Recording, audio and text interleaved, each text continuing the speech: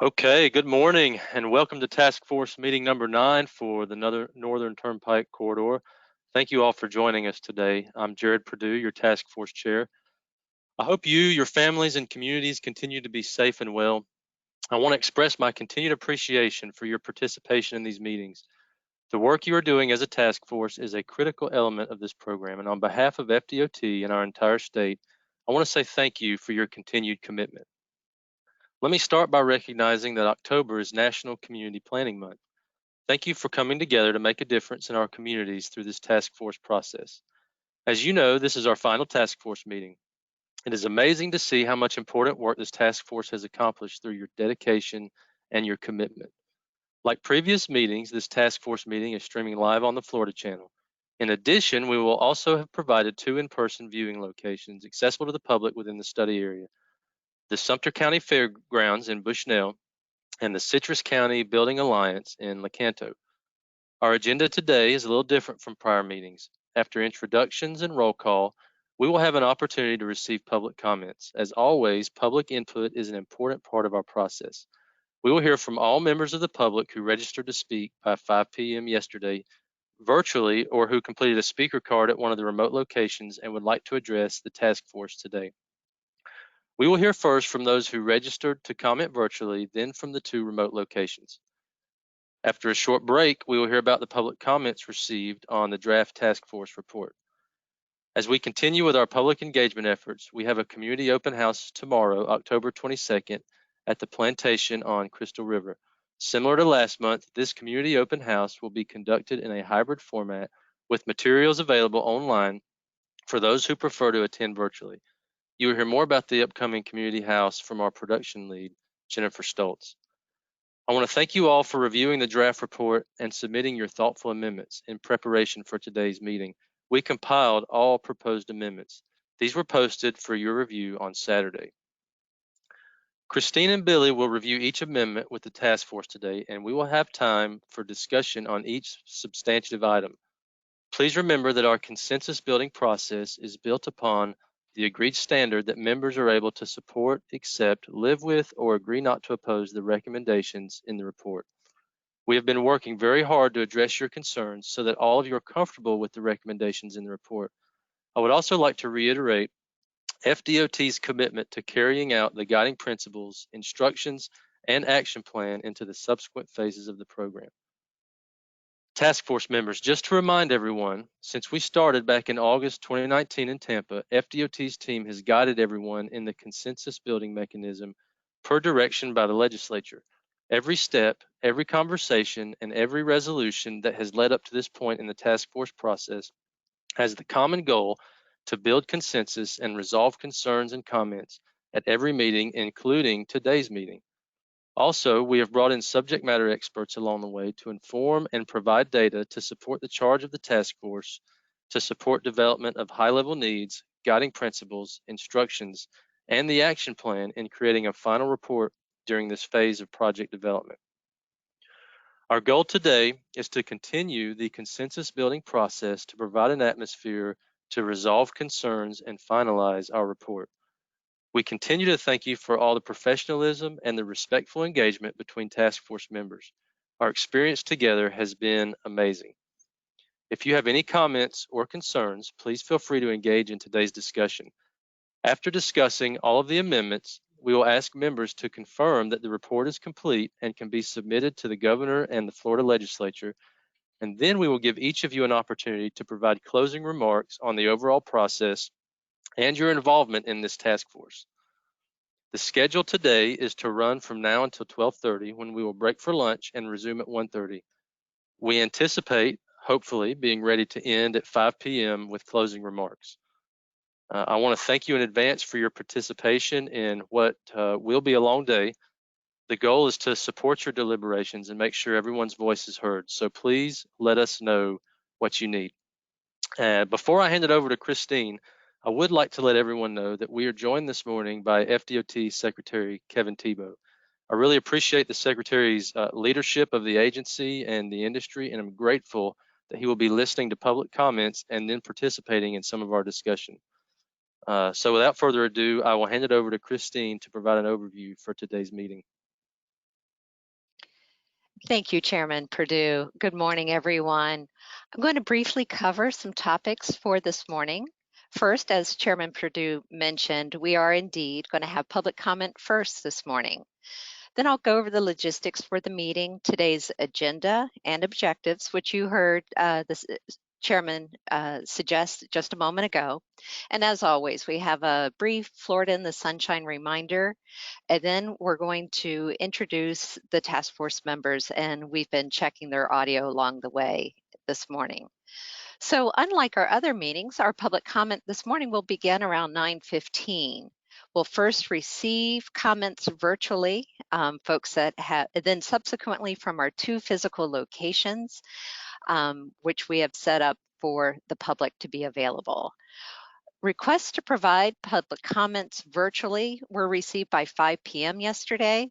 They will be addressed during the public comment period in order in which they were received. Requests to provide public comment at the public viewing locations can be made just purely by completing a speaker card on site at the registration area.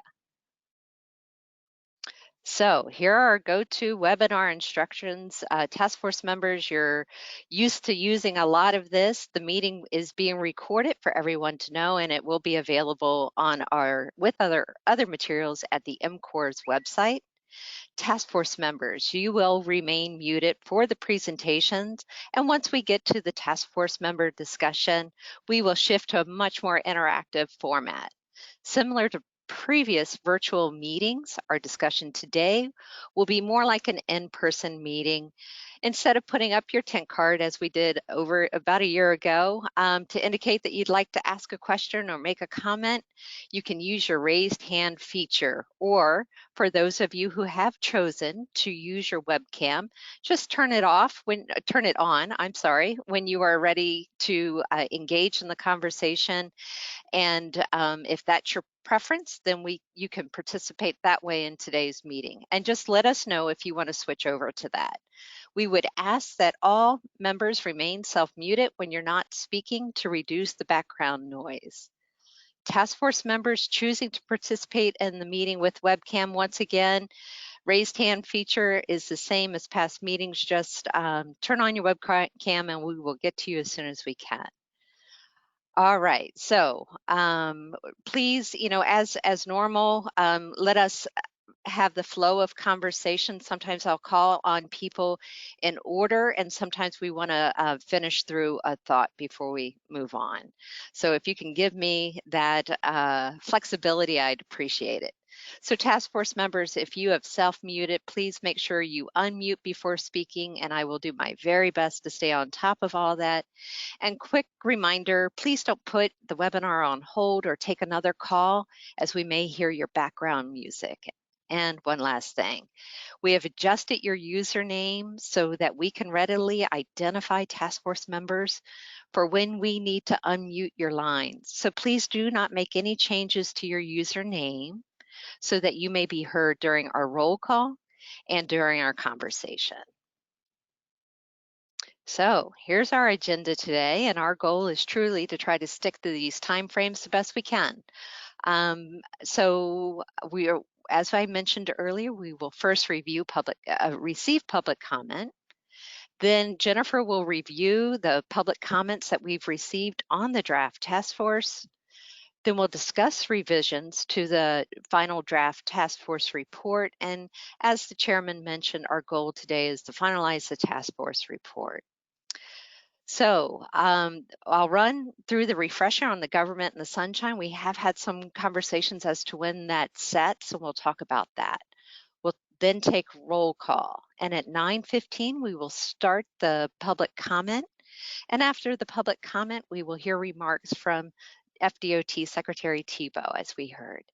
Around 10:15 or soon after that is complete, Jennifer Stoltz will provide a presentation on the summary of the public comments that we've received on the draft task force report. Then we'll let you take a short break, which I'm sure everybody will enjoy, and return, I hope, as close to 11 as possible so that we can begin our discussion discussion on the revisions of the final task force report as we've received amendments and are posted on the project website. We'll try to break for lunch as close to 12:30 as possible. We'll return about an hour after that and continue discussing revisions to the final draft task force report.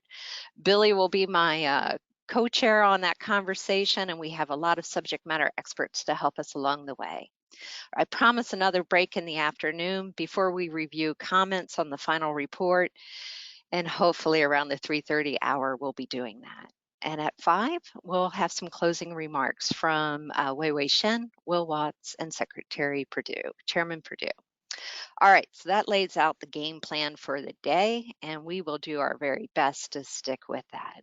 So here's our short video on government in the sunshine.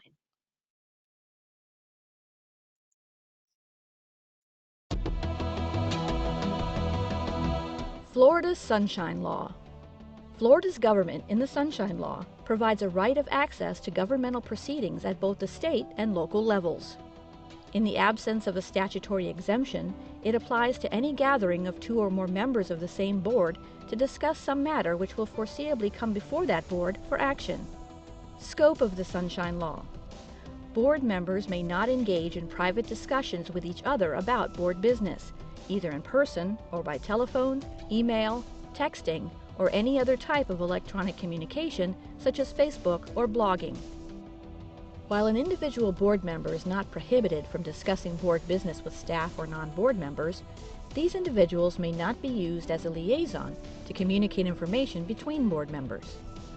For example, a board member cannot ask staff to poll other board members to determine their views on a board issue. The Sunshine Law applies to advisory boards created pursuant to law or ordinance or otherwise established by public agencies or officials. Staff meetings are not normally subject to the Sunshine Law.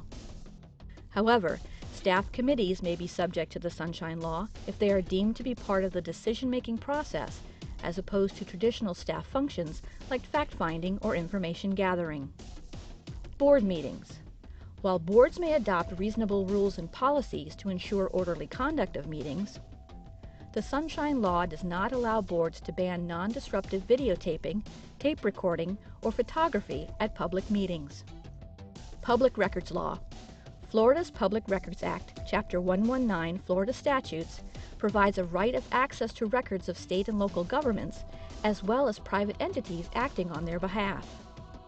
If materials fall within the definition of a public record, it must be disclosed to the public unless there is a statutory exemption. The term public records means all documents, papers, letters, maps, books, tapes, photographs, films, sound recordings, data processing software, or other material, regardless of the physical form, characteristics, or means of transmission.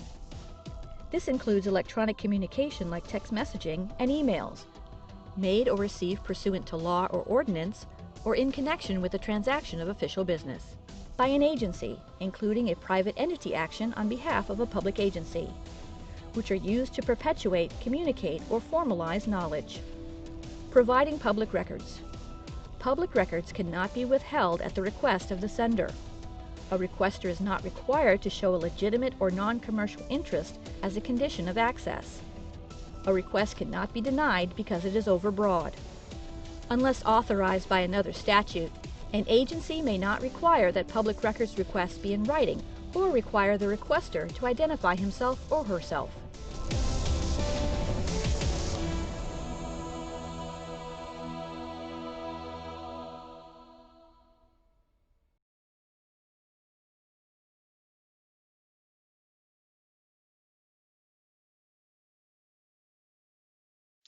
All right, thank you very much. Appreciate you all spending some time to watch that video once again, because the Sunshine Law is critically important in governing what we do.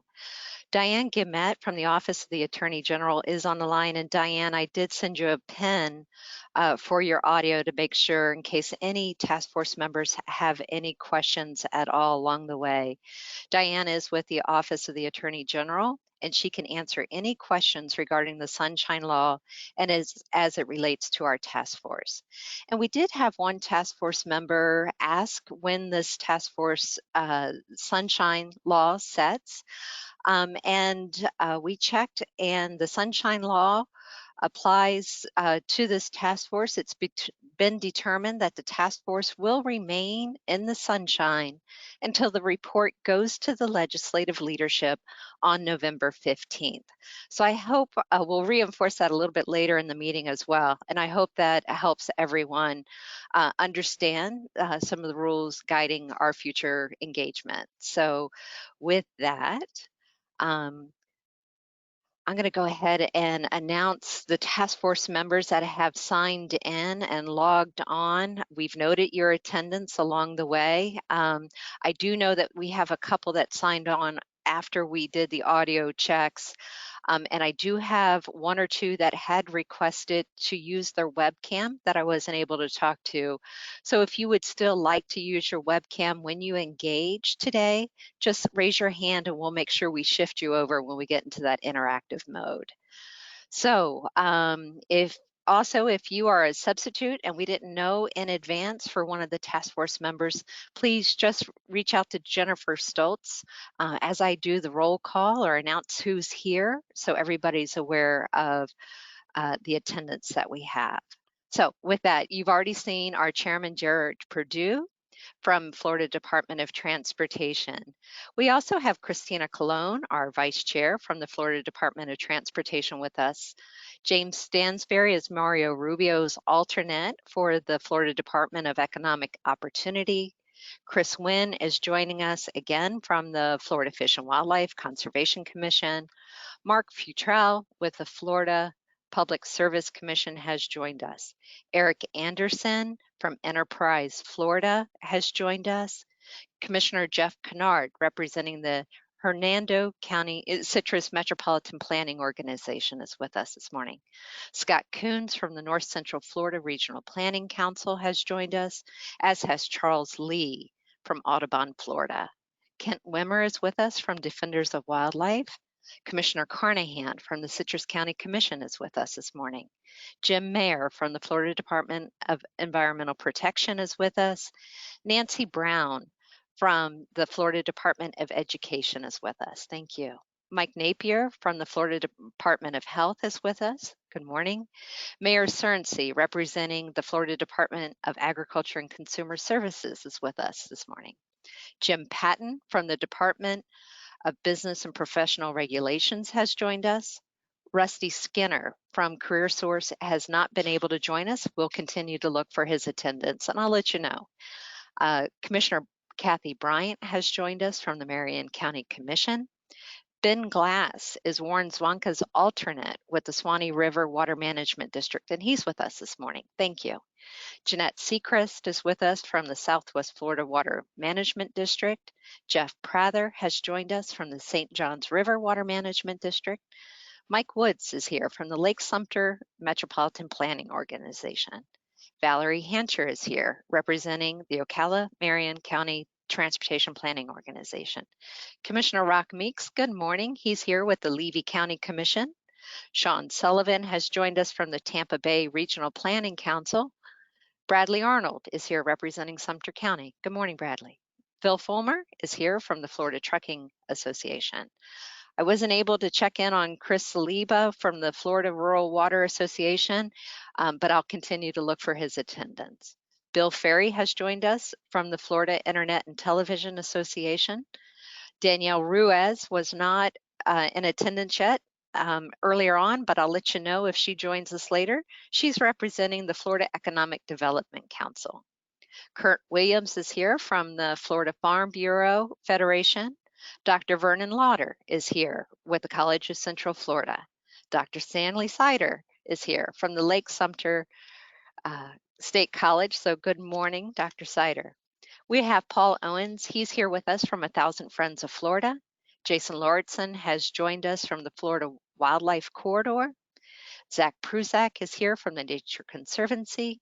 Hugh Harling is here from the East Central Florida Regional Planning Council. At the time in which I took attendance, Katie Coso has not been able to join us. I have some breaking news here. And James Mayer is here. If I missed him, I'm sorry. And it looks like Danielle Ruiz has indeed been able to join us.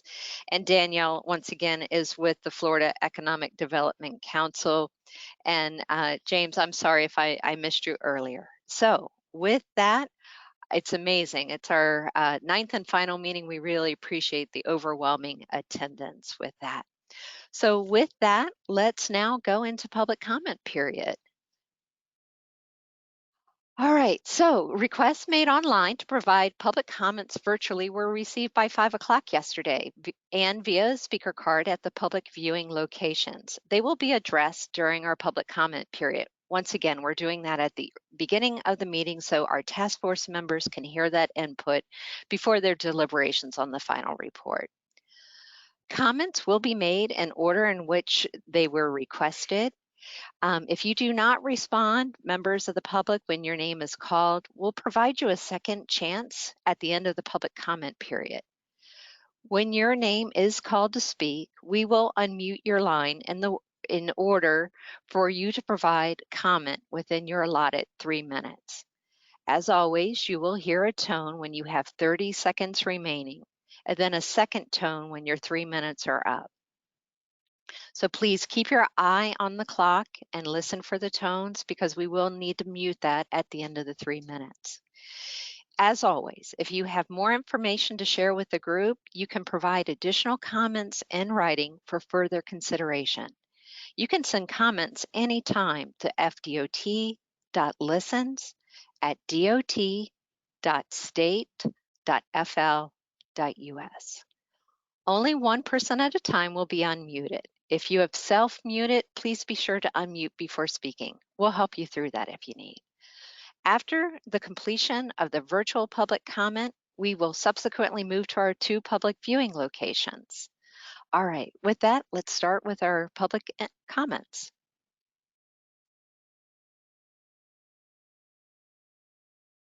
First up is Vivian Young from Tallahassee, Florida.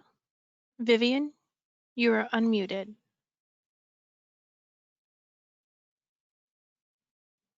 Vivian, you're self-muted.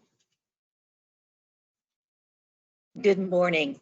This is Vivian Young, Communications Director for 1000 Friends of Florida.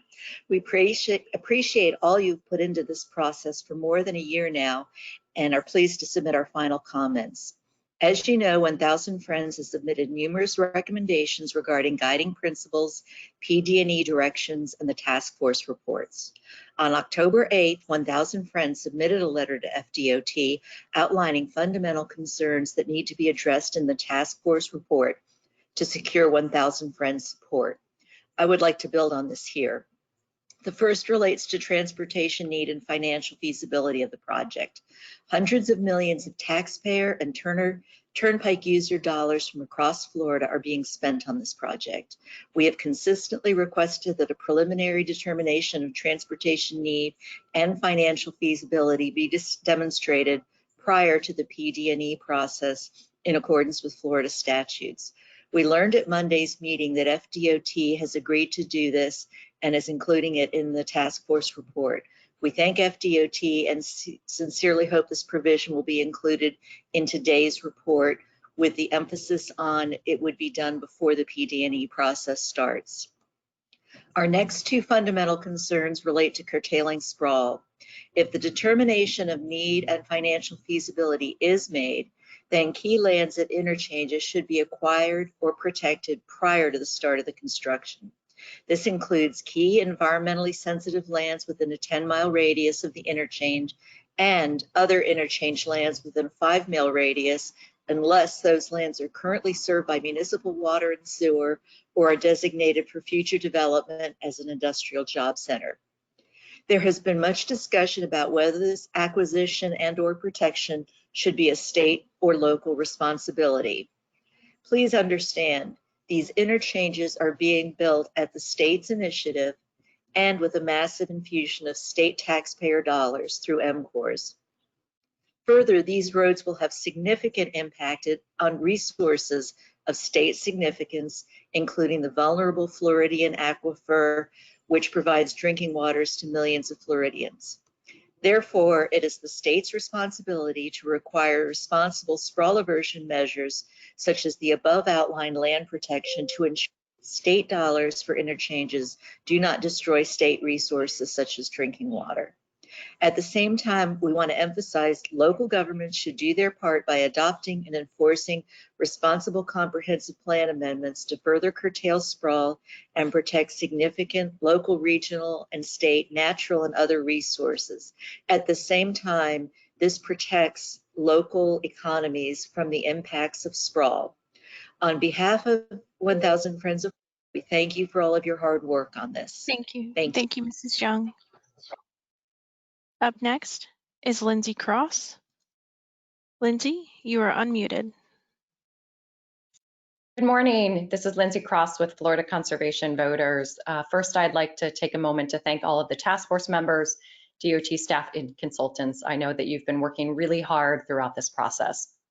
I also know that you have reviewed the draft task force reports, and today you will be asked to sign on to it, either because you support it or merely agree not to oppose. But today I'd like to propose that you think of yourself like a jury member. If there is a shadow of a doubt, as a jury member, you would be required to make a not guilty verdict. In this case, it would mean not signing on to the report. Think of your legislative charge that states that each task force shall evaluate the need for and the economic and environmental impacts of, hurricane evacuation impacts of, and land use impacts of the related corridor. The first part of your charge is to evaluate the need. DOT has failed to provide this documentation. Analysis by outside entities like Cornell Consulting repeatedly show that the roads aren't needed. If you feel that you haven't been able to complete this charge and cannot verify that the roads are needed, do not sign on to the final report. DOT has also failed to provide a robust economic analysis. Independent organizations like Florida Tax Watch have strong concerns about the cost and economic viability of these roads. One report estimates that the total price tag for the roads could exceed $25 billion. If you feel that our valuable taxpayer dollars could be better spent in addressing the backlog of infrastructure needs, especially during an extremely difficult budget time, do not sign on to the final report. You've heard about hurricane evacuation, but also that our state has not updated its evacuation plan in more than 10 years. If you feel that the state should first have a defensible study regarding hurricane evacuation that is consistent with the state's emergency management department, do not sign on to the report. You've heard from the public during task force meetings and through reviews from DOT. However, you have not heard the whole story. Dozens of volunteers spent hundreds of hours reviewing nearly 10,000 public comments. Not surprisingly, 93% or 9,232 comments were against the building of these roads. If you feel that it's important to respect the concerns of the public and that our government should serve its people, do not sign on to the final report. Finally, you've read DOT's description of no build, and you know that it means that DOT will not invest in land acquisition, broadband, or utility support without building new roads. If you think it's disingenuous to hold rural communities hostage this way, and that we should be investing in the improvement of life for all Floridians without strings attached, do not sign on to the report. This is your opportunity to stand up for what is right, to examine the facts and make a decision that will impact our state forever. If you have any doubts, do not sign on to the final report. Thank you. Thank you, Mrs. Cross. Up next, Amy Datz from Tallahassee, Florida. Amy, you are unmuted. I have been a professional environmental scientist for over 40 years. I'm an activist, not a lobbyist or consultant. Task force members, please ready your pens and paper as I will be providing page and line number references. Technologically, Florida is a very different world today than 20 years ago or 20 years from now. We must plan for the future of all Floridians. Over 22,000 have both negatively and positively commented, many of whom live outside the project area, versus the 3 million people who will potentially be positively impacted by this project. I believe the majority needs must be the priority. Page 11, lines 24 to 26. This section introduces the Sable Trail and Florida Gas Transmission Company information in the study area. My greatest fear is the co-location of these pipelines in the right-of-way of this project. Projects like these frac gas pipelines will be more destructive over time rather than a positive economic factor. The fracking natural gas industry will be obsolete in 10 to 20 years, leaving the taxpayers to clean up their mess when they go bankrupt. This project should avoid supporting the development, maintenance, and inclusion of natural gas pipelines, and instead focus on non-fossil fuel-based resources in the right-of-way, such as solar and biofuels. Page 20, lines 25 to 28, discusses the high priority of co-locating utilities in the transportation right-of-way. Page 26, lines 37 and 38, discusses the expansion of gas services in the study area without addressing if this reference is to fracked natural gas or gasoline. Page 27, lines 11 to 13, discusses supporting local governments and utility providers to co-locate utility projects within and adjacent to transportation corridors. These statements further bolster my concern for the fracked gas pipeline being co-located in this project right away. This could generate more public outcry than there has been for the corridor itself. Please continue the webinar access even after the quarantine is lifted, as this project progresses to the next phases to maximize the in-person and electronic public participation. It's a matter of life and death for me, as I'm over 65. Secretary Thibault, in your remarks, please tell us how we will be able to comment to the legislature regarding the final November report. I truly believe this project will be a national and international showcase for how to build a road to the future. Thank you for allowing me to participate. Thank you, Mrs. Datz. Up next is Matthew Schwartz. Matthew, you are unmuted. Hi, good morning. This is Matthew Schwartz, representing the South Florida Wildlands Association. And though we have spent the majority of our time on this project working on or against the Southwest Florida connector and its impacts on the Florida panther and other wildlife, all three legs of the MCORS project have the same set of problems. This is not a grand public works project, no matter how hard FDOT tries to package it that way. If built, MCORS will fragment wildlife habitat, degrade public conservation lands, induce sprawl, pave over wetlands and aquifer recharge areas, decrease water for springs, create new sources of polluted runoff, destroy and degrade agricultural areas, and spend massive amounts of public money on a project that has never been deemed necessary by any state or federal agency. And simply adding some wildlife or water crossings to a highway that is facilitating sprawl all along its proposed route does not do away with any of these ecological impacts just mentioned. John Rublick, a transportation biologist with the U.S. Fish and Wildlife Service, referred to the project as, quote, a disaster for the panther as it goes through and would open up for more development some of the best and last remaining habitats for the panther, as well as other fish and wildlife resources and the environment. So that statement applies to Southwest Florida and the Florida panther, but equally to the Northwest, called the Nature Coast, and central portions of MCORS, and also to the Florida black bears, eastern indigo snakes, gopher tortoises, and dozens of other species listed under the Endangered Species Act, or state listed under Florida's Imperiled Species Program that are at home here. Secretary Thibault has addressed the task force twice now and talked about Florida's staggering rate of population growth. And he made future growth the main rationale for building MCORS. And there's no question that a state that went from a population of 2.81 million in 1950, just a single lifetime ago, to over 22 million today has grown a lot. But Secretary Thibault and others are incorrect when they use phrases like people are coming or population is growing in the same way we say it's raining. A more accurate statement would be, for many decades, developers and allies in elected office, along with federal and state permitting agencies, have converted much of rural Florida into new residential and commercial development. And people interested in living in a warm climate have moved here. That's the order. The developments go up, they are marketed like any other product that people buy, and Florida gets covered in sprawl. Or generica, as someone used the term yesterday. It's just a business, and there are other ways to grow an economy. Like climate change, there is nothing inevitable about the rezoning that county commissioners carry out almost daily to make that sprawl possible. nor is there any inevitability in the permitting that takes place to allow this to happen. MCORS is not so much a response to growth as a push, a shot in the arm to developers to make that happen. We urge all task force members to choose the no-build option, protect Florida's environment. Thank you. Thank you, Mr. Schwartz. Up next is Eugene Kelly from Brooksville, Florida. Eugene, you are unmuted. Thank you. Good morning. Gene Kelly, I'm speaking on behalf of the Florida Native Plant Society. We were encouraged by some of the recommendations in the draft task force report, especially the clear preference for co-location in the event the road is constructed. We also appreciated your concession that you were unable to find any actual need for the road or any finding of financial feasibility. Those concessions provide a clear argument for evaluations of need and feasibility to be completed before any additional funds or resources are dedicated to the PD&E phase.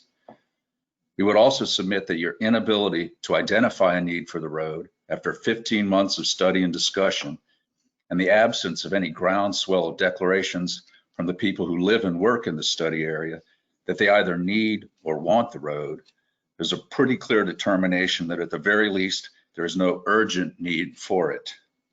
This despite the statutory requirement that construction begin by December 2022. Given the geographic scope and scale of likely environmental impacts, we believe the scheduling spelled out in the enabling legislation are both unrealistic and reckless.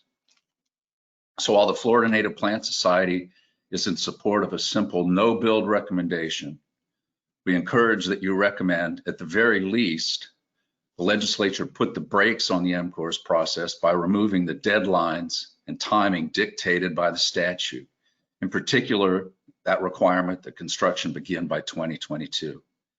The economic impact of the pandemic really underscores the importance of caution in how we spend over the upcoming years.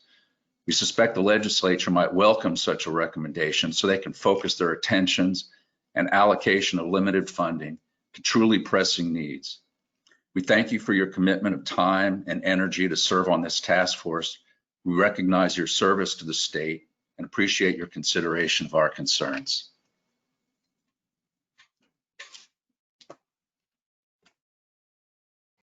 Thank you for your comment. Up next is Roderick Jude from Coral Gables, Florida. Roderick, you are unmuted. Yes, hi, good morning. Let's reject the final report. The process was fatally flawed and the outcome is not valid. Provides zero clarity and leaves the door open for FDOT to support construction of new toll roads. Reject the final report, reject MCORS, and remember, 93% of the public says no to MCORS. Thank you, and please do the right thing. Thank you for your comment, Mr. Jude. Up next is Edward Tedman from Boynton Beach, Florida. Edward, you are unmuted.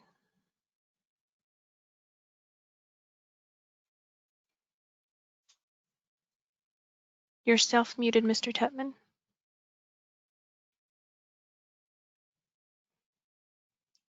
Edward Tedman from Boynton Beach, Florida. If you'll unmute on your end, we can hear you speak.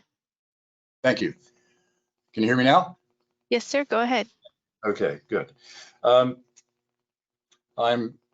addressing this as an activist, and I was concerned about the costs involved in this project.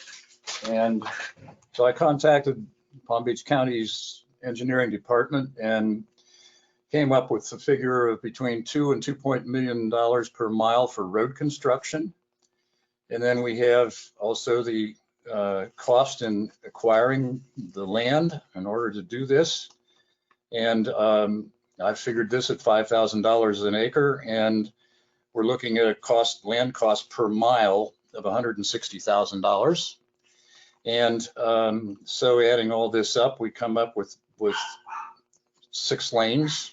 We're talking about the cost of $2 million per lane mile. and we have 6 lanes essentially. So we're looking at the cost of $13,560,000 per mile. Additionally, we have roads, bridges, overpasses, toll booths, lighting, and signage. Now, I'm concerned also here about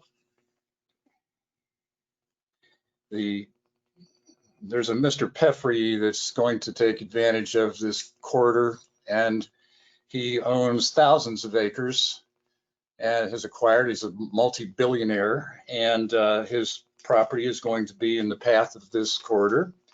And he's also a contributor to Donald Trump's campaign and a member of Mar-a-Lago. Mr. DeSantis is going to be approving this, and he's signed 4 laws that strip citizens of their rights. Essentially, the primary one is that the developers will be, if the public goes against them, an organization goes against them, if they lose, they pay the developers legal fees.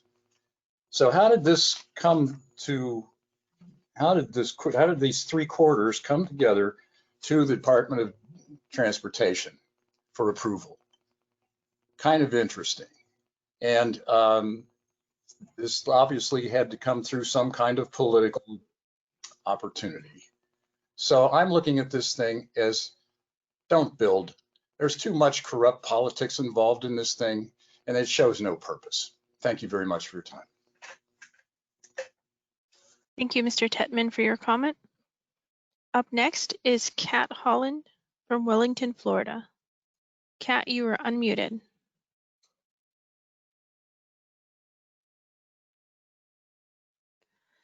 Kat Holland from Wellington, Florida, you are unmuted. You're self-muted on your end.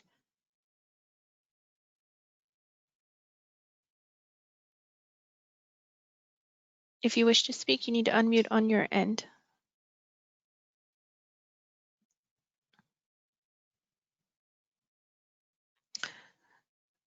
All right, we'll circle back, Ms. Holland. Up next is Shirley McCullough from Denellen, Florida. Shirley, you are unmuted. Thank you very much.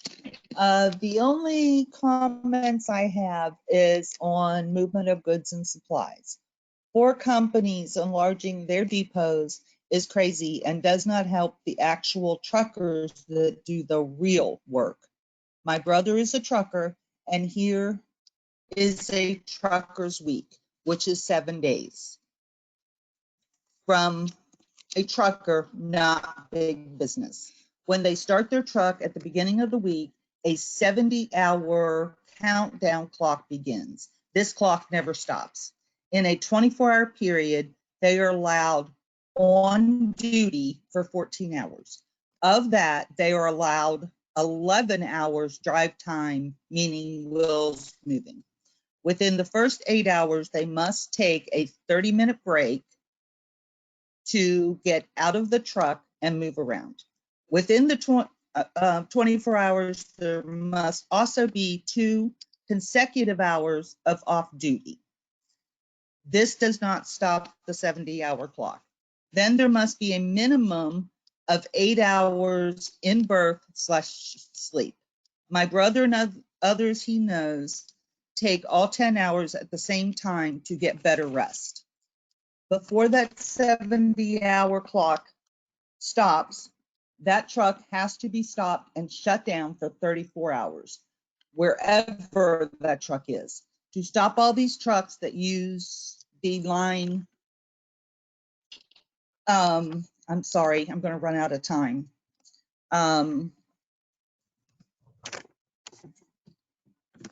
Let's see, what truckers, again, the real people who move goods need are in large parking areas at regular exits. There are a lot of pilots and such, but they only park about 25 trucks. So when possible, truckers had better get there early. If not, they will have to park along curbs and such because they must stop by the 14-hour mark. Spend money on this, not on a huge highway. There The use of this road for a real trucker was submitted in, what my brother had to say was submitted in writing. I have no doubt the actually be read, but at least I tried. I also tried not to rewind, repeat what my thoughts are. Thank you, FDOT, for a well-written report. The other thing is truckers are more likely to just exit and take their 2 hours off duty in adverse conditions, although Thank there you, Mrs. are. McCullough. Your time is up. Thank you. Yes, ma'am. Up next is John Quarterman from Georgia. John Quarterman, you are unmuted.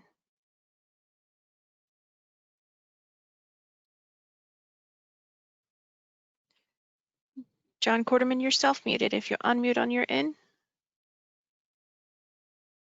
How about now? Can you hear me? Yes, sir. Go ahead. All right. I'm the Suwannee Riverkeeper, and we are, of course, concerned with the entire Suwannee River Basin in Florida and Georgia. We also have active members in Citrus and Marion counties.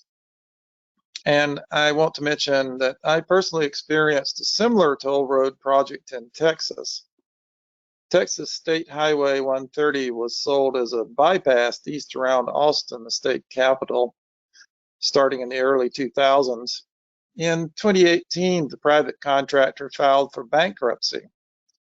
In a news story by KXAN, the current company CEO of the private contractor at that time said the original estimates for this job were terribly overstated. The original traffic projections were wildly overstated. The company did a couple of additional traffic projections and still missed, unquote.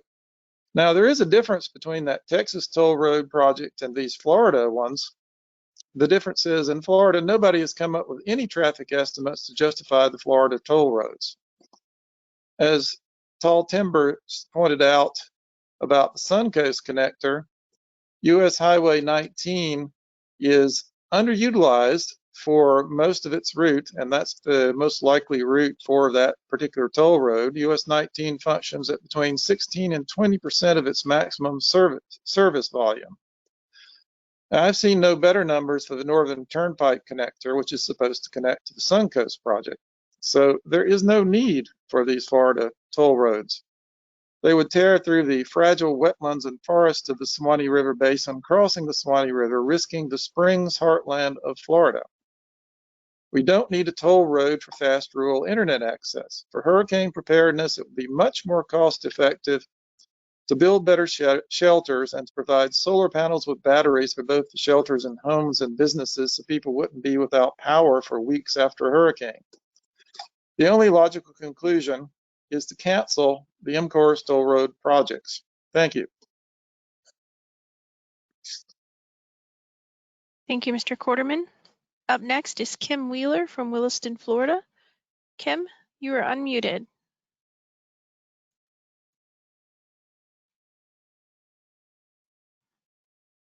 Kim Wheeler from Williston, Florida, you are unmuted.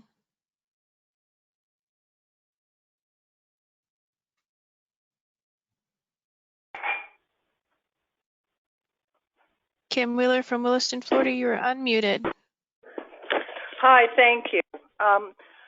I'm one of the people who tallied comments.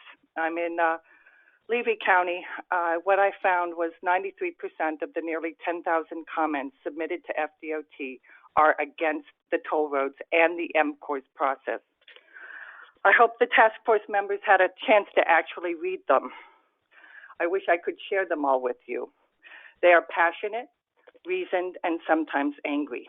The people who are against the roads talk about protecting our water and our wild places, habitats for panthers, black bears, and numerous birds. They talk about protecting our farms, ranches, our small towns, and our rural way of life. They are against the toll roads because of the cost, worried more now with the revenue shortfall caused by the COVID-19 pandemic. People have lots of kitchen table concerns right now, and having a toll road pave over their lives is not what they want. Many people discuss the tourists who come here for our springs, rivers, and parks. Many people wrote about the need to repair the roads we have and to consider other means of transportation. I know broadband access is a big concern. I'm on telephone access with you now because I don't have decent broadband out in Levy County. But I don't need a toll road to give me that broadband access. There are other means. People pointed out that these roads have not been vetted for need, financial feasibility, or environmental impact. They were not considered a priority by our State Department of Transportation. Rather, they were legislated. I'm not going to go into the politics of that, and they were signed into law with a fast track, an extremely fast track. I agree with the no-build letter signed by 110 groups sent out on October 13th. Final report. The process was fatally flawed. I appreciate all of your time. It was not good, and the outcome is not valid. It provides zero clarity and leaves the door open for FDOT to support toll roads. Please reject the final report, reject MCORS, and please stand up for the Florida we love. Thank you for your time. I hope we come up with no build. Thank you.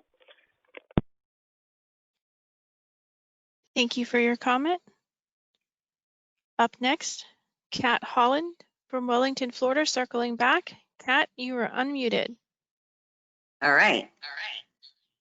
Hi, everybody. I see you, and it's really nice to see you all, and I'm really glad you're there and listening. I've heard a lot of commentary. I know there's feedback because I have something on my phone that I wanted to read to you.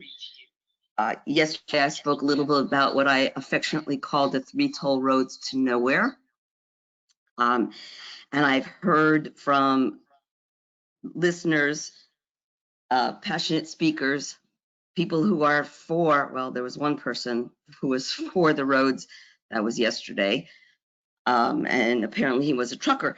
But we've also heard about the corruption that exists in politics and how this is a concern, I believe, a heartfelt, deeply emotional concern for listeners who would like to be reassured that it isn't. And apparently with the way politics are these days, it's very hard not to be. And the fact is that I did speak to a few businessmen, and one in particular who also noted that he wanted to remain anonymous because of repercussions. But he said to me that the only road on their whole chart that makes sense isn't really listed, that's an express across 54 to the coast at NPR from Suncoast Highway.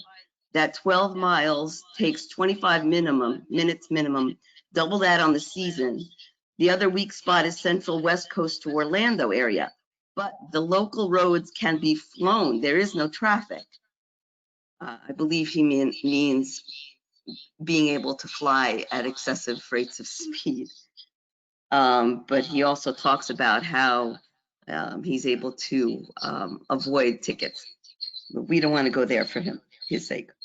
But I just wanted to make a point of that and to let you know, I still feel that this would be a huge mistake to go into these uncharted territories and explore those areas where no man has gone before. And I thank you for your time. And all of you, I thank you for what you're doing. And Governor DeSantis, if you ever listen to these recordings, I hope you will reconsider and rethink about what you would like to present as your accomplishment for your term. Thank you. Thank you, Mrs. Holland. At this time, that concludes our virtual public comments, so I'll switch it back to Christine to check our viewing locations. Thank you so much. As I mentioned earlier, we have 2 remote viewing locations where the public can join us and engage at that location. Sumter County Fairgrounds and then the Citrus County Building Alliance. So I'm going to hand it over to my colleague Vincetta, who's the host at the Sumter County Fairgrounds. Vincetta? Hi, good morning, Christine. We don't have any members of the public registered to speak at this location at this time. Thank you. Thank you. Now I'd like to hand it over to my colleague Jeff at the Citrus County Building Alliance. Jeff? Christine, we have one member of the public who would like to speak this morning and has registered, Mr. Kurt Stone from Dunellen.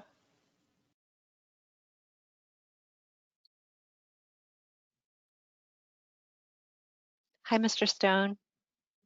Hi, I'm here to speak against this project. It is unnecessary and an extravagant expense for little return. One of the reasons that's used to justify this project is hurricane evacuation from Tampa. This is a bad idea that would expose many people for long periods of time in close proximity to the coast where the worst of the hurricane is. If you're going to use anything to evacuate Tampa, it should go to Orlando, not Georgia. And the money for this project could be better used adding capacity to I-4 toward that end. The different routes for this Northern Corridor project go through the town of Dunellen, my hometown. The best part of that town is the confluence of the two rivers, the Rainbow River and the Withlacoochee, both outstanding natural rivers, lots of recreation. This project would put great interstate concrete bridges over the top of that, destroying those beauty of those rivers, as well as crushing the soul of the town of Dunellen. If the Turnpike is really serious about wanting to improve mobility for Floridians in this state, they should address real needs in locations where people want it and need it.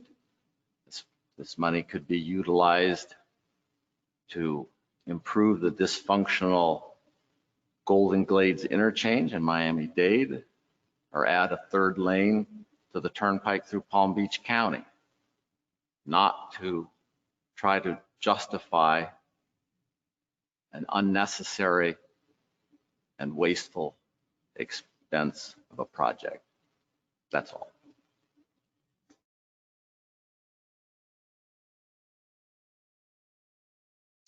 Thank you for that comment. And thanks to all who have participated during the public comment period today and throughout the entire program as we've had public engagement all along, because it's vital to the entire MCORS process. And throughout the process, engagement from the public has been a priority for the department. Throughout the next phase of the program, the department will continue to collect public input through email, the Florida MCORS website, at traditional mail, and we will continue to have community open houses, including virtual community open houses. We actually have one tomorrow evening at the plantations on Crystal River from 5:30 to 7:30. In addition to this community open house, it will be available online at floridamcors.com for members of the public who prefer to attend virtually. Now, I'd like to hand it over to Secretary Perdue.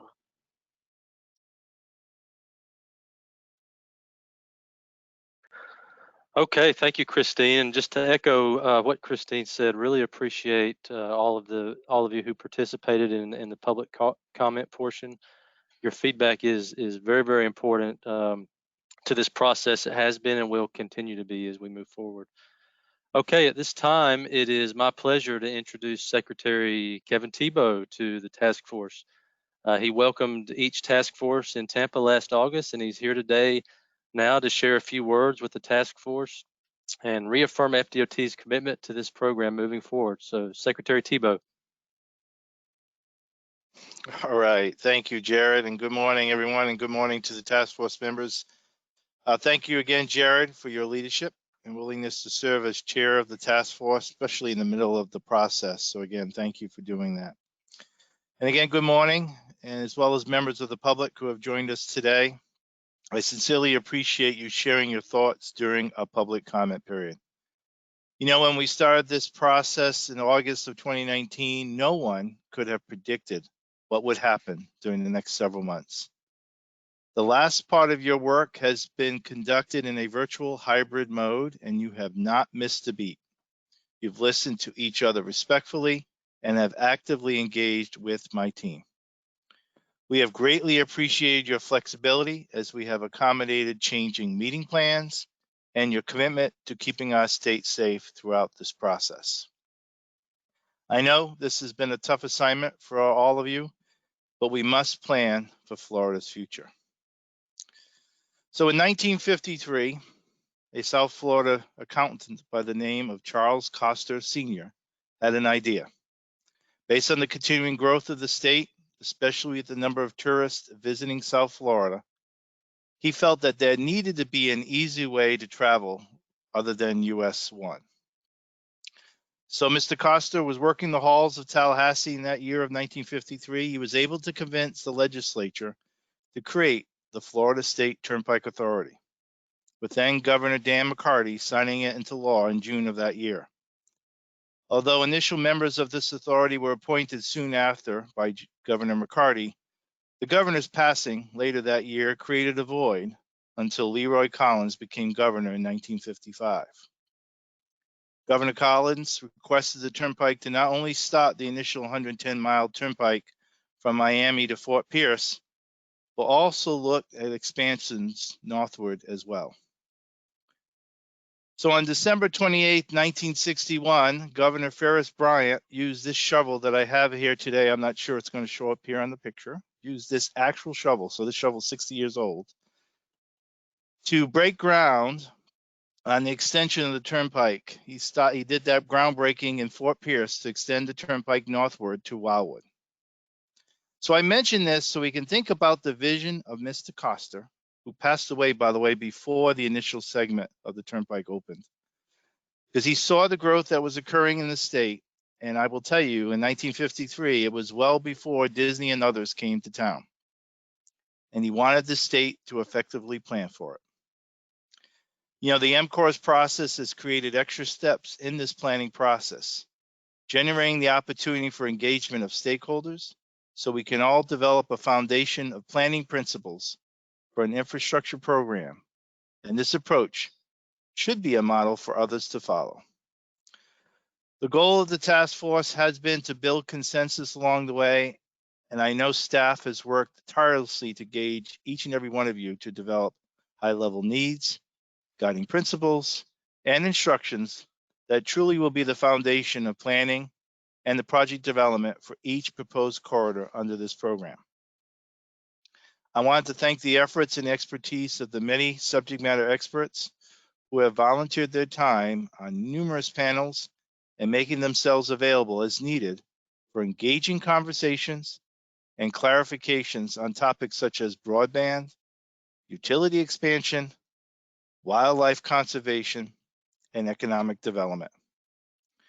We have all learned a lot from these folks, and together we have made lasting partnerships with industry leaders, and I'm sure we will continue to obtain their much needed guidance in the future. I want to start off by thanking our friends with 1,000 Friends of Florida. And Vivian, again, thank you for addressing the group here today.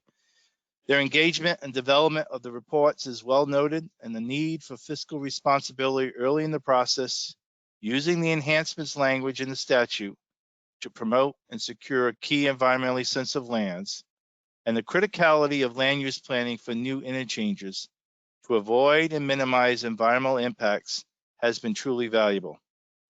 Thank you, Paul Owens, for setting priorities for such an esteemed group of Florida leaders. I also want to thank the Nature Conservancy. They have been a great partner over many years, protecting Florida's valuable natural resources. We have received a lot of communication, and we appreciate your engagement.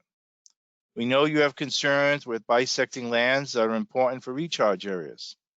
We also value the importance of the numerous public and private conservation lands in the study area, and we understand that maintaining adequate water quality and quantity is critically important.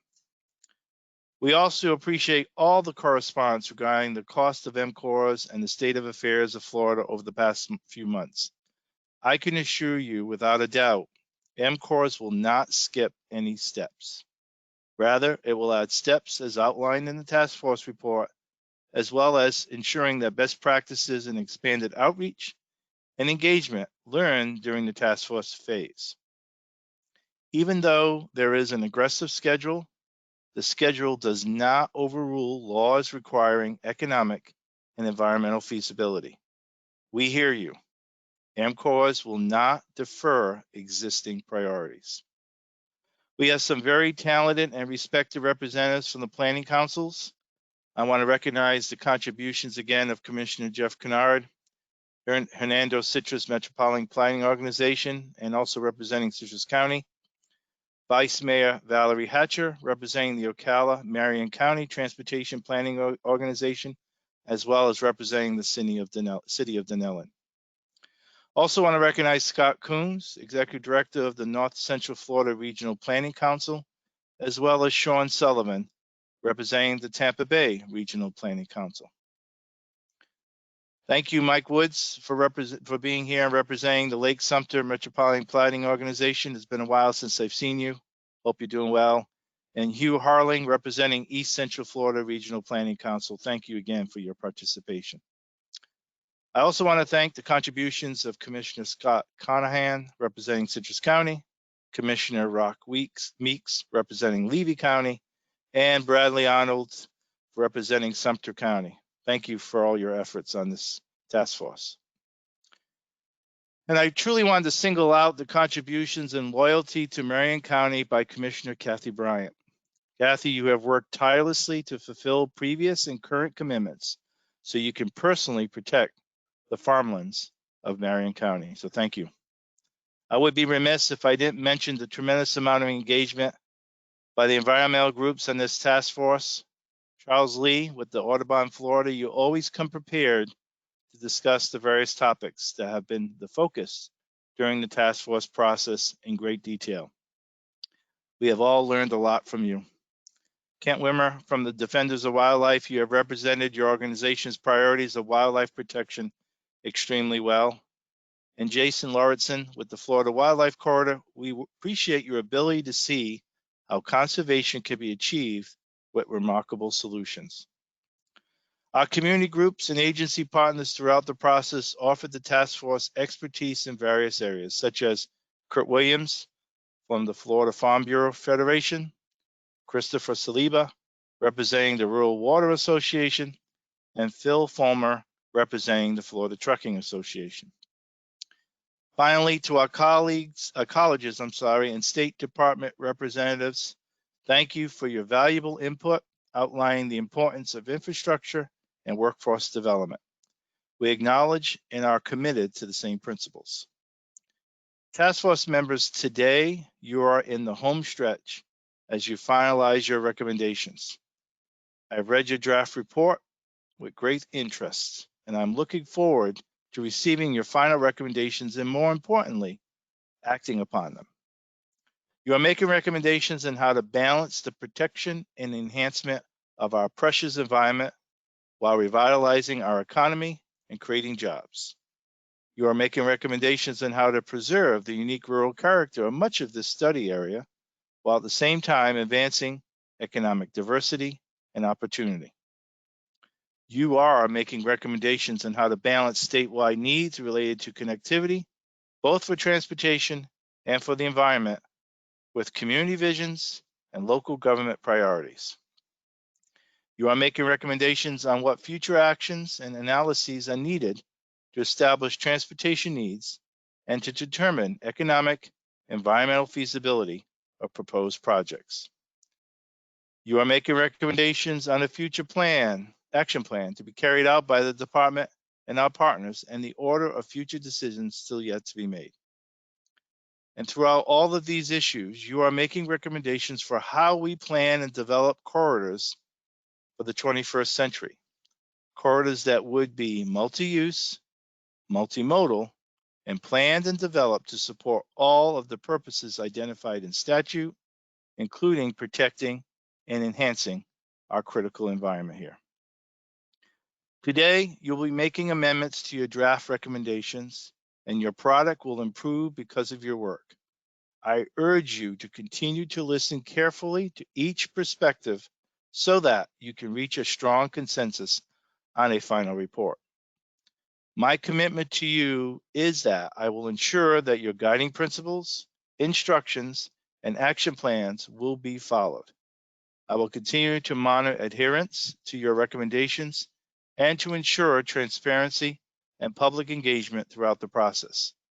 I strongly urge your continued engagement in the decisions yet to be made. Throughout this phase, you have listened to the many thousands of Floridians who have participated in this process.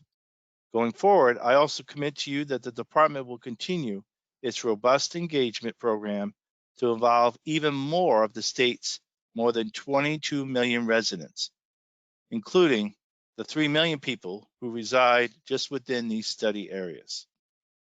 And next month, I'm looking forward to meeting with the students from Cornell University to have a robust discussion so how we may learn together more about the transportation planning process and how good policy allows an amazing state like ours to plan for our future. Finally, I want to thank the FDOT staff. The teams behind the scenes have lived MCORS for this last year and a half, and without their skill, knowledge, and perseverance, this work would not have been possible. And I thank those that have commented positively on the efforts of the team as well. Amy Datz, this legislative report that we will submit, this is the start, as I mentioned earlier, of how we move forward in working with the public and others in how we develop these corridors.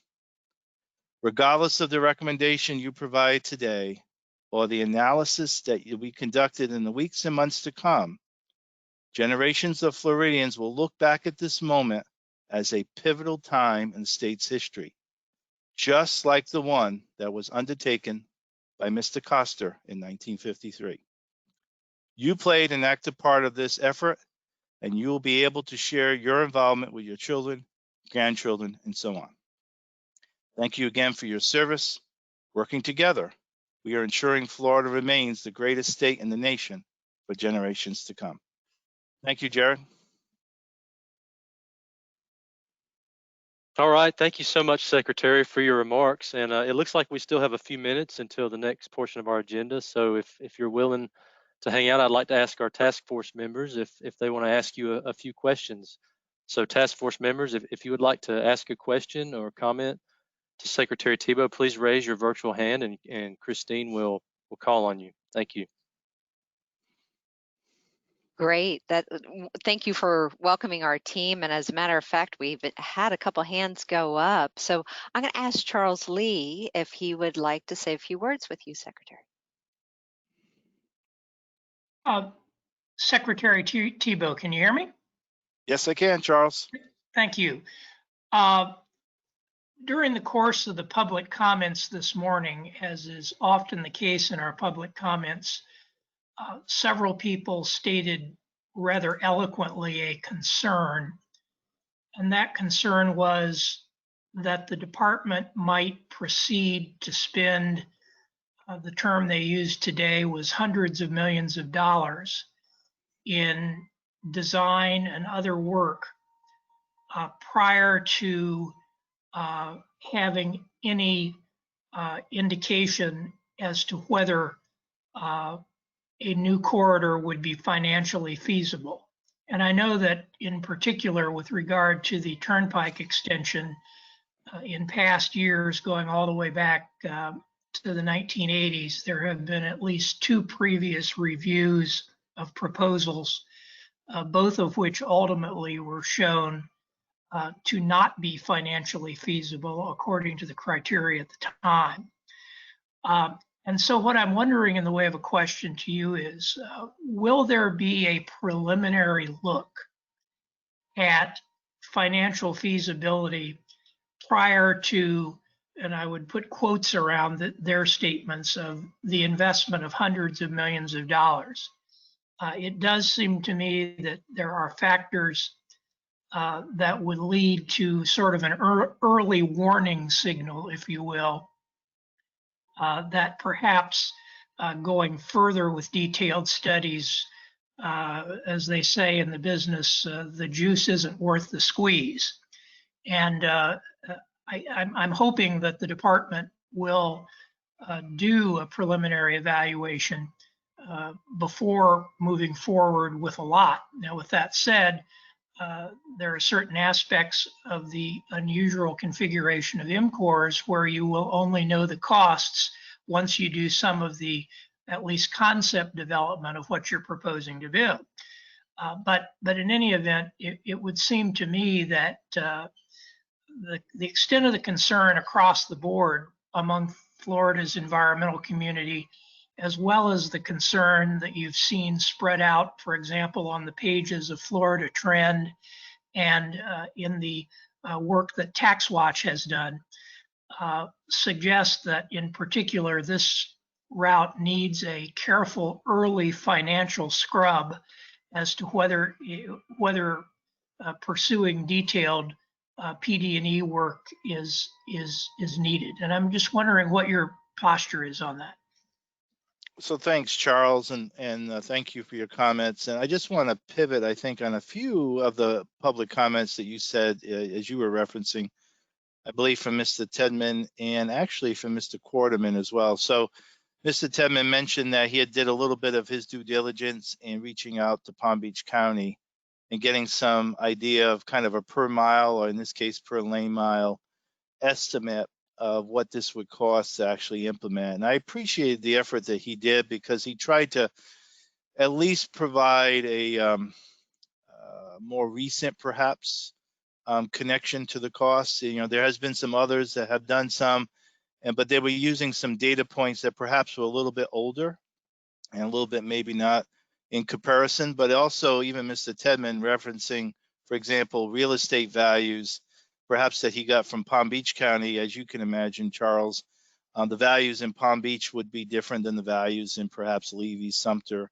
or even Marion and Citrus counties. So those type of items gives us the opportunity to say that we need to make sure we do the due diligence that we need to do to be able to do the analysis that's requested by us, not only in statute, but obviously overall as we move these projects forward. And that takes a little bit of effort, unfortunately. It does take us a little bit of time to be able to do that due diligence so that we can make the assessment that this is the engineering cost, the design cost, this will be the construction cost, this will be the right-of-way cost, to be able to do the alignment that has been determined really by the next phases, right? Primarily the alternative corridor evaluation that I'm sure Jason has talked about in the past. So we have to do a little bit of that due diligence, and clearly too, and concurrently, we have to do an analysis of what traffic values and what traffic volumes do we expect in these given corridors, because in the case of the Northern Turnpike extension, where it does, and you were exactly right, Charles, there are a couple of studies that have occurred in the past, so they help this corridor specifically start off with a little bit of a foundation compared to perhaps the other corridors. But we need to look at what are the traffic volumes that we're seeing. Those of you who have traveled on Florida's Turnpike, and the reference that I made to the Wildwood extension will know that it is very congested. You know, pre-pandemic, it was a lot of traffic on the road, and it's coming back again.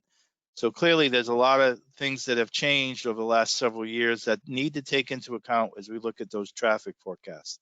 And those volumes will then give us an idea of anticipated revenues, and if those anticipated revenues can meet the statutory requirements of economic feasibility. So there needs to be a little bit of effort. We can't go into it just using kind of a sketch here and just high level numbers. We need to make sure that we have the statistics to support that. And that includes, Mr. Quarterman, as you mentioned, you're using the comparison of Texas State Route, State Highway 130.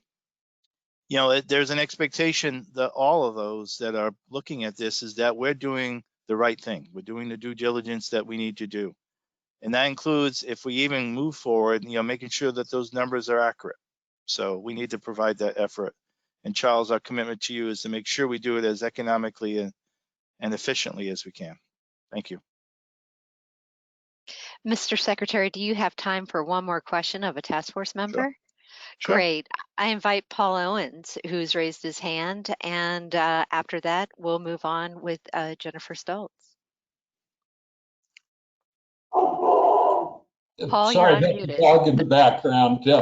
I just wanted to, I don't have a question. I just wanted to thank you, Secretary Tebow, personally for giving me and two other representatives of 1,000 Friends of Florida the opportunity to participate as task force members. I've appreciated working with your staff and the facilitators. They have been accessible and responsive throughout the process.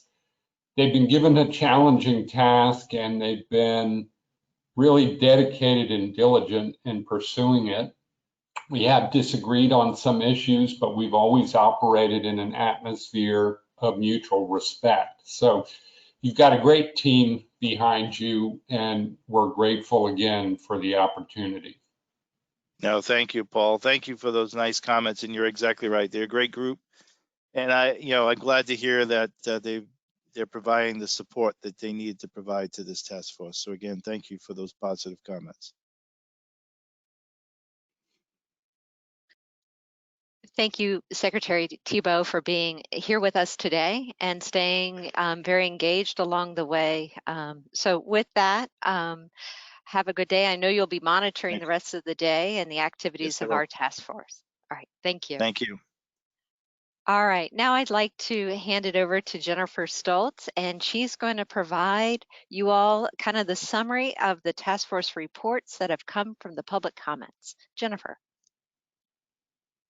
Thank you, Christine, and thank you, Secretary Tebow. Good morning. I'm Jennifer Stoltz, Northern Turnpike Corridor Production Lead. And as you know, for more than 2 weeks, the draft task force report was posted online seeking input from the public. I'll provide a summary of the input received from the public on the Northern Turnpike Corridor draft task force report at this time. So the draft task force report was posted online for public comments from Tuesday, September 29th through Wednesday, October 14th. Members of the public filled out the online comment form or downloaded the form and either mailed it or emailed it to the department. Here are the topics I will cover in this presentation.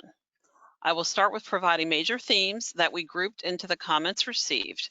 Then I will show some statistics on the number of comments we received on the Northern Turnpike Corridor Draft Task Force report.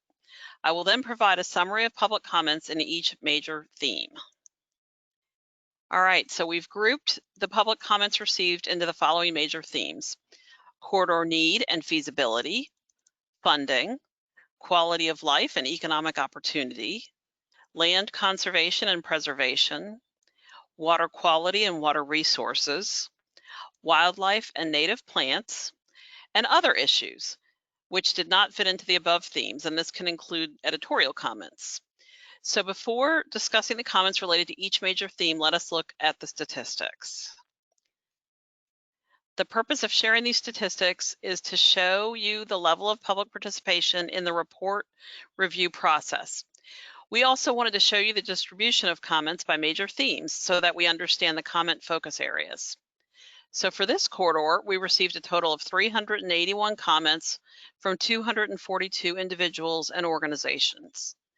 83% of comments were received online, 12% by email, and the remaining 5% of comments were received by mail.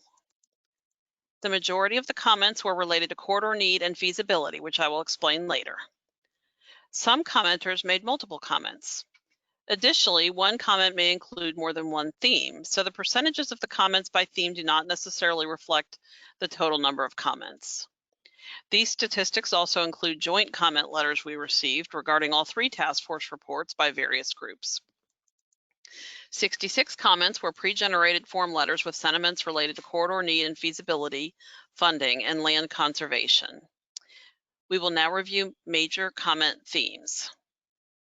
All right, so here are the comments related to corridor need and feasibility.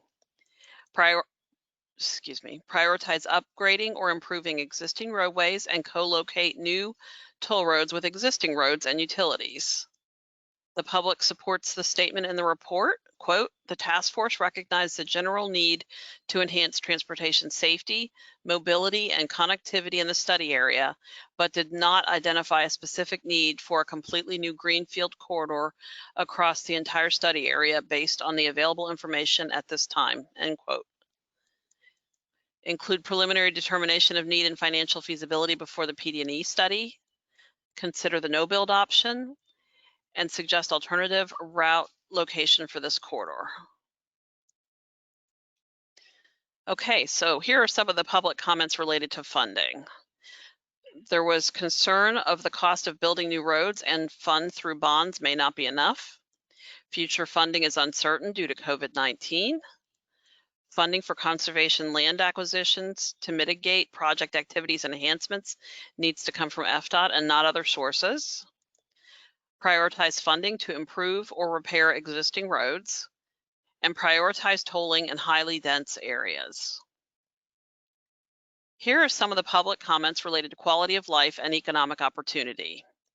Preserve rural community character and lifestyle, protect against urban sprawl, protect ecotourism, preserve Florida rural lands, evaluate multimodal alternatives such as freight, transit, and rail, and protect productive agricultural lands. Here are some of the public comments related to land conservation and preservation. Do not impact environmental resources, avoid and protect environmental sensitive areas, protect and expand conservation lands, and preserve nature. Okay, regarding water quality and water resources, the commenters want FDOT to maintain spring shed quality for the functioning of the springs of Chasowitska and Crystal Rivers, control unsustainable growth to protect water resources, preserve groundwater recharge areas and aquifers, protect against water shortages, protect wetlands, and preserve clean water. Lastly, here are some of the public comments related to wildlife and native plants in the study area. Protect endangered wildlife and their habitats, protect native forest, plants, and animals, concern over impact to coastal and inland wildlife corridors, expand wildlife habitats and develop long-distance wildlife corridors, and pursue a regional landscape scale wildlife habitat and corridor protection plan that goes well beyond the standard and typically insufficient mitigation approaches. Lastly, here are some of the public comments related to other issues. Increase public information through news stations, print, and online media, and continue to provide opportunities for virtual meetings. Adopt task force recommendations, promote planning for Florida's future development, include climate change in the analysis, prevent air pollution. And Christine, I am available to take any questions. Those are my presentation items. Great. Thank you, Jennifer. Task force members, I hope you feel like you've heard a lot of this along the way. So in reinforcement, these are comments that the public have made along the way on the task force report. Task force members, now would be a great time if you have a few questions of Jennifer of this report and the public input that's been provided to date on that. Once again, this would be an opportunity for you to raise your hand if you have any questions. All right, Jennifer, that looks pretty thorough, so no questions there. Task force members, good news. We're a little ahead of schedule. We're not going to gloat too much about that. The last couple of days have been long days as we've discussed and deliberated this final report. Very robust and great. Before I hand it to Secretary Perdue, the chairman, Charles, I do see that you've raised your hand. If you don't mind, let's go ahead if this question is related to the input on the public report. I'm going to unmute you. There you go, Charles. Christine, this is related to our process going forward. If I could offer something that you and the DOT staff can reflect on during the break, it might prevent us from going to 10 or 11 p.m. as the last two task force meetings did. During the last two task force meetings, there were considered many similar amendments to the task force language that have been offered by various task force members. I know that the amendments that I offered in both task forces and the amendments that Thousand Friends is offering, the amendments that are offered by the Nature Conservancy are all essentially identical across all three task forces, placed differently and maybe worded a little differently to fit in, but the bottom line is they're essentially the identical points.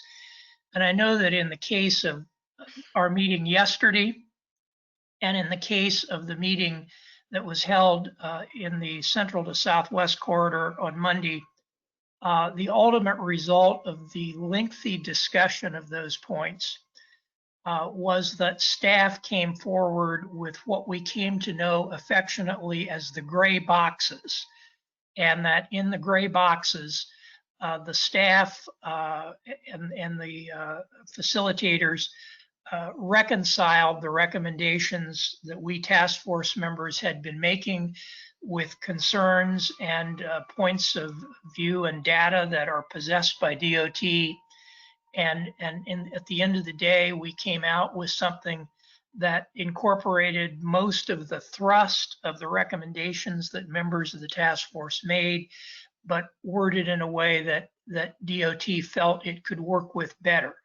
And so I'm hoping that rather than repeating a lengthy process, that we might be able to very quickly, once we get into looking at these amendments, have the staff and the facilitators put up on the screen the gray box language that, again, the line and page numbers may be a little different in this report, but the subject area will be nearly identical. It just seems to me like if we very quickly go to the gray boxes, rather than each task force members having to make the case for their recommendation, and then people who have concerns about it having to debate it from the other side, if instead of that we could go to those gray boxes quickly, I think we might actually get out of here by 5 o'clock. That's my recommendation. Thank you, Charles. We appreciate that input, and it looks like Will would like to comment on that. Hey, Charles, we keep learning each day, but we do have the other two reports at our fingertips, so we're going to bring forward those comments quickly. The task force team did prepare very well for this meeting, so hopefully we'll be more efficient and we'll get those staff edits to you more quickly today, so appreciate that. Thank you, Will. So we'll talk about kind of engagement for this when we come back from our break. We recognize that there are task force members that sit on other task forces and/or they have members of their organizations represented. We go back to these are three separate task forces, although we do know that we have a great deal of overlap with the Suncoast. So although they are complementary, they remain interdependent and somewhat independent. And we will work through the balance of all of that as we start deliberating the amendments that were submitted. So when we come back from the break, task force members, it might be helpful for you to have the draft report at hand and references to the amendments that were posted on Saturday. We'll have them up on a split screen to help gauge, but it is limited, the geography on your screen, and we recognize that as well. So Billy and I will work together in tandem to work through the amendments when we come back. That's it for the PowerPoint presentations. So there will be engagement.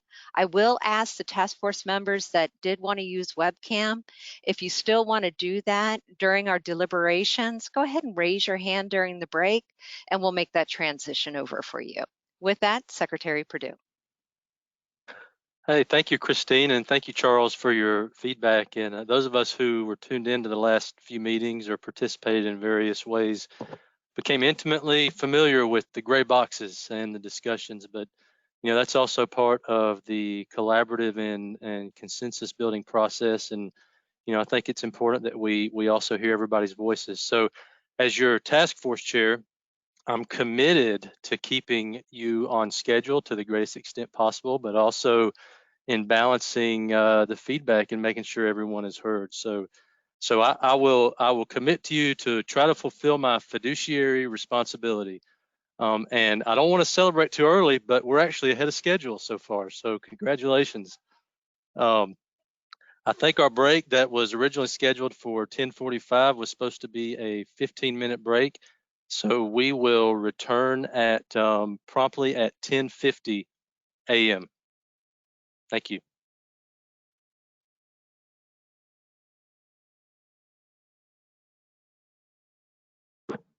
Okay, task force members, it's now 10:50. Welcome back.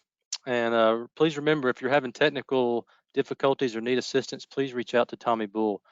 As we begin working through the amendments and discussing revisions to the final draft task force report, I want to thank you for your continued engagement and remind you that once we conclude the amendment revision discussion, we will ask members to confirm that the report is complete and can be submitted to the governor and Florida legislature, and then we will give each of you an opportunity to provide closing remarks on the overall process and your involvement in this task force. Now I will hand it to Christine and Billy to begin the discussion on revisions to the final draft task force report. Thank you. Thank you, Chairman Perdue. And now you see Billy joining us in this conversation.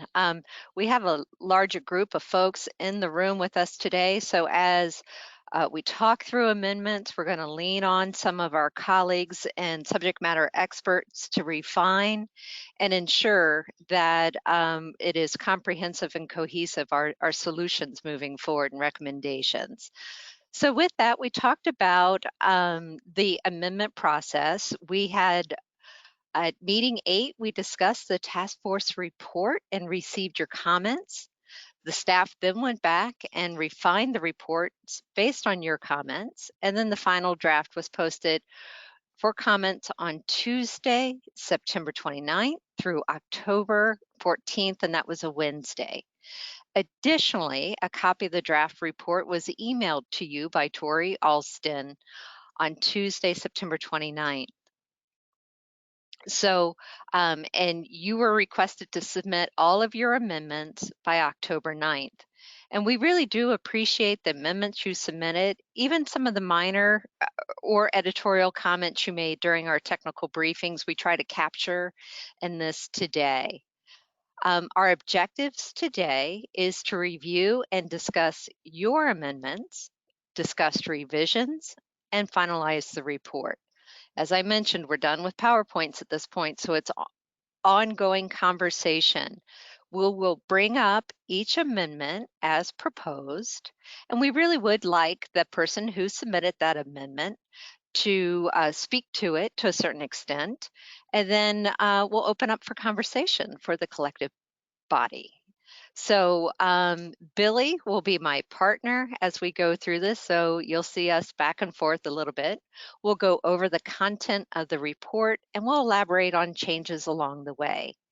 We're going to display the draft report that was posted and emailed to you, and we will also show you those amendments along the way. Okay. We also have Jen Rhodes with us. She is helping us, and she's the presenter. And at the end of this conversation, before we move into the later on conversation, we will show you how that gets embedded into the document, and we'll follow through line by line or page by page for you. All right, Billy, have we set it up okay here? I think so. So Christine, we're going to go through the editorial changes first. We're going to slowly scroll through these. Before we start scrolling, I'm going to mention we did receive 2 task force related amendments that we considered editorial. One of those was by Kent, and I'll point you to these when we get to them as we scroll. Just related to adding some wildlife refuges into some of the front end text, and then one by Bradley Arnold to clarify some of the economic characteristics in Sumter and Citrus County. So Jen, if we could go ahead and start slowly scrolling so we can give everyone a chance to see the track changes. And as anyone has any questions, raise your hand and we can discuss. And as we're doing that, I think it's going to be really helpful, task force members and members of the public, that we manage expectations as we go through the day. For everyone, we received a total of 31 amendments. That is the least of the 3 task forces, so thank you all. But of those, 29 were substantive. So we're going to open up the amendment form on all 29 of those. You heard from Charles Lee earlier describing this gray box, and that is because of our 29 substantive amendments, only 4 are unique to us. And not that we will directly take all the language that was previously discussed, we will use it to somewhat inform the conversation moving forward, if that's all right with everyone. All right, so we'll continue to scroll through.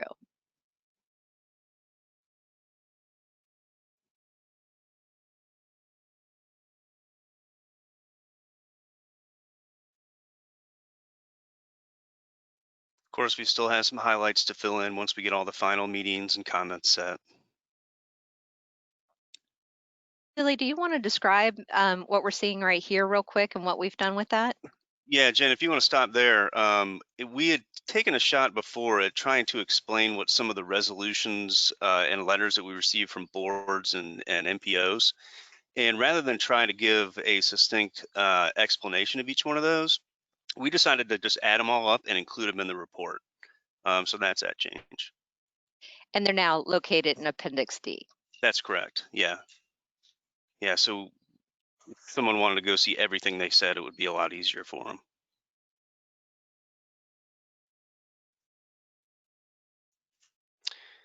So this one right here was Kent's, just adding a few wildlife refuges to some of the environmental characteristics. Jen, you can keep scrolling.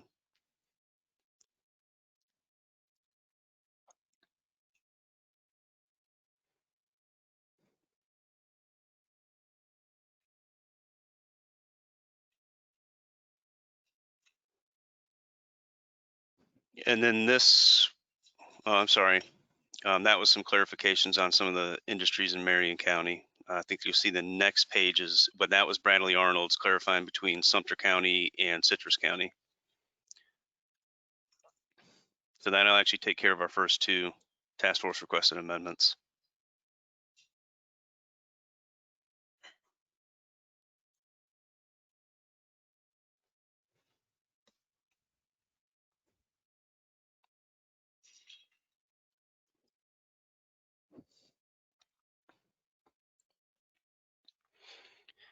I think from here on out, they're all very, very minor. Billy, do we want to offer up for either Kent or Bradley Arnold? Do you feel that we sufficiently addressed those requests that you made real quickly? I know that they were minor.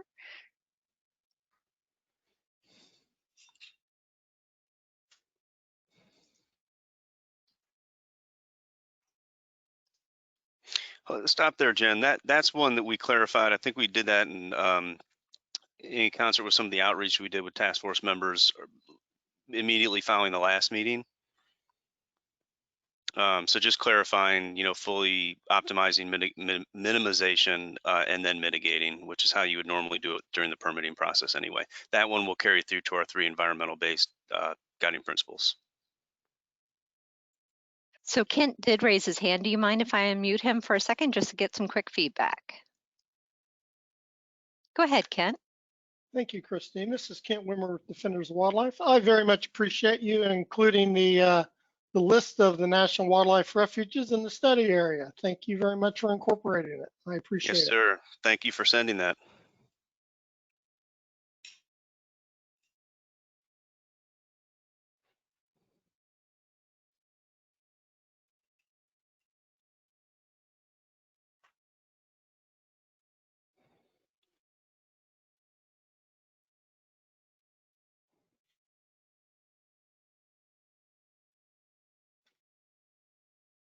All right. That is the editorial changes. So we can go ahead and dive straight into the split screen. We're going to do the split screen view again today. So we've got the task force report that you were sent back in the end of September on the left, clean version, and then the amendments on the right. So Jen, you can actually scroll through the first two of those amendments because we've just discussed them.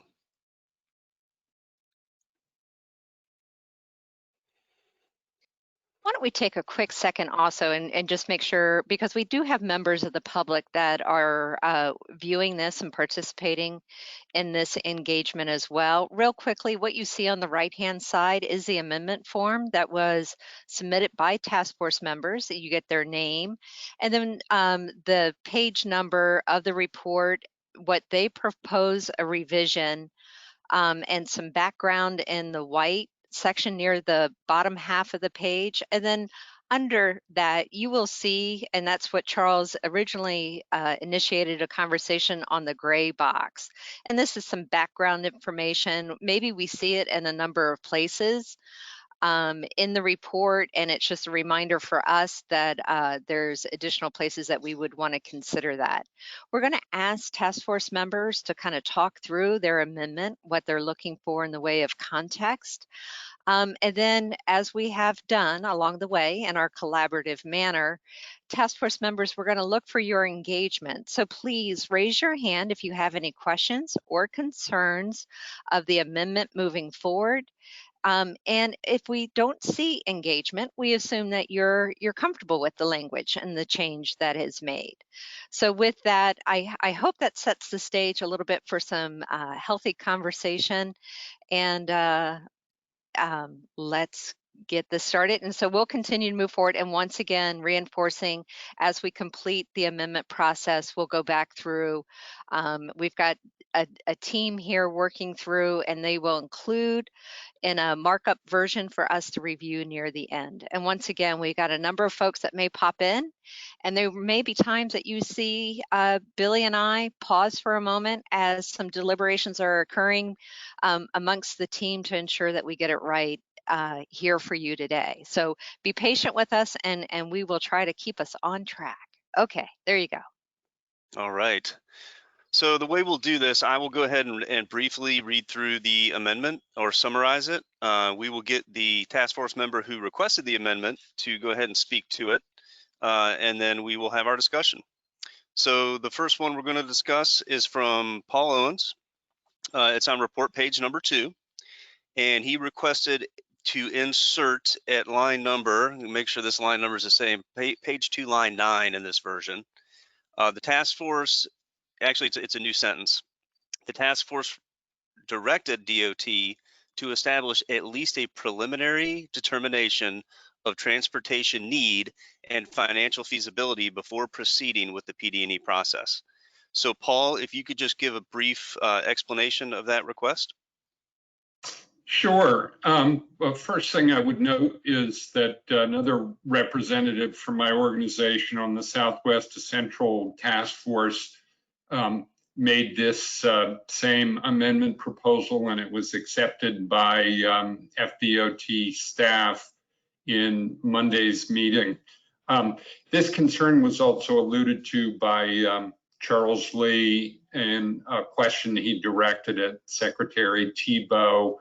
And this is to address the legitimate concern that a lot of money could be squandered on planning a road that ultimately might be found to be either not needed in terms of transportation or financially infeasible. So this is the proposal to build in this requirement before substantial public dollars are invested in the PD&E process. Okay, thank you, Paul. Are there any task force members that needed any clarification on that recommended amendment? I see none.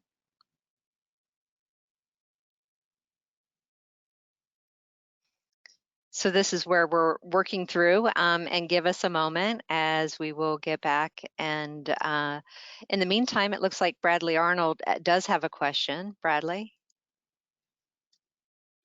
Yeah, I know the topic of need as well as financial feasibility has been a point that's been throughout the task force, mentioned by task force members as well as public.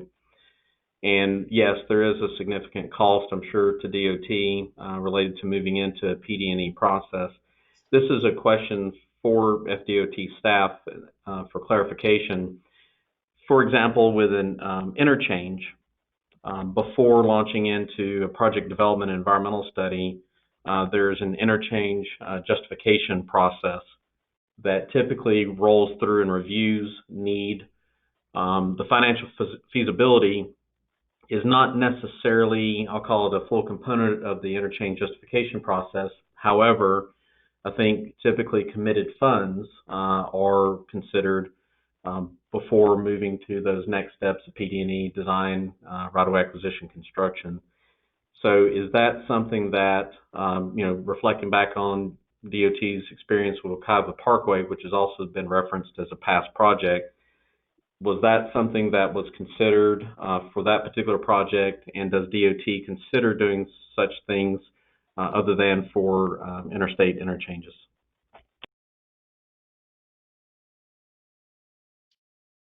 Thank you, Bradley. If you give us a second.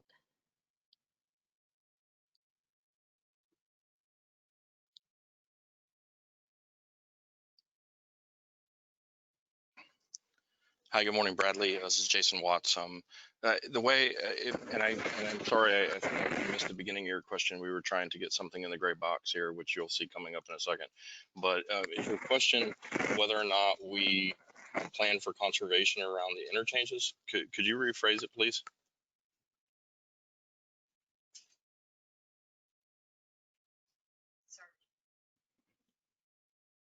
Sorry, I muted Bradley. Let me get him back. Bradley, can you raise your hand again, please? Sorry. Excellent. Thank you. There you go. Sorry about that. I was actually talking, forgetting that I had to be unmuted as well. I'm just trying to talk about Paul's amendment and trying to understand how this amendment falls into any existing FDOT processes.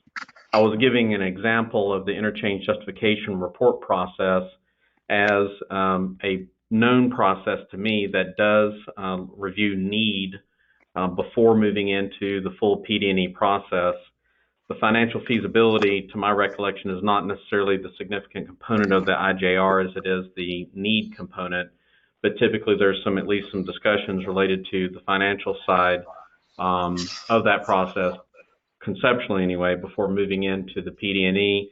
And so I did not know if that was something that was considered for the Wekiva Parkway, or if DOT has used any other type of tools for projects like an IJR, or is that strictly for interchanges? So that's my clarifying question of FDOT processes and whether this is something that could be feasibly integrated into your processes. So I saw Wei come on and see if she wants to add something.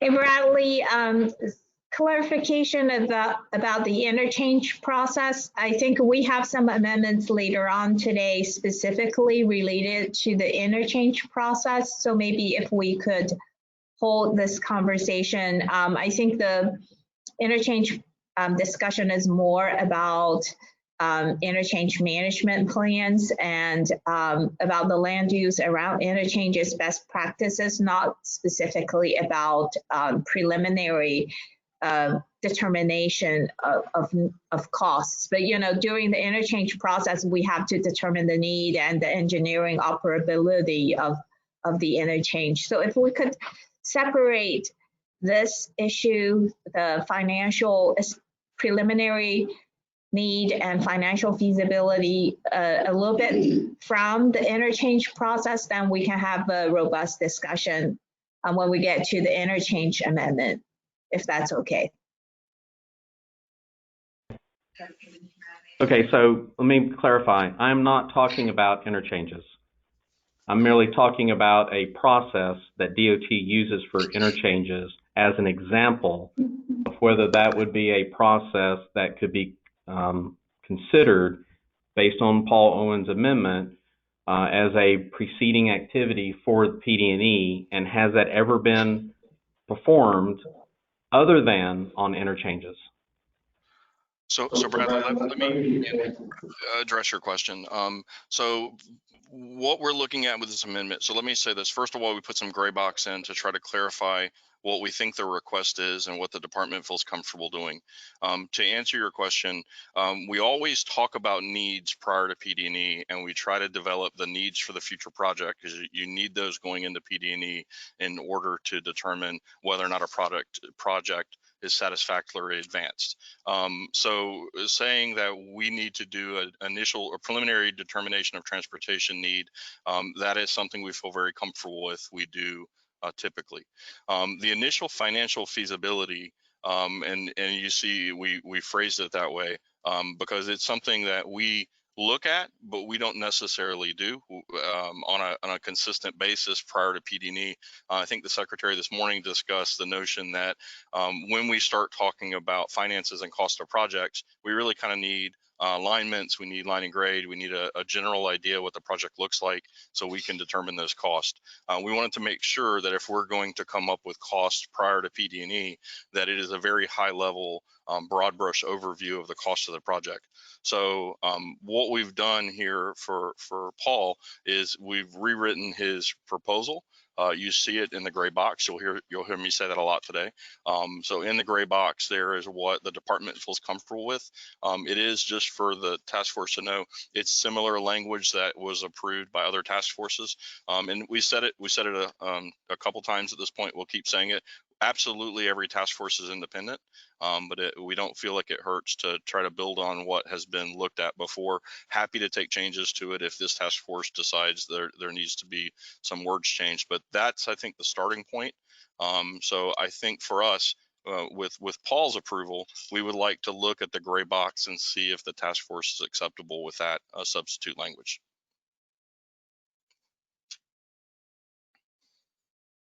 Well, this is Christine. We do have a couple other hands up along the way. Let's start with you, Charles Lee. Yeah, first of all, I support what's in the gray box. Secondly, I wanted to comment with regard to the Wekiva Parkway and its cost feasibility. Bradley, the issue with the Wekiva Parkway was that from the very beginning, because of what the Expressway Authority and DOT knew about traffic patterns, they had done some modeling, and it was, how should I put it? It was over the top. I mean, the toll projections were extremely robust from the very beginning, which frankly is a somewhat opposite history of the issue of the Turnpike extension. So, but in the case of the Wekiva Parkway, it was sort of a no-brainer that the toll revenue would be very robust. Okay, thank you, Charles. And I also see Commissioner Kennard has raised his hand. Commissioner? Yeah, I would support DOT's language in the gray box as well. Okay, great. Thank you so much. Paul Owens, did you want to comment at all? Is this satisfying for you? Yeah, no, I think this is fine. The only other thing I was wondering about is the reference to the action plan. When I discussed this informally prior to this meeting, my understanding was that the action plan would be updated to reflect any amendments agreed upon to the body of the report. I just, because the sequencing of this is important, this is prior to the PD&E process, I wanted to make sure that it occurs or it reflects that sequence in the action plan as the action plan is revised. Billy, you want to talk about how we're going to look at language if it's been brought up in different portions of the document, reminding everyone we're starting off at the very beginning, which is the overview. Then we go to the needs and guiding principles. And at the end of it, as we've looked at, is the action plan. And that's DOT's commitment to next steps. Yeah, and Paul, I think you submitted similar language to this for the action plan. So of course we'll get to that when we get to those. But the next amendment, and I don't want you to scroll yet, Jen, but that's a case in point. It's one that it was proposed in one area and is repeated in at least 2 others. And so, yes, as it generally, we expect that once we solve the amendment in one area, that would be carried through in subsequent areas where it's mentioned. So, Great. Paul, does that answer your question? Yes, that answers my question. I appreciate it. Yes, sir. Great. So for task force members, once again, if your hand is not raised, we assume that you agree with the language that's going into this document. And then the next time you see this language, you see in the gray box, it says that it will insert in line 9, page 2. When you see this, when we come back after we've gone through the entire document, you will indeed see that language inserted at that place for that recommended draft. So, all right, well done, folks. Let's go on to the next amendment. All right, Jen. I'm actually going to bundle the next 2. So I'm going to read the first one. And then, Jen, if you can scroll down and I'll read the second one after that. So this one was submitted by Zach Prusak, and it's on page, find the right page reference on this one. On the one you're looking at on screen, it's page 2, lines 11 through 14. And Zach requests to add a sentence or a comma and then an addition to the sentence, nor did the task force reach a conclusion that there is a need for expansion of existing highways or facilities through the study area. So if you'll scroll to the next one and let me read that, and we can consider these as sort of a bundle. So the next one is from Kent Wimmer. And again, in the introduction overview, same paragraph, page 2, except this one's lines 21 through 28. I'm sorry, not the same paragraph, same page. And he wanted to do just a little bit of wordsmithing on this one. So he wanted to change from intent is to charge was. And then he wanted to delete the all in front of task force members and insert the word individual. And then at the end, he wanted to add the word potential in front of corridor. So again, we wish to consider these as a bundle that we can hopefully knock out 2 birds with 1 stone. And Zach, I will also mention that this one, as I mentioned before, you mentioned this one on page 15 in the needs evaluation. And also, I'm sorry, the high level needs on page 15 and the needs evaluation on page 18. So once we get it resolved here, our intent is to carry that forward to the other 2. So I think Jason chimed in. Well, before we do that, Zach, did you want to mention anything about your amendment, or do you feel as if that was appropriately introduced? Zach, if you raise your hand, it makes it a little bit easier for me to kind of unmute you. There we go. You're self-muted. Great, thanks. No, that's a good introduction, and I do like the idea of sort of like bundling that. And we had similar amendments for the others as well, but it really was geared to be very clear and specific on what the task force's roles are. So no, that was a good introduction. No further comments on that. Great, thank you so much. And Kent Wimmer, you had the other minor inclusion of a few refined intentions. If we can just scroll down to that next page once again, so task force members can quickly read through that task force charge, not just intent, was to provide consensus recommendation and so forth. So you can see that. Kent, have we represented that as you intended? Yes, thank you. And Billy, I appreciate you bringing this issue up. Actually, both the Suncoast and the Southwest Central Task Forces have adopted an alternative paragraph for lines 21 to 28 that I would recommend be adopted instead of this current amendment, to adopt the paragraph that staff would please put in the gray box.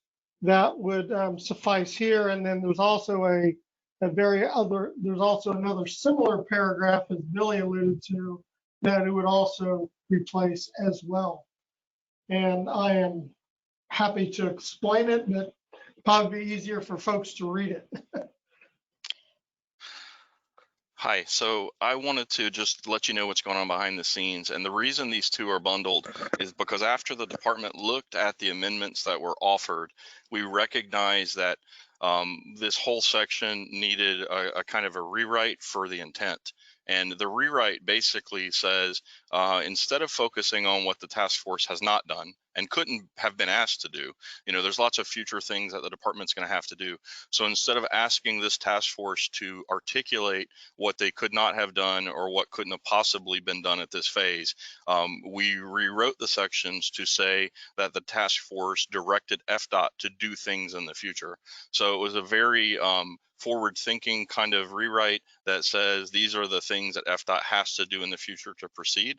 So if you give us just a second, and it may take a moment, we're going to get that up into the gray box. We're going to put it probably, I think, in Kent's, but it applies to both of them. And as Billy described earlier, there are several sections in this report where that similar phrases were made, and we intend to, with the task force's approval, replace all of those sections with this new language you'll see in just a second. So just give us a moment and we'll have it up soon. Thank you. Thank you, Jason.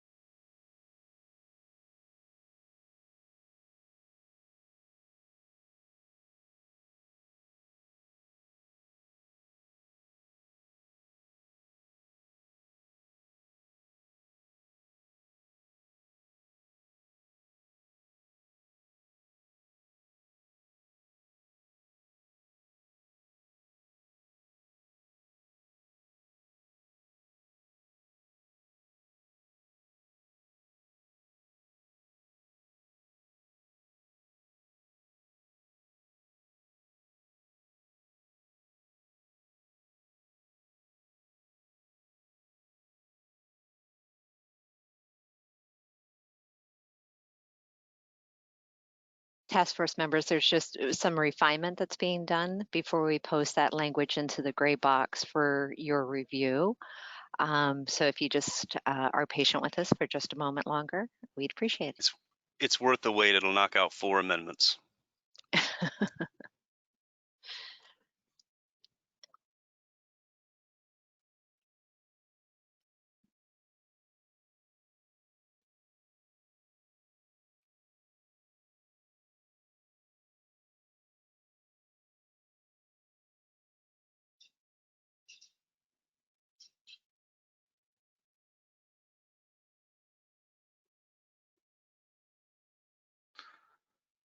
So hi, this is what we're doing is we were having a little problems with there's lots of red line edits. I'm going to be very transparent here. There are lots of red line edits, so the sentences are removed and sentences are replaced. And while it's easy to see on the final document, and you'll see that at the end of the day, it was hard to put it into the gray box. So what we've done is this is just we're putting all paragraphs from 7 all the way to 28. Where those 2 paragraphs, it's just a rewrite. A lot of it stayed the same, but some of it was substantially changed to meet the intent of both of the amendments and to address what I described earlier as the department's desire to change the language to show what we're doing and not what we haven't done and couldn't possibly have done at this point. So there it is. We'll give you a minute to read through it because I know it's a lot. I apologize. We can't actually put the strike throughs in. That's where we're having problems. But so those 2 paragraphs would be completely replaced by the 2 paragraphs that are in the gray box. I'll hand it back over to Billy and Christine to discuss. Thank you. Jen, can we zoom in just a little bit on that? I'm sure that's a little bit difficult for some folks to see.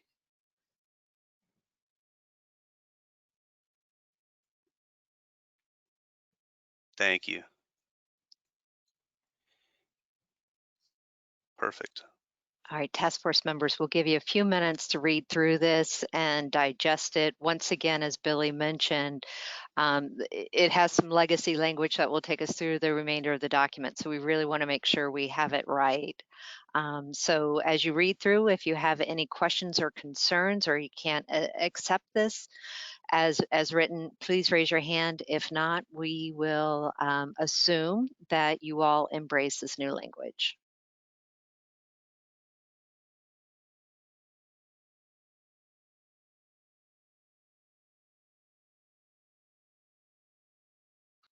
Sorry about that. One other quick thing. We just wanted to note that this is the exact language that was accepted by the task force yesterday for the submitters of the amendments.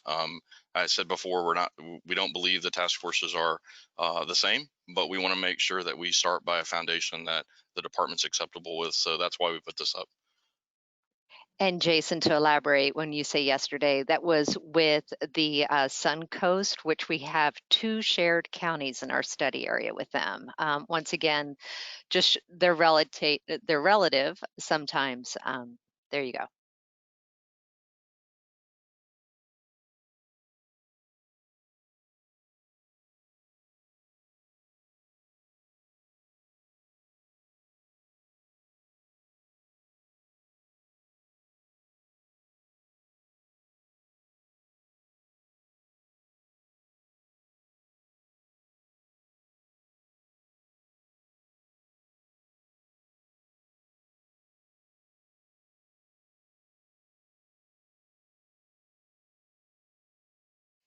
All right, task force members, as you can see, there was a minor, you could see how much we shared it from the previous task force. So that has been edited to reflect the Northern Turnpike corridor.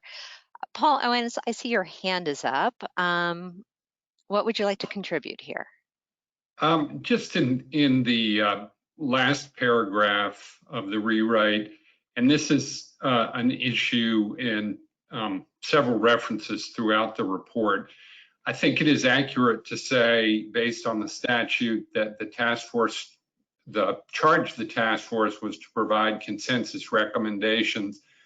However, I'm not sure it's accurate to characterize our recommendations as consensus if we haven't voted on each of them. So the first reference to consensus recommendations, I think, is accurate. I question whether or not the second reference, these consensus recommendations address so on, is accurate. And in similar contexts throughout the report, I'd question whether or not it's accurate to characterize recommendations as consensus if we haven't gone through the process of actually voting on them. So Paul, just for full disclosure, on the Southwest corridor, they actually took that word out and it just said these recommendations address. And so it was removed, the word consensus. The department has no concern if the task force wants to just remove that phrase consensus. I don't know what line it's on, but it says these consensus recommendations address. If we just said these recommendations address how needs and feasibility should be evaluated, would you be all right with that, Paul? Yes, I would be all right with that. So we'll go ahead and remove it in the gray box for discussion with the rest of the task force. So I think, Christine, at this point, so we'll remove the word consensus and then see if there's any other concerns with the gray box, or possibly we could move on.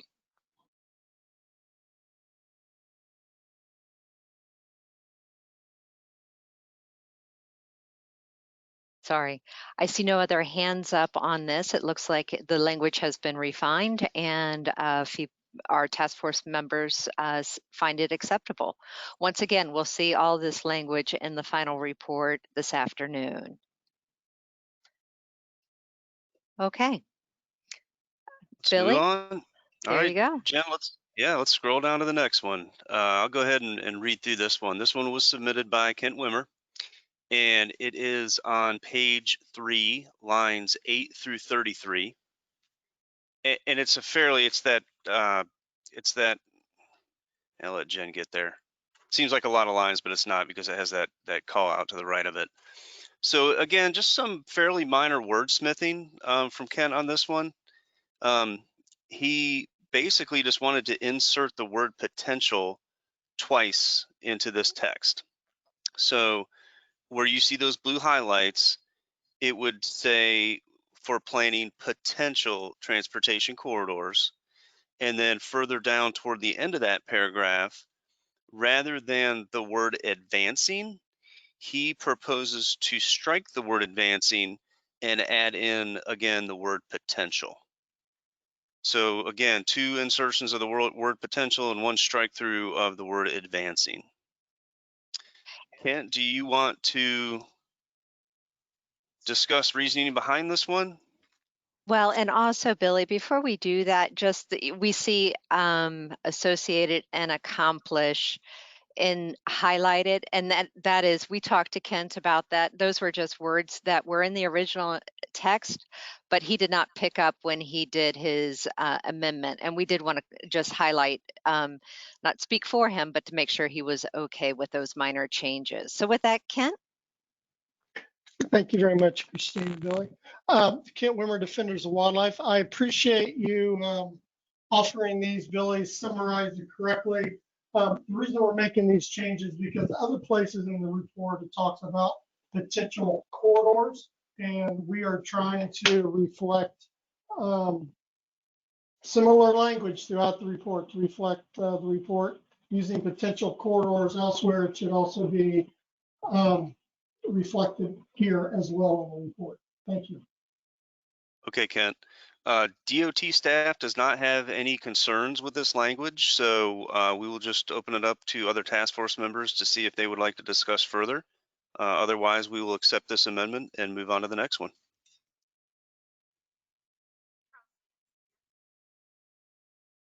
Sorry, Charles Lee, I see your hand is up. As they say sometimes, book it, Dano. This one's good. Let's move on. Let's move on. Thanks, Charles. Thank you for that, Charles. All right, folks, we've gotten through 4 of the amendments, of which some of them have legacy for the rest of the document. So next, we are in the recommendations and approach. Billy. Okay, this next one was submitted by Paul Owens, and it is on page 14. We've already jumped to 14, lines 9 and 10. And Paul recommended that we strike the first part of that sentence. He wants to strike, since the task force process was designed to occur prior to the corridor planning process, and that ends where he wants to strike. Then he wants it to read, the task force did not review data on nor discuss every potential impact on the corridor in detail. So he also wanted to strike the language was not able to. Paul, do you want to discuss your amendment?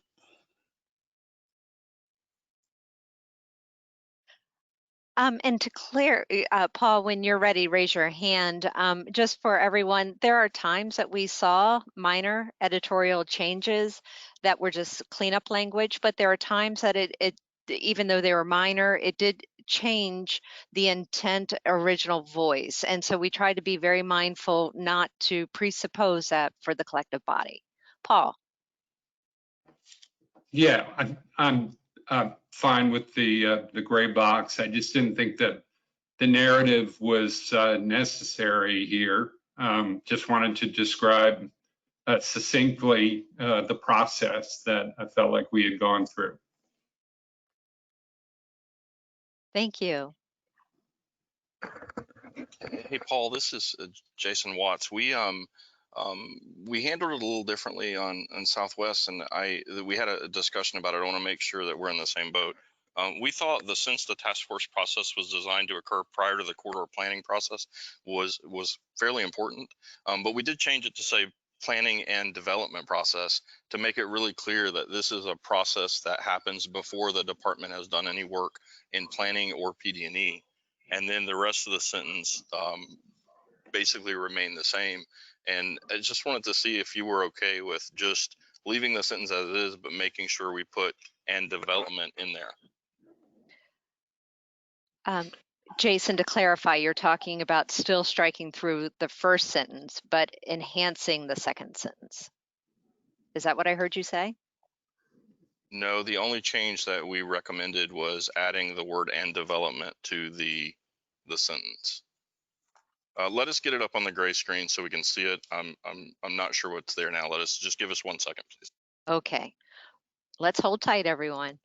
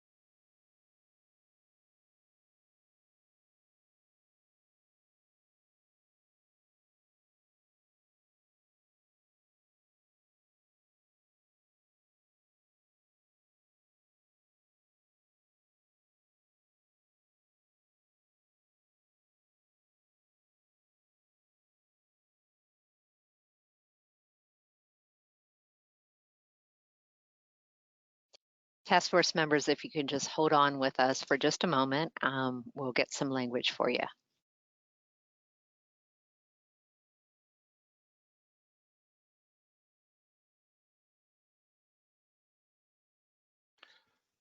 So let me explain what's going on behind the scenes so you're aware. As amendments came in, the team behind the scenes put things initially in the gray box, and those initial things in the gray box were minor modifications to the amendment that were editorial to kind of clean it up and show the task force what the actual amendment looked like. We also used the gray box to suggest language from the department. So going forward, we're going to be clear that if there's something in the gray box when the amendment comes up, that is just a minor editorial on the amendment itself. That is not actually the staff suggested language yet. Back to Paul, we don't have a concern with the taking out the was not able to review and replacing it with did not. I think that's fine. The task force did not review data on, but we'd like to leave the first part of the sentence in and say, since the task force process was designed to occur prior to the corridor planning and development process, just for clarity, so it's very clear what's happening. We'll get that, what I'm suggesting in the gray box in just a second. It's going through the process now, and then we can discuss it. But Paul, initially, would you be all right if we changed the did not, took out the was not able to and changed it to did not, and then but leave the first part in just for clarity for the reader that this happens before the planning and development process?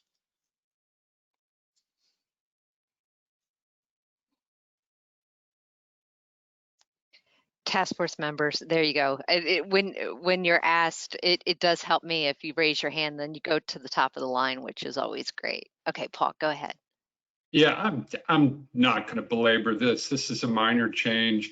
I felt like the way the report originally read, or even the way you've described the change, Jason, that it was kind of making an excuse for our not necessarily fulfilling every part of our charge in the statute.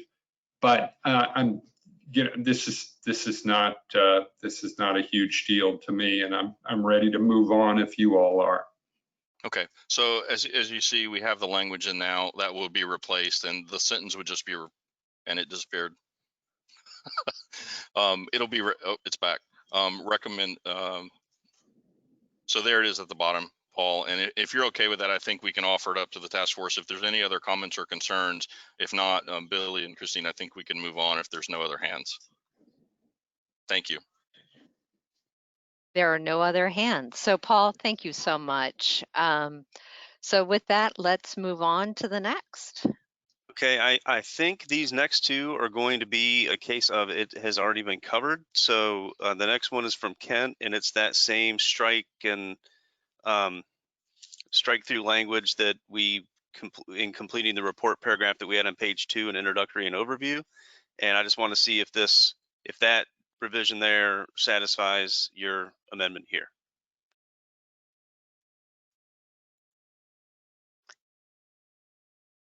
Kent? Thank you, Christine. Kent Wimmer, Defenders Wildlife. Yes, it does. The previous fix, the previous change paragraph suffices here. Thank you very much. Okay, thank you, Kent. And Billy, just for clarity to make sure, so Kent, we're not just accepting yours, we're moving the whole paragraph down like we did before, and it's a complete replacement. But yes, sir. I think the task force agreed, so we can move on. Yes, Thank you. sir. That was my intent. Okay, and then the same thing applies to Zach, to your comment. This was also in that same paragraph on page 2 in introduction and overview. They got revised. We're going to carry that paragraph down to this section in recommended approach and framework on page 14. Zach, does that also satisfy your request for amendment?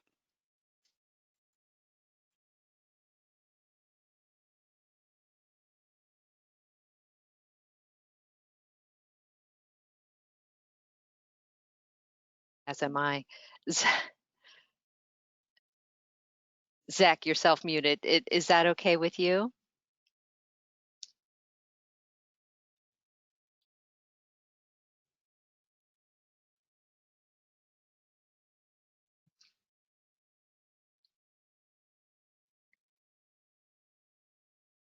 Zach, I just want to make sure you have adequate time to respond to that. Is that okay with you? All right. He may have stepped away. Billy, can we make sure that as we go through this final document, we just make sure we pause at this one to reaffirm, since it's a duplicate? Okay. All right, thanks. So if he stepped away, the next couple are also from Zach. Well, there's one from Zach and then one from James and another one from Zach. And again, I think those two from Zach are covered with previous revisions, but we can let him confirm that. Okay, well, while we wait, we do have another hand up. So let's take Charles Lee's comment, and then we'll make sure that we give Zach a moment to get back and focus on this. Yeah, I was focusing on the first one, the one that you scrolled away from, the first one. The word changes. Right. So what you're saying is that we're not looking at the language in the green box anymore, but that we're looking at some gray box language that was put elsewhere, which is not on the screen now. Is that correct? Well, that is the case. And of course, at the end of this, we're going to scroll through and see how all that fits together. But yes, Charles, that is true. I just wanted to flag this. And again, you might want to go to the gray box wording in actuality, but I just wanted to flag this for the following point of discussion. At the end of the day, which was really closer to midnight, with regard to some of the other task forces. There was a lengthy discussion about the transmission of the report and whether it constituted an agreement by individual task force members, consensus, and all of that went around in a swirl. And I'm just going to suggest that I think that if this wording is reflected in whatever is in the gray box in some way, it's clearly saying that the task force members do not necessarily individually commit that they want to build a road or that they have full consensus with everything in the report. And I think that when we get to that point in time, which will occur later, you might want to reflect back on these specific language points in the report, which make it fairly clear that if we reach agreement on what the text of the report says before the end of the day, we'd ought to be comfortable in transmitting it on to the legislature and to the governor. That's all. Okay, thank you for that, Charles. Christine, has Zach raised his hand yet? Let me go back. Yeah, and I'm unmuted, and so there's the bit where the additional notes clarifies that task force has not agreed on any specific corridor projects. Really, is where the gist of this revision is. So Zach, this is one where we changed the paragraph in the previous section, and we were just going to move that entire paragraph down, where you had the same comment. So I was just confirming that you're good with moving it down in its entirety. Yep, Okay. Sounds good. Thank you, sir. For task force members that feel like remember, we have the overview and introduction, and there were points that some task force members wanted to make sure that they saw were consistent in that overview, somewhere maybe in the guiding principles, and then ultimately in the instructions. So when you hear us refer to that replication of that language, it's a reaffirmation along the way in the document where they're looking for that. But we don't want to go so quickly that this is not clear to everyone. So we do want to make sure that we're thorough. And Zach, this is really another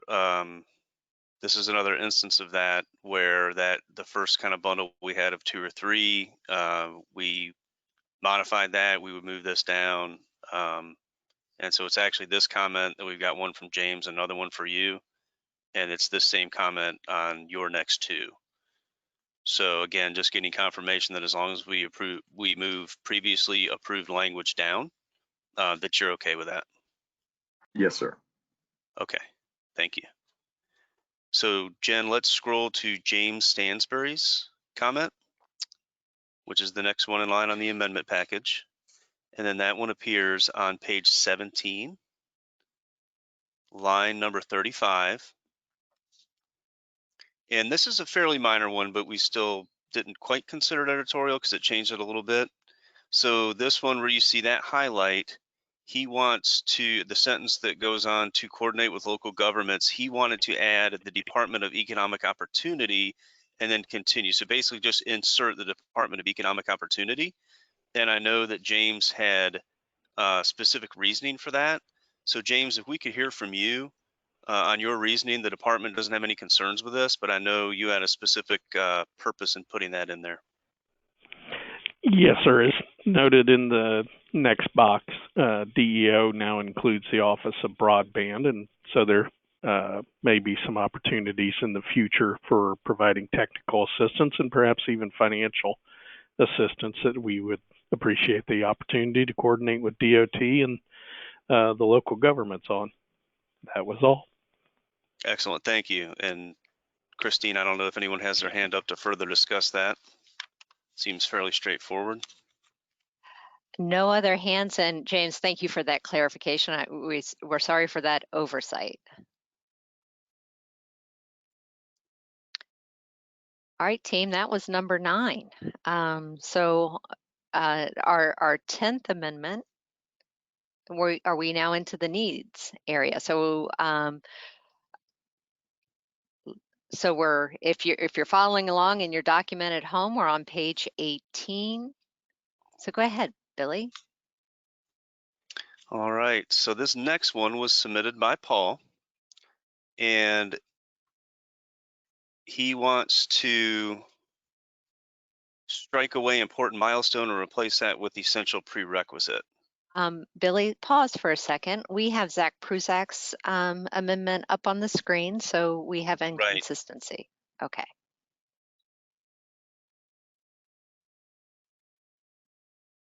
Oh, we were on 10. So sorry. So sorry. So this was another one from Zach that, again, I think this has been covered above. Am I right, Zach? Yeah, I'm sorry, we talked about that one earlier and he said he was good with it. So yes, let's go to 11. Yeah. I'm sorry. I jumped in my mind and didn't tell everyone else I was jumping. Okay, so number 11, again, that's page 18, line 22. And that's where Paul Owens requested to strike the word important milestone and replace that with essential prerequisite. Paul, I'm wondering, does the resolution of the first amendment we covered today, the first substantive amendment we covered today? Paul, you're self-muted, so if you take off mute, we'll be able to hear from you.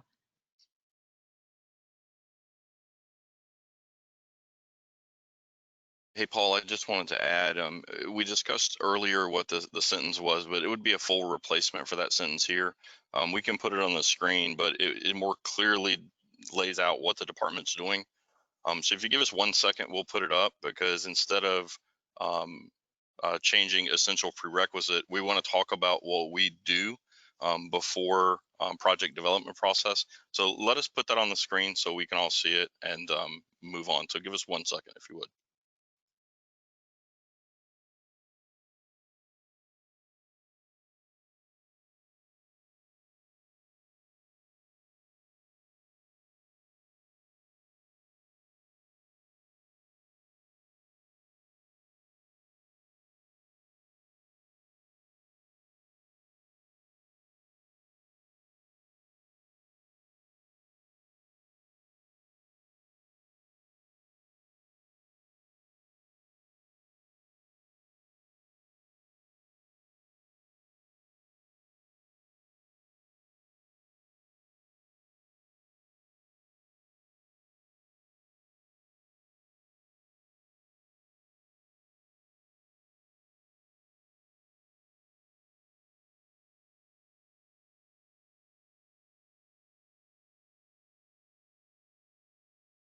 While the team's working through that, I did want to let folks know that Mike Napier was able to join us in the midst of the meeting. So although not with us at the very beginning, he's with the Florida Department of Health. And I just wanted to recognize that he's with us in this collective conversation.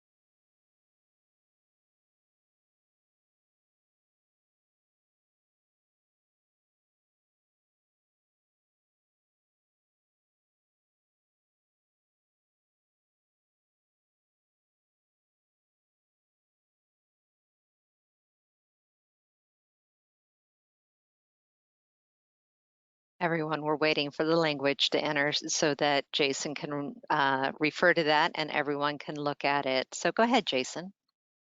So Paul, this is just a complete rewrite of the sentence. There it is at the bottom, and it just says the task force believes that the determination of need, an initial financial feasibility assessment, and an initial assessment of this is an essential prerequisite to project delivery process. It is what we talked about earlier. I think it was acceptable, but with your acceptance, we'd prefer that language as the first sentence, Paul. Yeah, well done, Jason. I'm fine with it. I appreciate it. Great, thank you.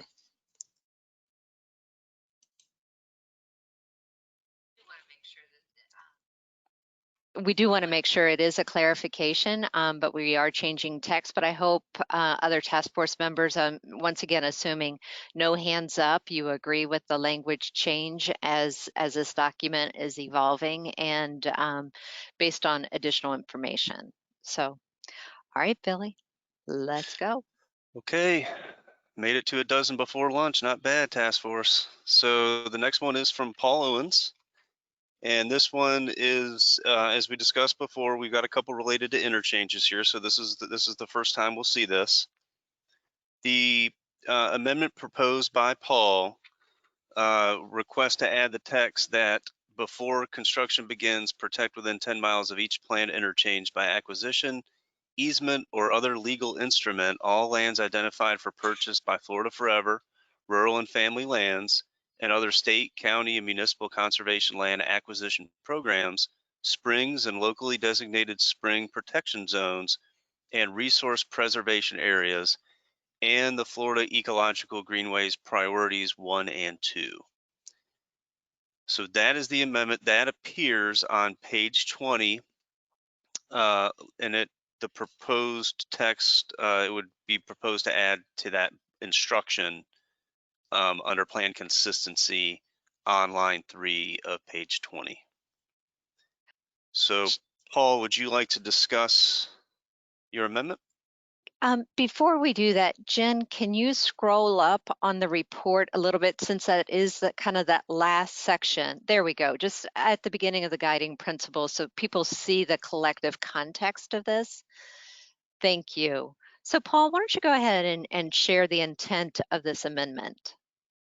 Okay, I'm happy to do that, and I'll preface it by saying this was similar amendments were the object of robust debate in the last two task force meetings. I understand going into this that the department has some issues with it, but basically this proposal would fulfill the obligation that's set forth in the MCOR statute to protect the environment and natural resources by preventing the loss of sensitive land and the impairment of vulnerable waterways where they would be most at risk, which is in the proximity of MCOR's interchanges.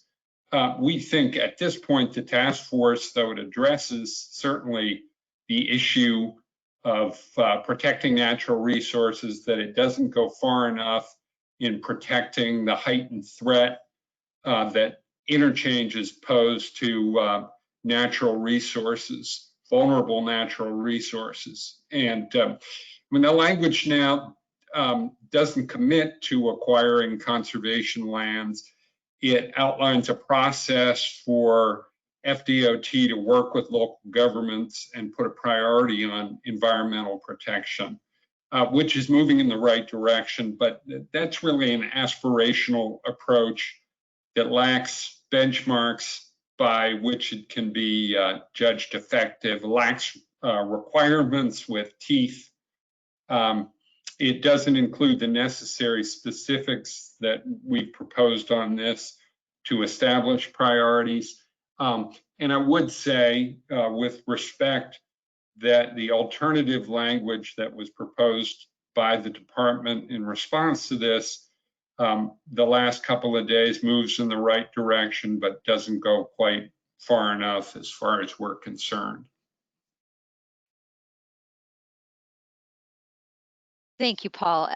everyone, this is Christine again. So as we're working through that, I just want to make sure that people understand where this is moving in. So Paul's amendment recommendation, so it's under our guiding principle of being consistent with statutorily required statewide, regional, and local plans. So that's our guiding principle.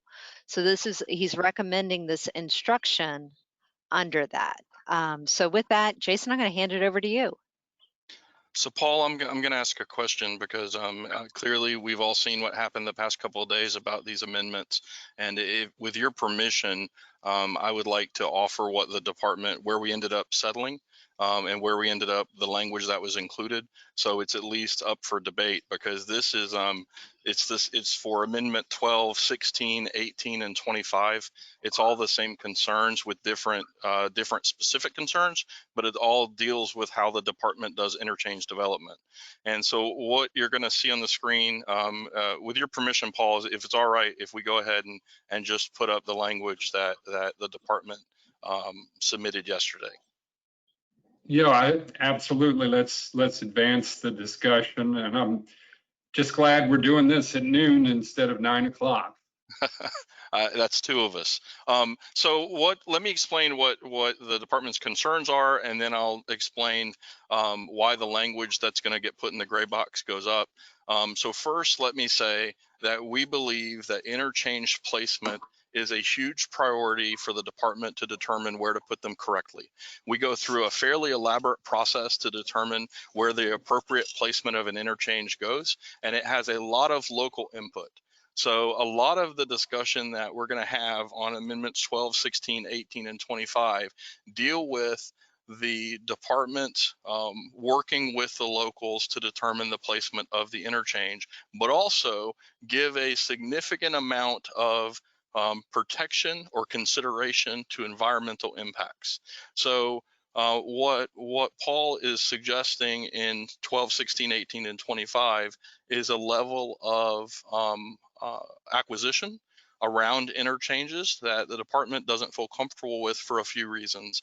One, if the task force recommends to the department that we absolutely have to make conservation efforts around interchanges, then in our opinion, that removes the local home rule decisions on what they want to see around those interchanges. We believe that a robust conversation has to take place between the department and the locals about what they intend for the interchange to happen, whether it's development, whether it's they want to keep it pristine, all those things. So what we did is we took a lot of the recommendations from Paul and other task force members, and we decided that what we think the appropriate position is to put it in the action plan, to tell the department, for the task force is telling the department what you want us to do about interchanges. And you see on the screen, it's pretty large, and it goes in the action plan as an instruction to the department. I'm going to go through it because there's kind of three big parts.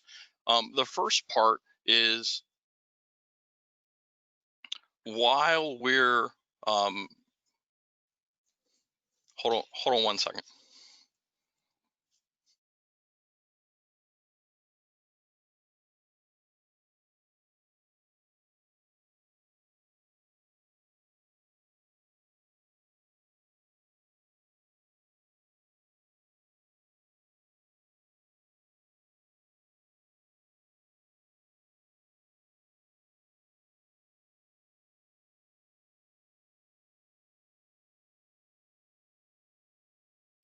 Bear with us for just a moment. Okay, there we go.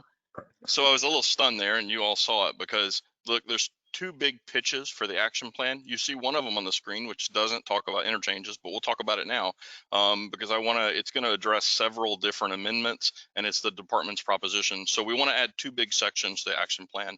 The first one is on your screen, and it deals specifically with conservation land. And it says the process will include early identification of conservation land. So during our planning process, which will take place right after the task force adjourns, if we move forward, we will develop a land acquisition plan for conservation. And I just, while it's on the screen, I feel we'll talk about this and we'll talk about interchange at the same time. After we develop that land acquisition plan during PD&E, we will we will develop that plan further, and we will talk about what process, how we're going to commit to the conservation lands. We'll also put a prioritization on acquiring lands within 10 miles of the corridor, and then you see there to close gaps, to develop functional areas for wildlife corridors, the Florida Ecological Greenway Network, and rural and family land. And then after, we'll determine the funding, and we will tell the world how we complied with our plan. So I apologize, that's not interchanges, but that's what's up, and I wanted to go ahead and put it up. And then in a second, we'll have the interchange language up, and we'll talk about that too. It's the same principle. It's a robust working relationship with the locals, and it puts on some obligations for the department on how we're going to work with the locals to determine interchanges. So give us 1 second. I'll be right back. All right, task force members. So now you can see the advantage of being third is that some of the language and issues have been worked through. But the disadvantage is maybe we're a little early to share some of that. So we don't want to confuse anyone. And I do appreciate Jason being transparent with what we're talking about here. And it goes back to the action section of the report and going back to what DOT's commitment will be as the MCORS program moves forward. And Bradley Arnold, I see your hand up. I just want to make sure that we get the right text up so that we're all talking from the appropriate section as it gets included in the consistency with statewide, regional, and local plans. So everybody just hold tight for a minute. We really appreciate how efficient you all have been, and we want to make sure that we are reflecting the changes appropriately. So just hold on.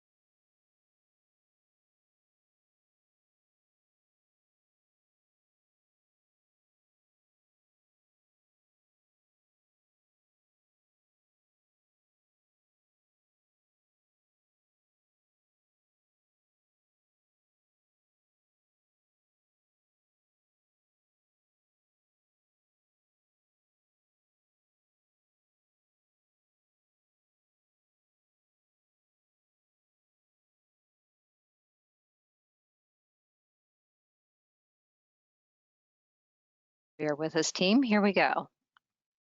All right. So for clarity, let's stick to one topic at a time. So there's several things, and you all have seen it. There's several things that we're going to pitch to the task force to put in the action plan on obligations on the department. We think they make a lot of sense. But let's focus now just on interchanges, which are addressed in amendments 12, 16, 18, and 25. Paul, we talked about it before. This is, sorry, I was expecting it to keep going up. This is where we put in the action plan. It goes in section 3, which talks about the local and regional plans. And it basically says the task force urges FDOT to work with and assist local governments to prioritize protecting environmental resources through interchange management process. FDOT will provide best practices to the local governments for interchange management plans. FDOT shall give a high priority to interchange locations that limit impact to wildlife habitat and commit to working with local governments and other partners with a goal of maximizing conservation lands around the interchanges. Before an interchange location is finalized, public engagement will take place and FDOT will review local government interchange management plans that include consideration of appropriate land use and natural resource protections. So let's break that apart just so you all see exactly what we're promising to do. So the end sentence that I think is very important, and it says FDOT will have public engagement prior to finalizing an interchange location, and we will review the plan submitted by the locals concerning how they're going to manage the land around the interchange. And the appropriate land use and natural resource protection is taken straight from the statute.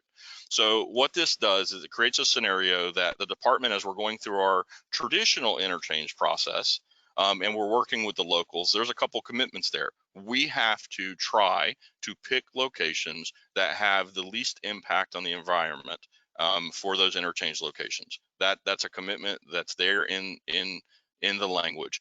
We also have to work with the locals to help uplift them when it comes to the interchange management plans. We're going to work with a whole bunch of people in the background, DEO and other subject matter experts, to determine what the best practices are for interchange management. We're going to give that to the locals so they can create their interchange management plan and submit it back to us. And we're going to do all that before we finalize the location. So Paul is going to discuss in 4 amendments, 12, 16, 18, and 25, the request by him and his organization for us to commit to purchasing land around that. And just to close the loop, and then I will go off and let Billy and Christine open up for discussion. We feel like if there is that commitment obligation in the report, that the department will find itself at odds with local communities that want to handle things differently, and that we are removing a level of local control over what they want on the interchanges. So on that, the department feels very strongly that those 4 amendments should not be accepted. It's up to the task force, but they shouldn't be accepted. And instead, we would really suggest that the language that's in the gray box be added in to our action plan from the task force for future work. So sorry for all the confusion. Thank you for letting us work through it. And I'll sign off and let Christine and Billy take it from here. Thank you. Thank you, Jason. And I do want a clarification here. So we're still, help me understand this new language. Would it be an instruction under guiding principle number 1? Or does the intent go elsewhere? Yeah, so the intent is for this would go in action plan. It's actually on, I think it's page 30, line 32. It is a new paragraph that doesn't replace anything. It's just a new obligation on the department on how we should address interchanges going forward. And it goes into the action plan in lieu of, and for us, it's in lieu of amendments 12, 16, 18, and 25. All right, Jason, thank you for that clarification. We're talking about it here because the amendment is first brought up here in guiding principle and instructions. And to help everyone understand that we're looking at this bundled solution as part of FDOT in the action plan, their commitment. So I want to put context to this. And I do see a number of hands go up from both the environmental community as well as some of our local governments. And so this is going to be a robust conversation. I appreciate it. Bradley, we're going to start with you. Your hand was the first one up from a local government, and you started the conversation today asking about interchanges. Go ahead. Thanks. So I appreciate, Paul's submission because it, obviously has generated dialogue and DOT's proposed paragraph as a commitment within the document, which I do emphatically support DOT's proposed language. And the concerns that I had, Paul, with your amendment is exactly what Jason hit on, that it really does, the proposed amendment, trample on the home rule component of local government. I had significant concerns with the 10-mile component because that appeared to be arbitrary and capricious and not necessarily tied to any, I didn't see in your amendment justification how that even came about.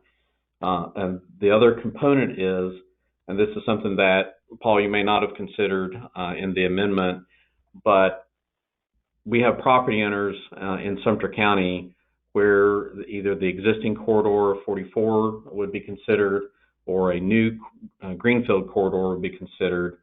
And this amendment language would appear to be, I'll call it a heavy-handed environmental, using FDOT to take their land for purposes other than what is specifically required for the public need component whenever it's justified for the specific transportation corridor.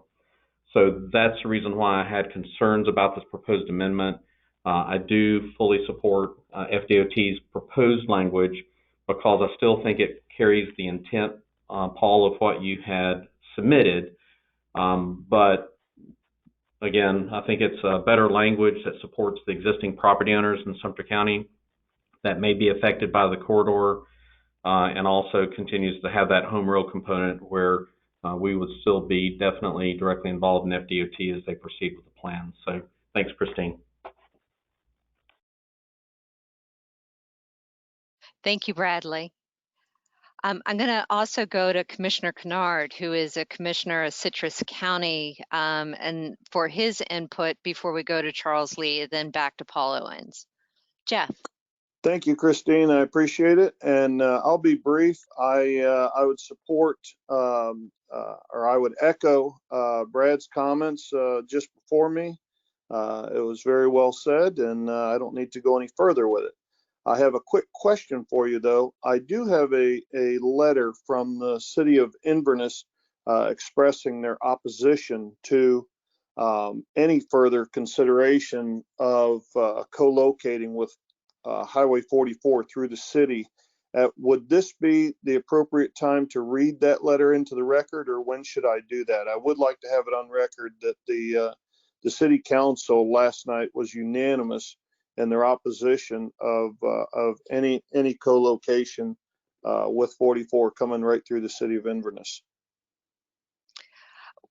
Commissioner Kennard, we really appreciate you attending that, being a task force member. Lots going on, and I know the collective team made a presentation as per your request.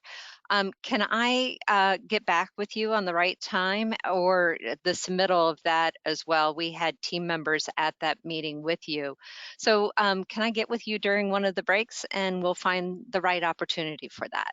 Yes, absolutely. Thank you. Thank you. All right, Charles. So we're back to the action language that is the counter to the original amendment. So Charles? Yeah, I believe that I'm in concurrence. I believe that I'm in concurrence with the gray box language, but I need to ask some questions if I can. Sure. The first question is with regard to the placement of this in the action plan section. And I need some confirmation from DOT, and perhaps this needs to be placed in words someplace else in the report, not in here. But I need confirmation from DOT that the action plan is part of the recommendations of the task force.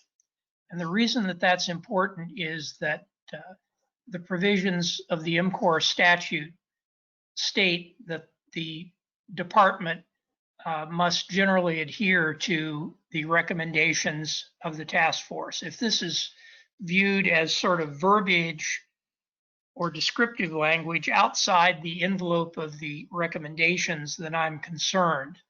I don't think that's necessarily the case, but I would like the department to confirm that it is. And then I have, beyond that, I have another issue here that I'd like to also seek some type of clarification or confirmation from the department. All right, so let me hand it over to Wei Wei. Thank you, Charles, for the clarification question. At our last meeting, I had a presentation talking about the action plan. The action plans are part of the task force recommendations as well as what the department is committing to doing. So it's part of the recommendations for sure, and we're also committing to doing all these actions. Thank you for the question. Well, just that being the case, I thought it was the case. I would just ask that in your final approach to this, you make sure that somewhere in the report, the words that make that clear appear, because without it, again, remembering someone 5 or 10 years from now may be reading and interpreting and implementing this. And unless a word is there, it would be potentially easy for somebody else to try to interpret it a different way.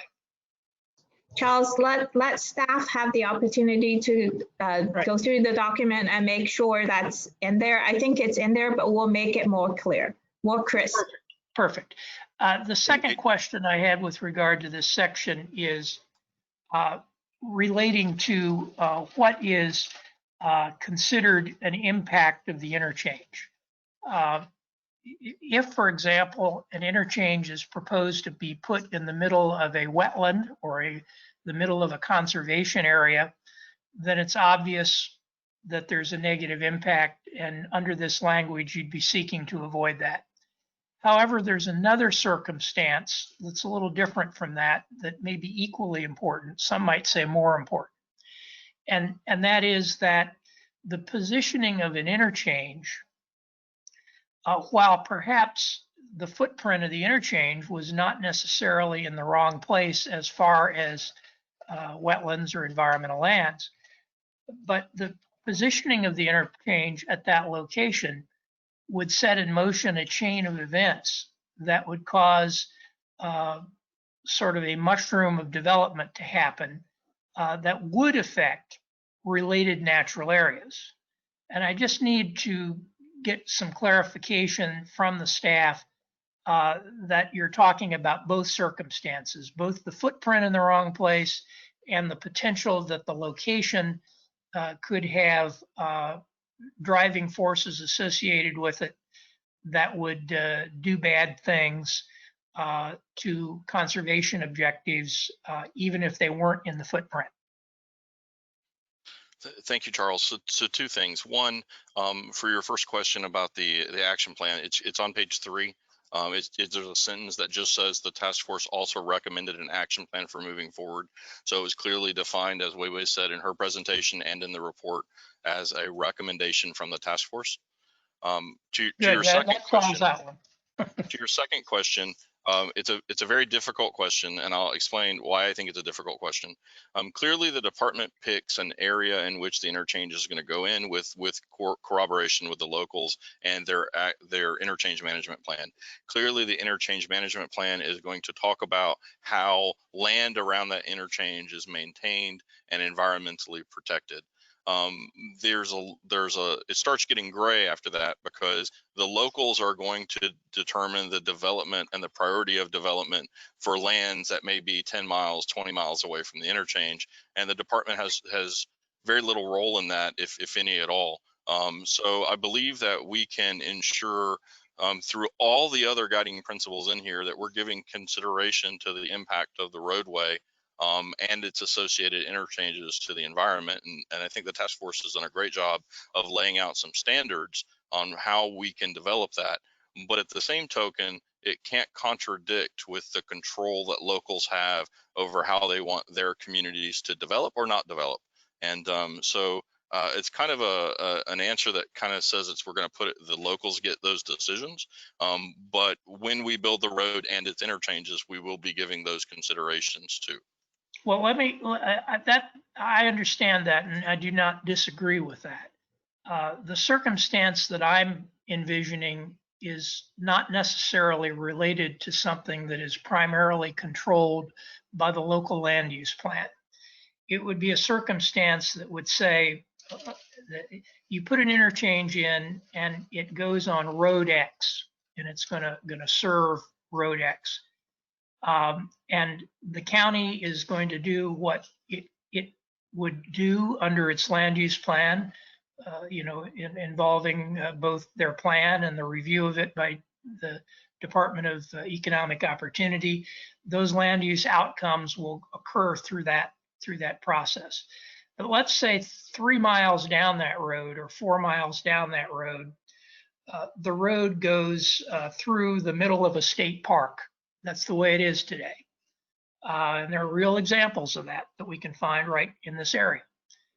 And so the effect of the interchange might be to force a situation where in the future there would be a call for, well, let's put a 6-lane road through that state park rather than the little narrow 2-lane country road that's there now. And so I just want to make sure that that range of impacts, again, not necessarily caught within the net of the county's, the county's home rule exercise of its land use authority, not controlled by that, but actually affecting other conservation lands that might be a little bit distant from that interchange, but nonetheless still in a position to have a bullseye drawn on them as a result of putting the interchange there. So Charles, let me answer that question in 2 parts. The first part is I think the language on the screen is what the department is wants to obligate itself to through the task force recommendation on what we intend to do for the location of interchanges. To predict the future on what that may do 3 to 5 miles down the road, I think becomes really difficult. Now, let me stop and say that consideration through the other task force guiding principles and instruction is given to conservation land and how our road may impact those facilities, even if they're just, and I'm gonna say nearby. And I know nearby for engineers, they don't like that phrase because we don't know specifically what that means. But clearly we're gonna give consideration to what happens because of our development of a roadway to the facilities that are nearby that roadway. But to say specifically that as we're going through the interchange management plan, we're going to look at all potential future impacts within 10 miles, 20 miles, I think that becomes very difficult. And, I don't know if that state road is going to need to be developed or not in the future. It's just hard, Charles. Well, I agree it's hard. And I think, though, that you answered the question, because what you said, and either say yes or no as to my interpretation of this. I think what you said is, as you go through this whole process, whether that's the interchange part of it or whether it's just the linear length of a road, you are going to look at both the on-site impacts and you also are going to look at impacts that might be off-site in terms of affecting conservation lands that could be a certain distance away, or water resource components that could be a certain distance away. You're telling me that both with regard to interchanges and with regard to the rest of the evaluation process, that you're not going to be looking solely at the impact within the right-of-way, but you're going to be looking at impacts that extend in sort of a secondary way outward from the right-of-way. Is that correct? So Charles, that's not a yes or no question, because it's a very, very technical, and really what we're talking about is the difference between a direct effect that we can manage or a cumulative effect that may be in the distant future. I think that if we can draw a line between the impact of the roadway to the areas that you discussed, whether they're 2 miles away or 3 miles away, and we can see a clear connection, then we're absolutely going to evaluate that, and that's true. If it is potential in the future, okay. Don't talk past the sale. I'm gonna quit and I'm gonna hang up now. So. Thank you for a robust conversation on that. We have 2 more hands up, of which one is Paul Owens, who was the original proposer. Commissioner Carnahan of Citrus County, we'd like to hear from you as we are talking about the impacts and how we're having this consistent with statewide and regional plans. So Commissioner Carnahan, and then we'll bring it back to you, Paul, and then move on to a lunch break for everyone. Job well done, everyone. Commissioner Carnahan, you are self-muted. Thank you. When it comes to exchanges, most of the time it's one maybe up to 3 miles, and to put 10 miles or 20 miles, that's just uncalled for. We do not need individuals from outside the county trying to do what our local land map uses are. Citrus County is already doing the interchange, Cardinal Lane and 44. And, I think we're at them outside that, of that interchange. So to get out there at 10 miles and totally ridiculous. And I think FDOT is right here of working with the local officials. So I want to say kudos to you guys.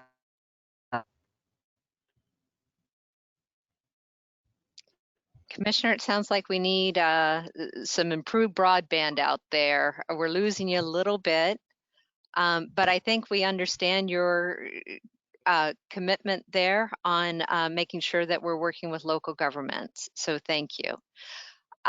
Paul, I'm going to give you the last word before lunch. No fear there of what's all happening, but we do want to circle back with you and your input. And do you feel as if the resolution here addresses your concern and creates a game plan moving forward?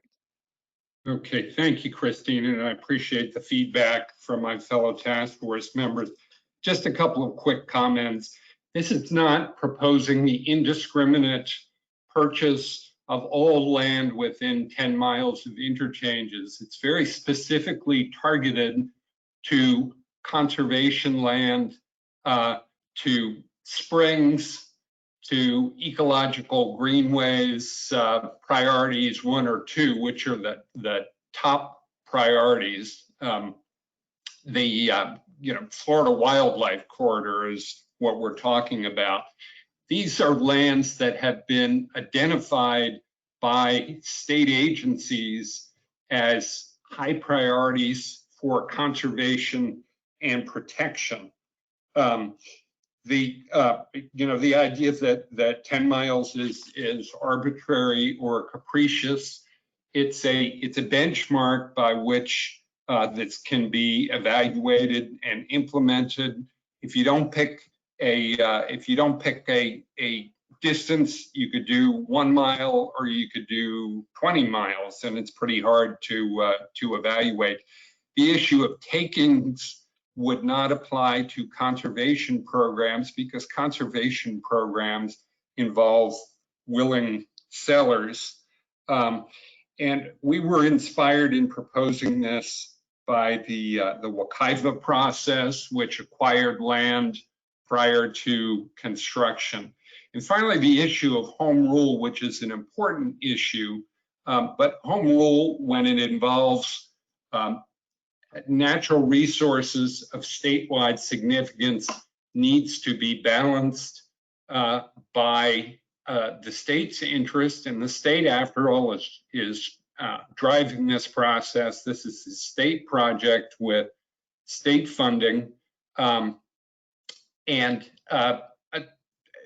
If you look at the beginning of our report, or page 8 of our report, and look at the list of environmental resources in our report, you will notice that there are all kinds of environmental assets that are within the corridor, critical linkages in the ecological greenways network, more than 200 springs, primary recharge areas for the Floridan aquifer, numerous rivers and lake systems, threatened and endangered species. That's all out of our report, and we think that the state, through this process, has a special responsibility, and the statute says it has a special responsibility to protect these areas. So I appreciate, as I said from the beginning, I appreciate staff coming up with the language. It doesn't go far enough as far as I and my organization is concerned, but that's where we stand. Thank you, Paul. With that, I'm assuming, Billy, help me out with this. The highlighted bullet we see on the left supporting local government, and that was where the amendment was attached to. I assume that we go back to the original text, and the recommendation is that this new language goes into the action plan, the commitment by FDOT. Is that correct? That's correct. All right.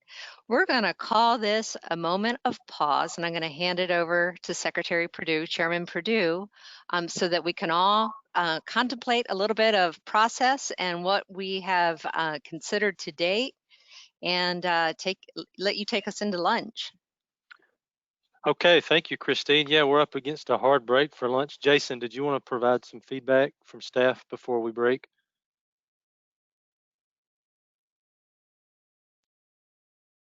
Sir, just one quick thing, and then we'll go have some food. Paul, thank you for the discussion. I think there's two things that are kind of getting wrapped together, and the first is how we handle interchanges, and the second is how we handle conservation. So from the department's perspective, we just went through the action plan amendment or suggestion for interchanges. We have another one coming up for how we think we can make an action plan amendment for conservation. And we'll talk about that after lunch. I just wanted to tee that up for everyone to think about while we're enjoying our break. Okay, great. Thank you, Jason. I really appreciate task force members, your respect for one another and the discussion here. Your time is very important to us, and we're going to keep things moving. Before we break for lunch, Christine, did you want to just give us a real quick update on our progress so far? Sure. We've had really good conversation. Remember that some of this is legacy. It will kind of live throughout the day. We've just completed our 12th amendment out of the 29 substantive ones. So we're making very good progress. Okay, great. Thank you. Just a reminder, when we break for lunch, please keep the meeting open on your computer so we can get back to work promptly at 1:30. If you do need to disconnect during the break, please log on a few minutes before 1:30 to ensure you are fully connected. The meeting will be muted during this time. If you need technical assistance, as always, please reach out to Tommy Bull. And we'll see you back here at 1:30. Thank you. Okay, task force members, it is now 1:30 p.m. Welcome back to the continued conversation on revisions to the draft task force final report. As a reminder, once we conclude the amendment revision discussion, we will ask members to confirm that the report is complete and can be submitted to the governor and the Florida legislature. And then we will give each of you an opportunity to provide closing remarks on the overall process and your involvement in this task force. Remember, if you're having technical difficulties, please raise your virtual hand and the team will work with you. And please note that if you elected to use the webcam feature today, you will need to type in the chat box and request assistance. Now, I will hand it back to Christine and Billy. Thank you.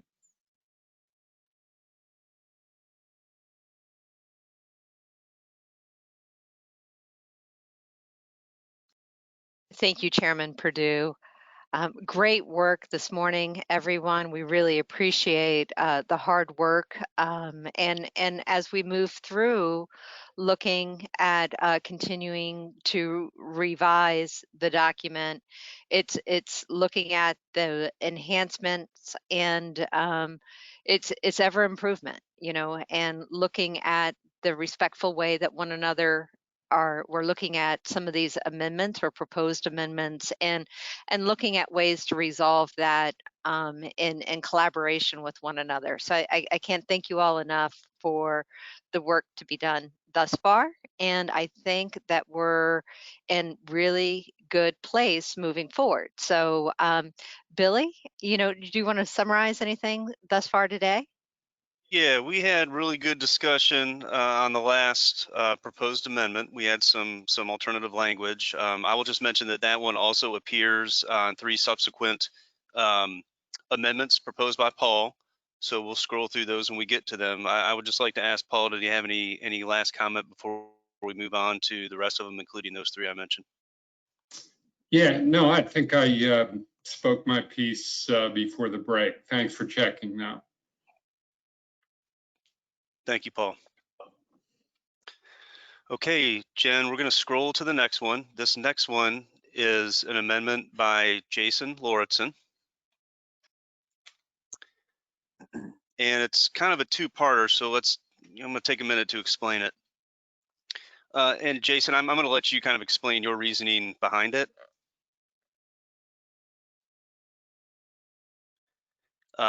So I'm going to walk through it real quick. It's basically to propose a third item under our guiding principles, and that would be to differentiate between transportation facilities and utility corridors. So that would be the kind of that top part of the amendment that you see. And then since we made that change, there is an instruction that we needed to clarify based on the change in the guiding principle. So I am going to let Jason kind of talk through this one, and then we can open it up for discussion.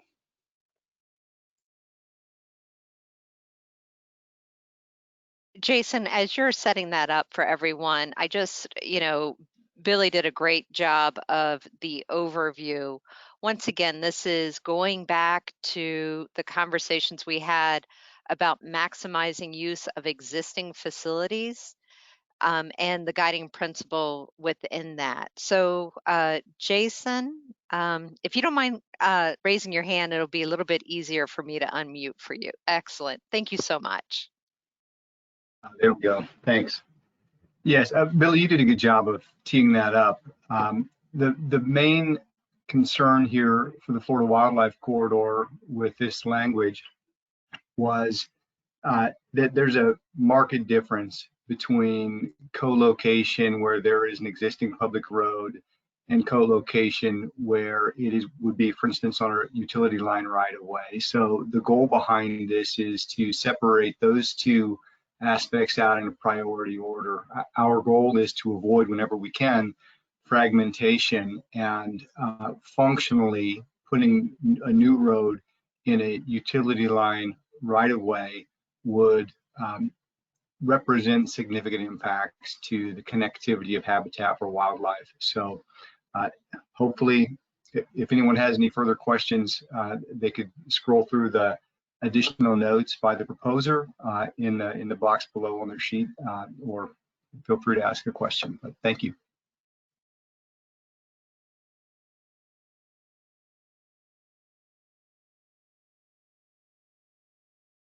Thank you, Jason. Charles, would you like to provide some input on that as well? Well, two things. One, am I recalling correctly that we had essentially the same or a very similar issue in the Suncoast proceedings and perhaps the Southwest, although I didn't listen to all of those, and that it was ultimately resolved in a gray box edit that was provided by staff?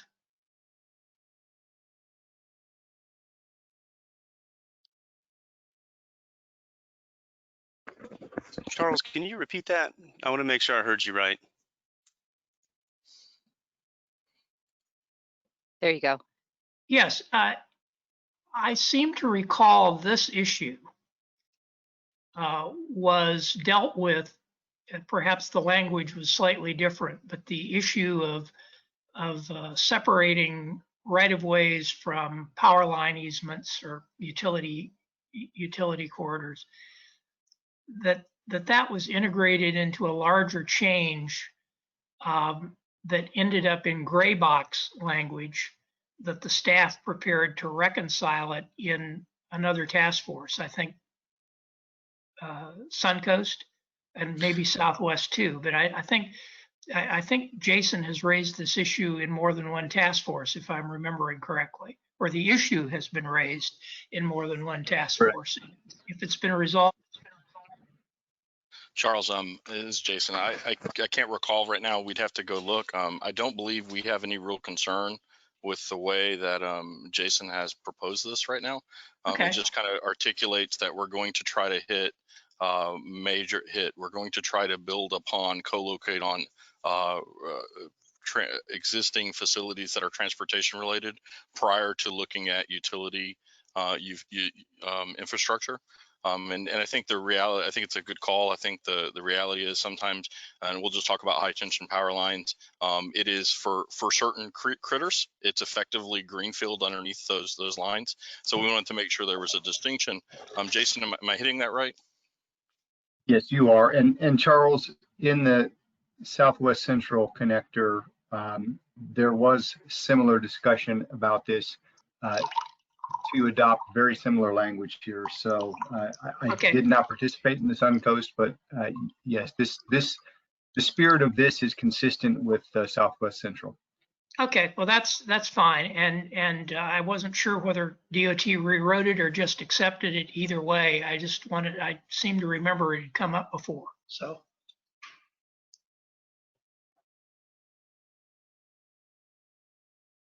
Thank you all. And Jason, thank you for clarifying some of the language for us in the draft report. Do any other task force members have a comment about this amendment? Clearly, I think what you're hearing from DOT is they find that as a friendly amendment and good policy in this situation. Seeing none, I think we're ready to move on. So I think the next one has to do with, oh yes, let's put some notes in there to make sure that we know what. All right, good instructions. All right, so Jen, I'll give you a minute to scroll down. So the next one is on page 21, lines 19 through 20.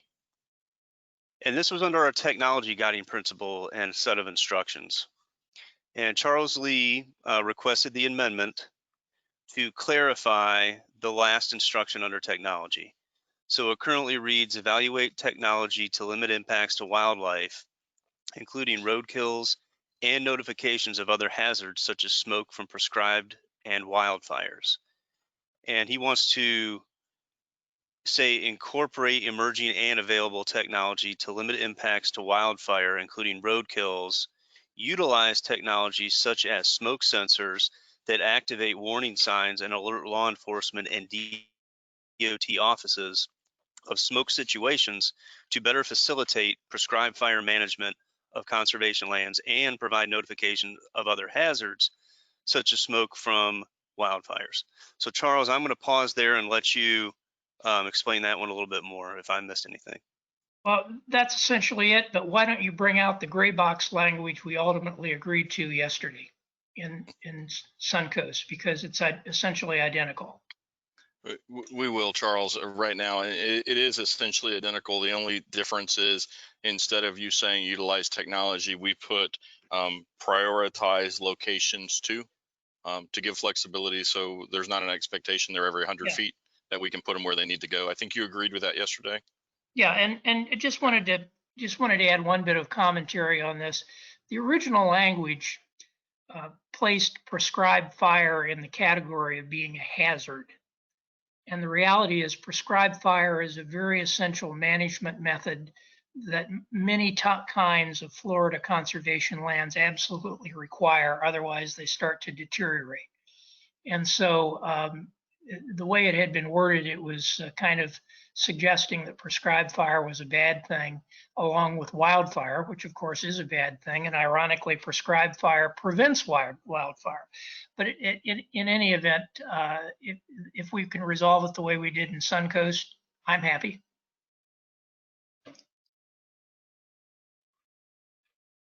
Excellent. Thank you, Charles. And I know that I was looking for Zach Pruzak to raise his hand, and I was going to seek his input out, and then I saw his hand raise. I know you've been very involved in this area of expertise as well. Zach? Yeah, definitely would echo what Charles said about it's not a hazard, but it's actually an essential process. But I'll also add that it's essential for private landowners as well. So not just for the health of public lands and the reduced occurrence of severe wildfires, but for a lot of private landowners who either for agricultural reasons utilize also controlled burns, prescribed fire for their livelihood. So it's been a long and interesting journey with the DOT and smoke signs and hazards, one that the fire community has been working towards for a while. So certainly there is a promise of better reactions and better use of the prediction of superfog events based on weather and smoke. And so there definitely would have to be the best technology we can find. But I definitely want to put that out there, that it's not just public lands, but private landowners depend on it as well. Excellent. Thank you. It's great to have subject matter experts as part of our task force, which is great as well. Chris Wynn, you also raised your hand and wanted to comment on this. Hey, this is Chris. I just wanted to jump in and say we support the amendment. Appreciate Charles's distinction between prescribed fires and wildfires, and definitely support moving forward, as this was already adopted at Suncoast yesterday. Thanks. Excellent. Thank you. So, you know, there's been a lot going on in this room. One thing that has just happened is Billy, my co-pilot in all this, has lost access to his camera, and now he has changed sides of the room, and before you know it, bam, we're done. So Billy, it says Will Watts under your name. Clearly you're not.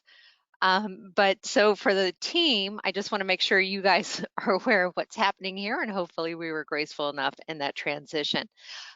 Billy, while you were transitioning along the way, we did hear from Chris Wynn and Zach Prusak in support of this amendment, if I may be so bold.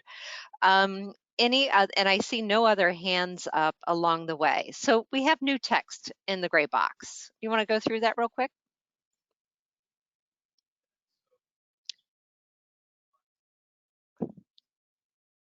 This would be to replace lines 19 and 20 on page 21. So the revised instruction would read, incorporate emerging and available technology to limit impacts to wildlife, including roadkills.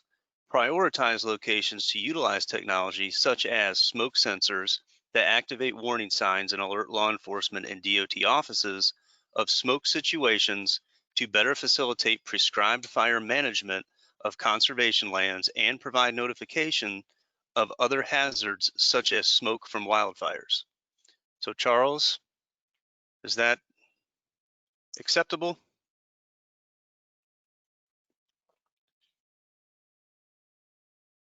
Book it, Dano. That's two. Someone's in jail twice today. All right. Is there any other discussion before we move on to the next one? Also a technology related instruction. I think we're ready, Billy.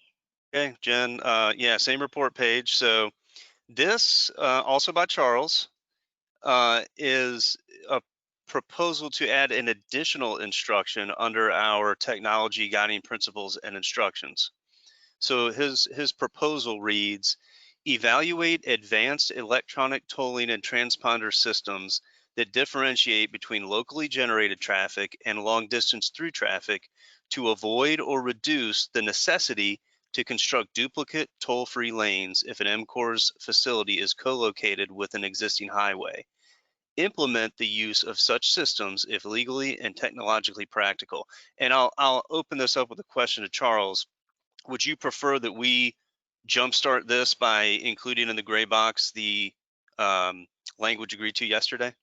Yeah, I think it's fairly self-explanatory, I think. And since we did have a very lengthy discussion leading up to a resolution that I thought was appropriate, why don't we just go to the gray box? Okay, just give us a minute to get it in there.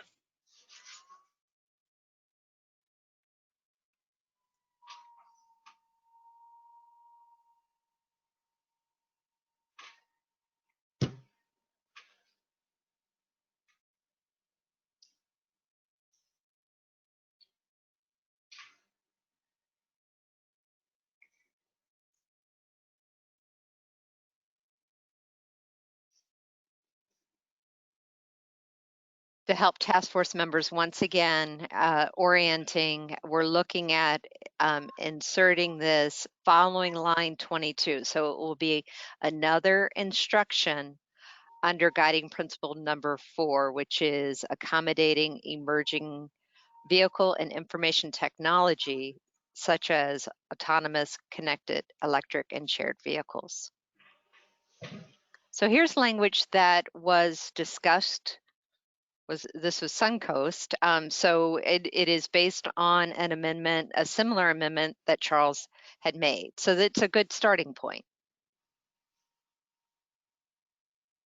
I'll give the task force members a second to read through that.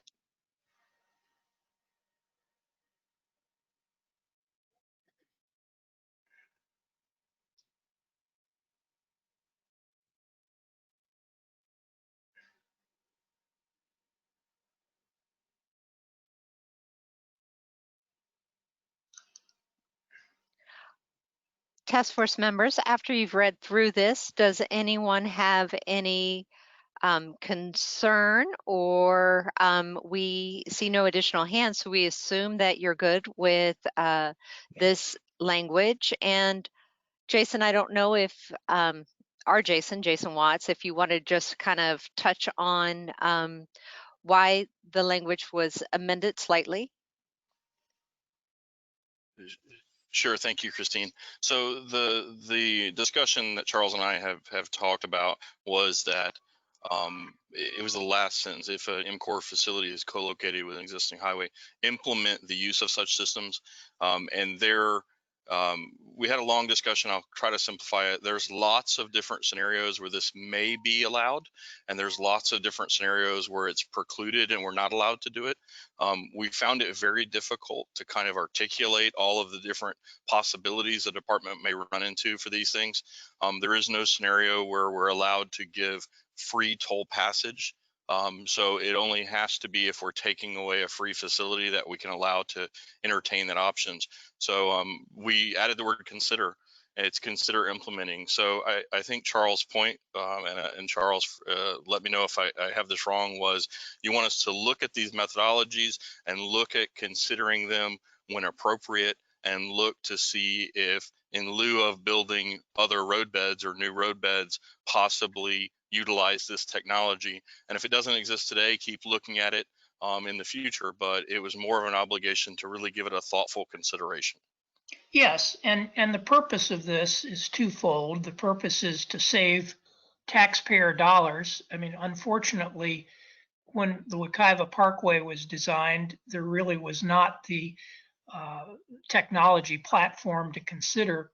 And so as a result, somewhere north of about $600 million was spent to provide some duplicative toll-free lanes. And it was a case where an existing state road that had provided free transportation was essentially being taken over and covered up by a toll road.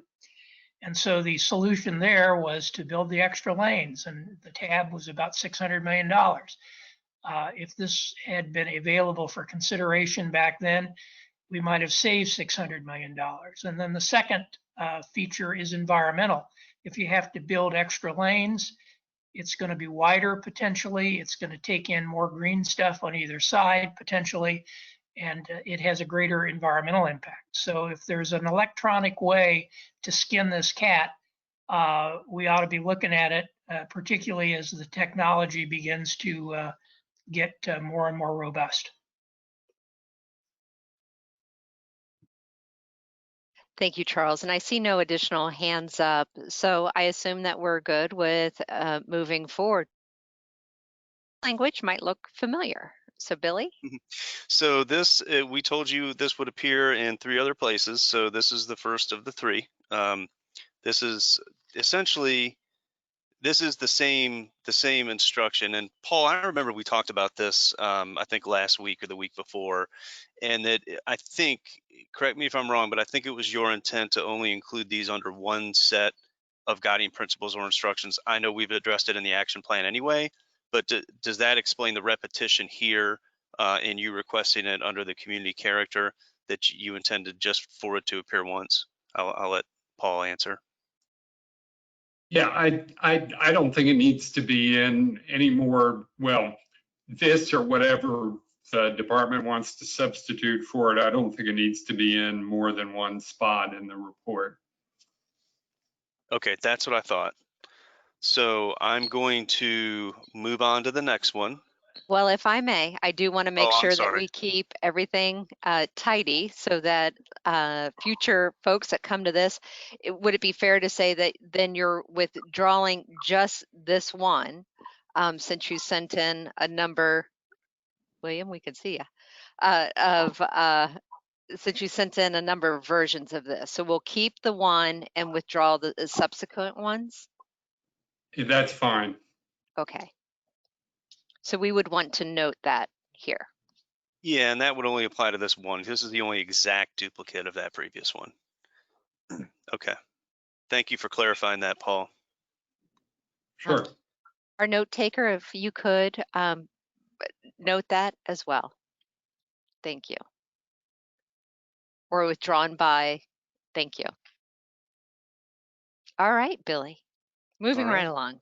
We're going to move on to the next one. Jen, I'll give you a minute to scroll down. This next one appears on page 22, line 3, and it is a request for an additional instruction under our community character guiding principles and instructions.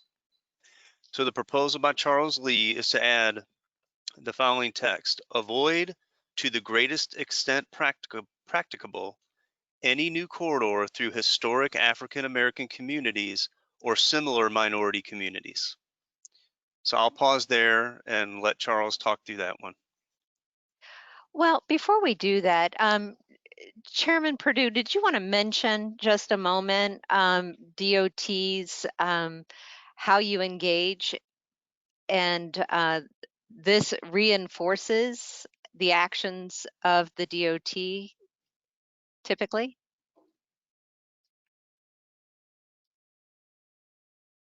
Hey, yeah, thank you, Christine. Yeah, absolutely. This is something that FDOT takes very seriously and that we do as part of our normal process. And so we certainly embrace this language. Thank you. And this does indeed reaffirm. But Charles, thank you so much for bringing this, because I think also in these instructions, we see other actions that DOT takes on a normal basis in their evaluation. And but it's reaffirmed in this document as well. So thank you. Charles, I'll hand it to you. Yeah, we resolved this with slightly different nomenclature in Suncoast just because of the way the guiding principle and its following bullets were worded. In that one, it was just a simple bullet without the first phrase. But here it needs to have that first phrase. But if this is okay with DOT, it's okay with me, and it's obvious why it's being suggested, and I don't think I have to argue it any further. Thank you. Yeah, Charles, no exceptions from DOT. It's a good inclusion into our report, and we appreciate it. Christine, are there any other task force members that want to speak before I move on? I feel like we're moving pretty quick. No, everyone seems to be accepting these minor amendments along the way. So great news. Okay. So, Jen, let's scroll down to the next amendment. And this one is on page 22, line 31. So this would be Paul proposes to add an additional instruction under the economic development set of guiding principles and instructions. And again, this is very similar. It's different in that it's a different mile. The last one that Paul proposed related to interchanges had to do with 10 mile and acquiring conservation land. This one has to do with 5 mile, and it's worded a little bit differently. So I'm gonna read it, and then we'll let Paul speak to it. So protect rural communities' character, agricultural lands, and existing businesses from the negative impacts of new interchanges nearby by barring the construction of any interchanges until all land not currently served by municipal water and sewer or not designated for future development as an industrial job center within a 5-mile radius of the future interchange is protected by a conservation easement, agricultural easement, purchase of development rights, or other similar instrument. So again, I think this is very similar to the other one that we talked about and agreed to put language into the action plan. Paul, is there anything else you would like to say about this one? Thanks, Billy. It may be similar in its approach or its mechanism, but its purpose is a little different. The purpose is tied to the statutory obligation in the MCOR's law to revitalize rural communities. This is intended to allow for targeting economic development around interchanges where it's been planned according to local comprehensive plans, areas served by water and sewer, or areas designated at an industrial job center. But at the same time, it's intended to prevent an interchange from draining vitality away from Main Street businesses and small communities, leading to the loss of working farms and having an irreversible impact on rural character.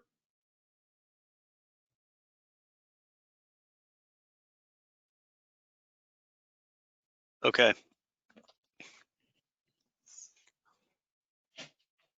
Thank you, Paul. We see a couple hands go up. First, Bradley Arnold with Sumter County, then Hugh Harling from the East Central Florida Regional Planning Council to provide some input. Bradley? Hi. Yeah, and again, I do appreciate Paul's amendments. And again, this one I do take issue with again, because again, I think it's we need to stick to the home rule provisions. This is something that, again, the 5-mile radius, not sure where that comes from. You know, our comprehensive plans and coordination with FDOT related to any corridor, if it ultimately is determined as a need and actually starts moving forward, you know, we'll work on this particular process. And Sumter County is one of those counties that will be impacted by the corridor, including even utilizing the existing corridor, State Route 44. And so we're, you know, very aware of how to move forward in looking at how new roads may have an impact and trying to be able to mitigate any of those type of growth-related issues. So this is something that really is not DOT's responsibility. This is something that's the local government's responsibility. So I don't believe that this amendment should be added. Thank you, Bradley. Hugh, let me, there you go. Hugh Harling from East Central Florida Regional Planning Council. Yeah, I'm probably one of the few people that was raised in this area. And when I was 13 years old, I used to work in the watermelon fields at the beginning of the summer. And we would take watermelons out of the field, take them to trucks and to trains, and pack them in trucks and trains. And they would then be going to points north for the marketing in those areas. We have done a lot of verbiage in here about supporting agriculture, and one of the things that I would hate to see happen is something that restricts their ability to harvest, to transport, and to get their goods and services to their ending vendors. And then by the same token, a lot of times they're trying to bring back another load of a different type of activity so they can travel with a full load going both ways. So that's something that I think the trucking industry should have some say so about, and that I'm just not sure that this restricting the road access is a good thing. Thank you, Hugh. I see, Charles, your hand is up as well. Yeah, the first thing I'd like to do is ask, didn't we have similar language discussed in at least the Suncoast Task Force, and didn't we reach a gray box solution to it? And but with was that the case? Yes, sir, that's the case. And what you see in the bottom, and it's for all of the, which is what we discussed earlier today. It's for all of the interchange discussions, all of the amendments that address the interchanges. This is how the department suggested to resolve it. And we understand, to Paul's point, we understand that they're actually different things. You know, one's wildlife conservation, one's conservation of land, one is character of the communities. They're different things, but they're all addressed by where we place interchanges and how we go through that process with the local governments.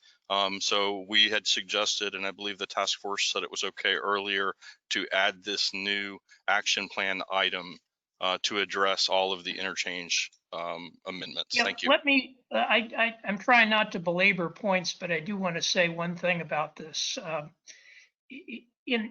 And Bradley, this goes a little bit, and Scott and others to the home rule things. I just want to put something in perspective, and that is that in the Wekiva Parkway Task Force and Coordinating Committee, and ultimately the legislation that was passed that incorporated those documents, we were looking at things at a much finer level of detail, almost the PD&E stage. And literally the task force recommendations prescribed the locations of the two interchanges that would be allowed between 441 and State Road 46. And there really was only going to be one interchange in that stretch. And that was essentially the rural tracks in Seminole County.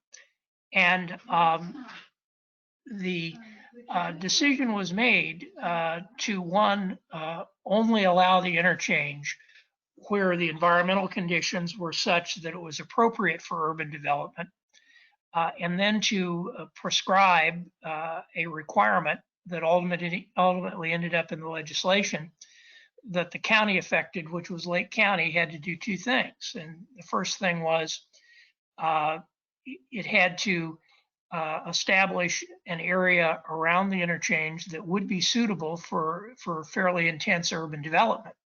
But then outside of a very well-defined perimeter, the county had to amend its land use plan to essentially enforce a very low density rural type condition.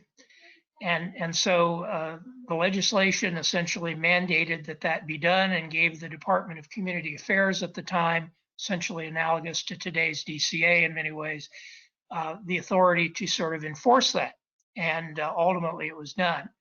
So when we had a lot finer detail to work with, where we were actually able to stick a pin on a map and say, this is the location for the interchange as a task force, we were able to do that.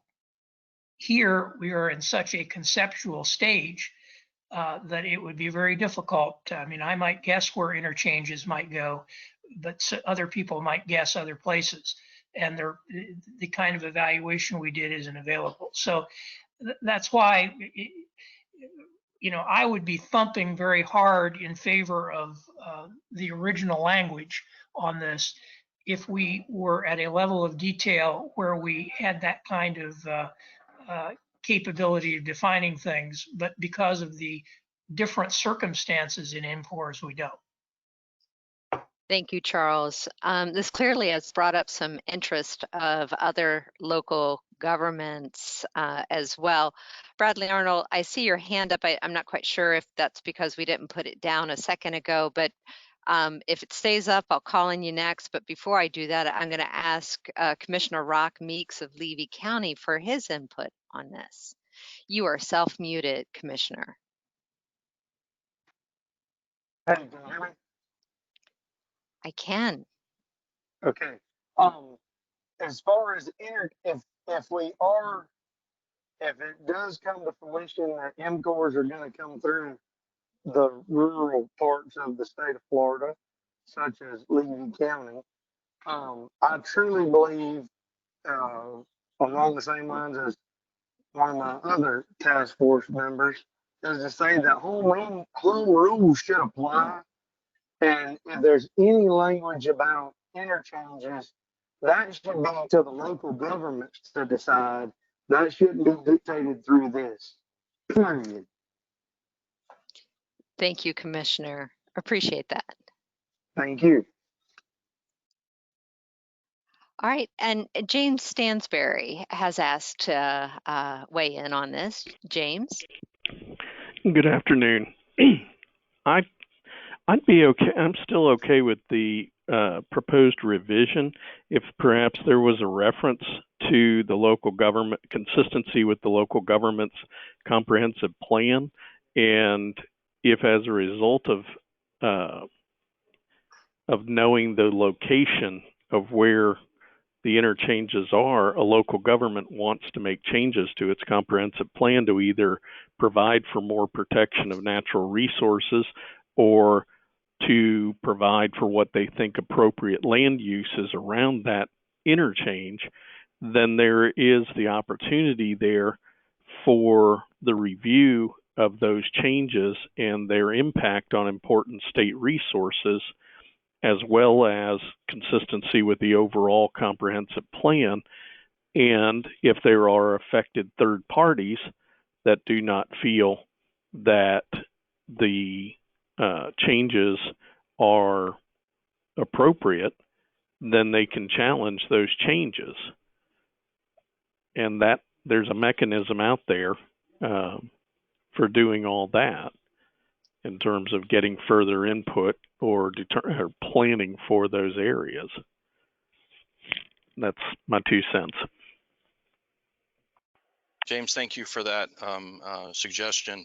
From the department's perspective, and I believe we've had a couple of task force members talk about making sure that the ability to influence interchanges are withheld or maintained by the locals, and where we put them and how they're maintained. The language that you see in the gray box as it pertains to all intersections is really where the department thinks is the right way to go. It makes us develop plans. It makes us support the locals. It makes the locals give consideration to the environmental impacts. And environment, I say it a lot. It's not just birds and bunnies and trees and water and air. It's also communities. I mean, when we say environment, we mean all of it, not just natural environment, but both natural and social environments. So all of those things will be considered in the interchange access plans, or the interchange management plans. So we would like to suggest that the task force accepts the gray box as the solution to the interchange amendments. I think we talked about it earlier, but I just wanted to throw that out there for discussion. Thank you.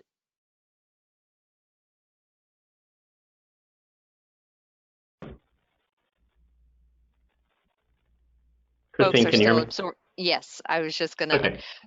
let me So hand it off two to you, things. Bradley. One, I forgot to make the statement, and of course, appreciate Jason reminding me. Yes, I do support FDOT's proposed language, so that's important. The other part is Charles. I agree with Charles' statement that this is a bit premature in regard to what the proposed revision was. I think DOT's language is very acceptable.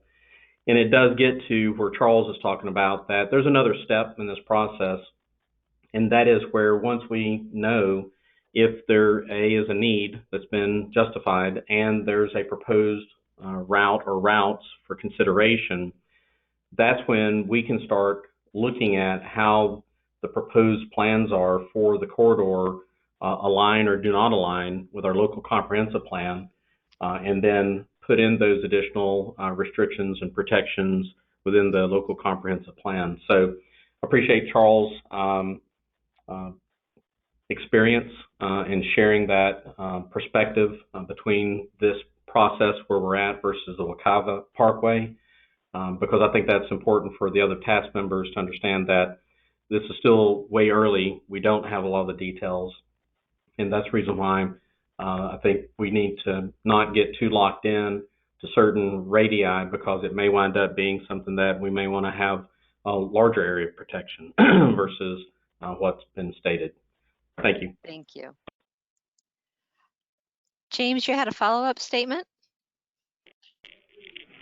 Yes. If what do you think of at the very end in the gray box after resource protection? Can we add some reference that says including consistency with the local government's comprehensive plan?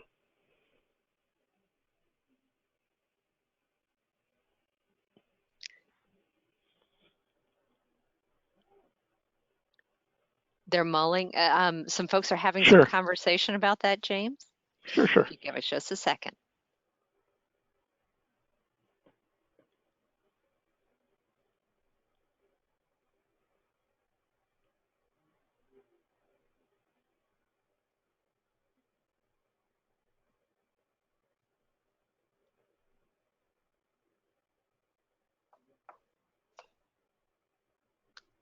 Sorry, it took me a minute to get back on. So here's our discussion with that.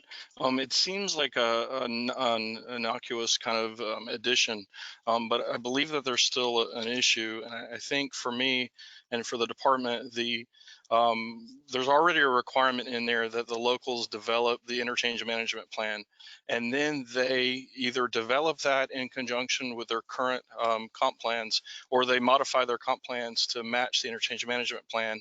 I wouldn't want to dictate to a local what order they have to do that in. And I think that we have captured the idea that the locals get to write their interchange management plan and manage the area that surrounds the interchanges effectively. I wouldn't want to, as a department, I wouldn't want to be in the position to tell them what order to do that. But I'll let the task force speak to it. Just those are a couple thoughts from us.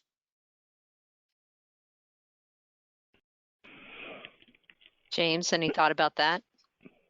I'm consulting with the staff in my head. Oh.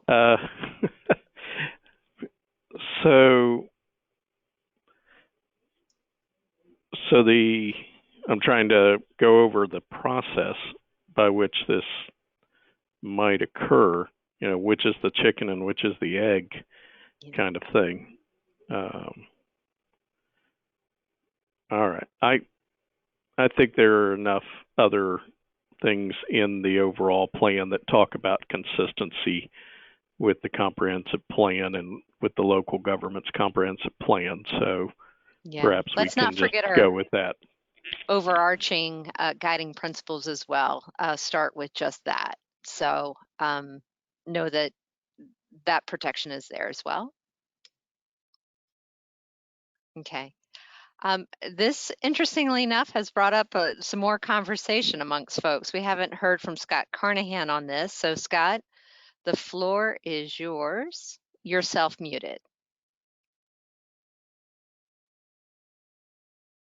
I want to say I agree 100% that they should be left to the locals and their land map uses around the interchanges. DOT definitely works well with the locals. We are dealing with it now. They have worked with us tremendously. So I agree with you guys 100%. I don't think anything else needs to be added to this. Thank you. Thank you, sir. And then two last comments, and then I think we'll see if we've discussed this. So Hugh, you had another comment? Hugh Harling. No, I agree with the way that you've ended up with it. I think it needs to be controlled by local people and the decisions that they make. Excellent. Thank you for your input. And Charles, you're the last one with your hand up on this. Yeah, now there is a part of Senate Bill 7068 that does require action by local governments at interchange locations, and it sets in place a date which indicates that DOT will notify the local government of proposed interchange location, and then articulates what I would call a a fairly open process by which the local governments are instructed to take a look at their land use in the vicinity of the interchange and to consider any amendments to their comprehensive plans. I don't have the language in front of me, but the intent was twofold. I mean, this is what I call. I mean, when we were trying to amend this bill, we tried to get language that was nearly identical to the Wekiva language in it, and we didn't get that. But as a consolation prize, we got what's in there now. And the consolation prize is a requirement that there be a look at the land use taken by the local government, and that within a time frame changes be considered. And I think there's some language in there about consistency with staff task force recommendations, I forget. But there is a what I would call a light hand applied to require the local governments to at least look at and address the land use issues surrounding interchanges. And that could lead to changes in plans in either direction, either saying tighten up, no density here, if that's where the local government went, and if that's what the Department of Economic Opportunity approved in the way of a plan amendment, or likewise, it might be this is a good place to have density. My hope, my aspirational hope with regard to interchanges would be that they would be located where it made sense from an environmental standpoint and a land use standpoint to have density. Rather than fight that beast, it would be better to put that beast in the right corral. And you may want to look at the language that's in 7068. I'm sorry, I keep forgetting the Florida statute number, but there is a particular paragraph in there that deals with this and tees up a requirement for a local land use review. Thank you very much for that, Charles. We actually have the language here. That's part of where we got the end of our gray box language that says include consideration of appropriate land uses and natural resource protection. We understand that's going to happen. I'd just like to make one more comment, and then I think Christine and Billy, we can move on. But the department goes through a really thoughtful approach of where we put interchanges and interchanges. We just don't build them and hope people use them. As they develop the process, we work with the locals to determine their future use and who's going to be using them. I don't think we just I know we don't just throw them up everywhere. There's a really strict requirement of how we go about deciding where they need to go. Understand that all the language we've put in here is on top of the normal process to determine where interchanges go. It's the extra, it's the icing on the cake. We already do a really robust outreach to determine where they go, and now we have a few more steps to do. So I just wanted to offer that up, and I think we can shift to the next one. Thank you. All right, Billy, I'm going to hand it off to you. All right, sounds good. So this next one is very similar. This next one is another one from Paul Owens, and it's proposed to be included on page 23, lines 19 to 20. Okay, just finding our spot here. So it's the intro to conservation lands. And he's proposing to add in after construction and before the word the task force instructed DOT to acquire conservation easements prior to interchange construction. And I will just say that there's another one that's very similar to this. On our sheet, it's number 22, as proposed by Charles Lee. And they did a very similar one yesterday as part of Suncoast. So I don't know that, I think if we solve it with one, we solve it with both. So let me give Paul a chance to explain this one, and we can kind of look at that behind the scenes and see what we think about those two.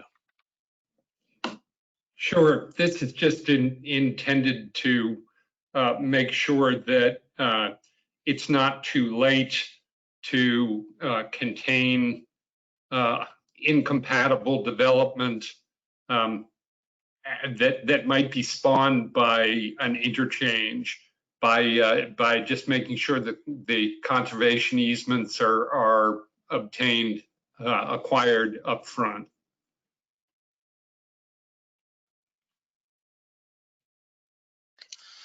So Paul, if I could, I don't disagree with you at all. I think there's a lot of work that could be done with this. I'd like to offer a suggestion, and it goes to you, and I think Charles has a couple in just a minute, because they all deal with when the department acquires conservation land. And whether it's a conservation easement, whether it's a full purchase, whether it's contributing to a partner to help purchase, whatever that is, we've listened to both the public and the task force up to this point that they wanted to see how we're going to do that. They wanted to see how we're going to fund it. They wanted to see what we were going to do for that. So what I'd like to do is I'd like to offer a suggestion to put in the action plan that I believe covers your thoughts here and Charles' thoughts later. And we're going to get that up on the screen in just a second, and I will talk through it. Yeah, they're going to put it on right now. So give us 1 second.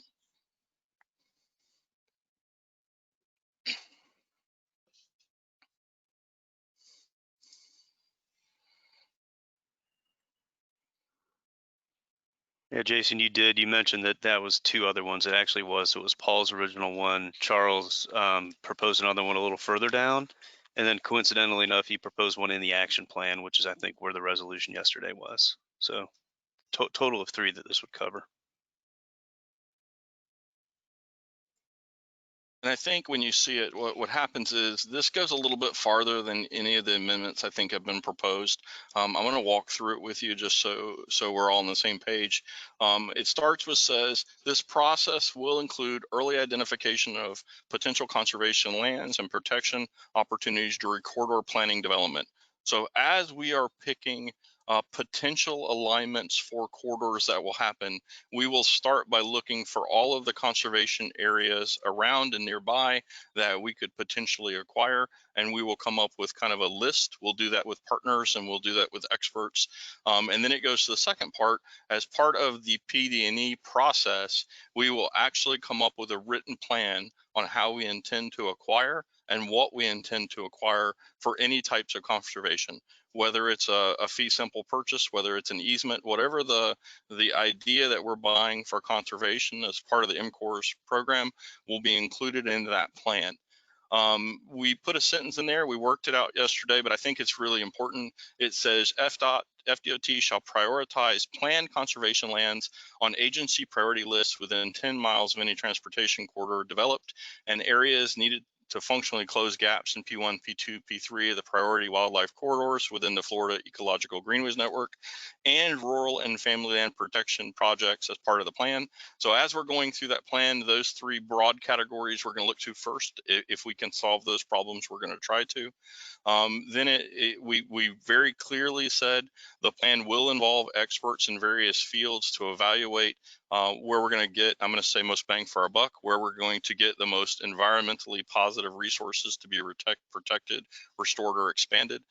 So we're going to look to others. We're going to look to some of the experts in the field on where these conservation lands, where that money could be best spent. At the end, we say very clearly and very to point, FDOT will determine how to provide funding either in whole or in part for these lands acquisition. We will work with partners, both state, federal, local, private, nonprofit sources to combine land. What we found is if we only can buy a portion of a property, but someone wants to chip in and buy more than that, we didn't want to preclude it. You know, clearly we'll take on a lion's share through the development and the conservation that's required by MCORS, but we didn't want to preclude, you know, pulling in partners and making sure everybody can get involved. And then the last one I think is very important. The land acquisition and easement plan will include indicators for tracking progress on plan implementation. So we want a scorecard that we can look at and say, did we do what we said we were going to do? So we're going to figure out what we're going to say we're going to do. We're going to write it down. We're going to tell the world this is what we plan to do. And then we're going to measure ourselves at the end and see if we followed through. We feel like as a department that this is a really concrete measurable idea of things that we can do in both the planning and PD&E process. And we believe, as Billy says, it addresses 3 of the amendments. So I think, we're going to hand it back to Billy and Christine to take comments on it. And then we would like to suggest that the task force accept this in lieu of the 3 amendments that Billy addressed. So thank you. And thank you, Jason, and reinforcing to the team that you're recommending that this be in the action plan as DOT's commitment. I just wanted to make sure that it's kind of responding to some interest that we've had from a variety of task force members. So Bradley Arnold, I see your hands up again to talk through this. Yeah, so I support the DOT's proposed change. However, I do not support the section within 10 miles of any transportation corridor. Again, there's no basis for putting that type of, I'll call it restriction or expansion language in regard to 10 miles from any transportation corridor. That signals very negative for landowners that are in this area and even beyond the area, that DOT is now going to be an arm to use its powers of eminent domain to go and take people's lands that has nothing to do specifically with the transportation corridor itself. I understand the benefit component, that if you're in a corridor review, you're looking at other things to be able to enhance the environment. Get it, understand.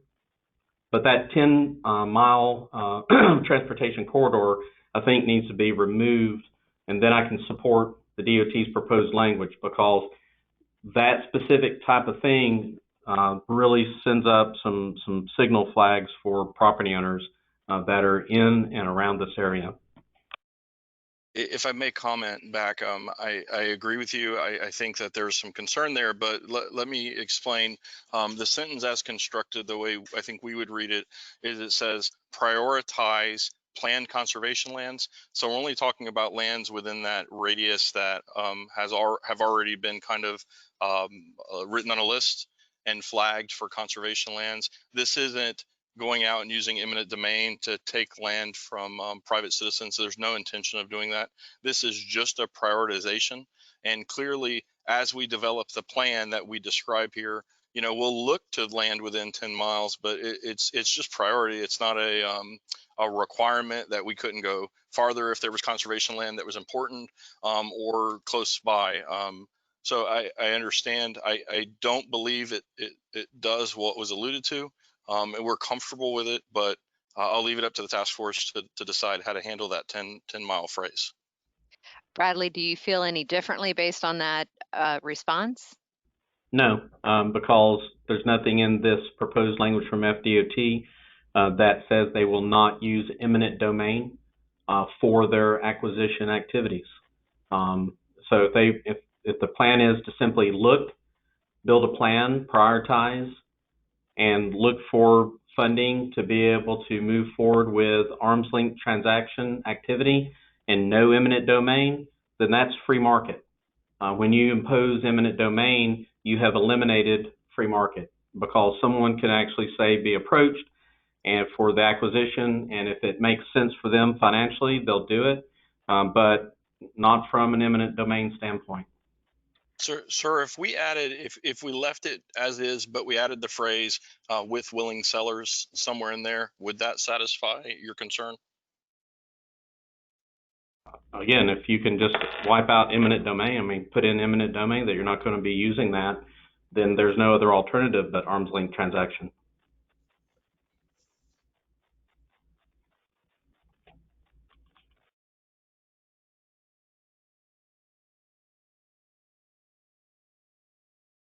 Just a moment, Bradley. We appreciate you drilling down on this.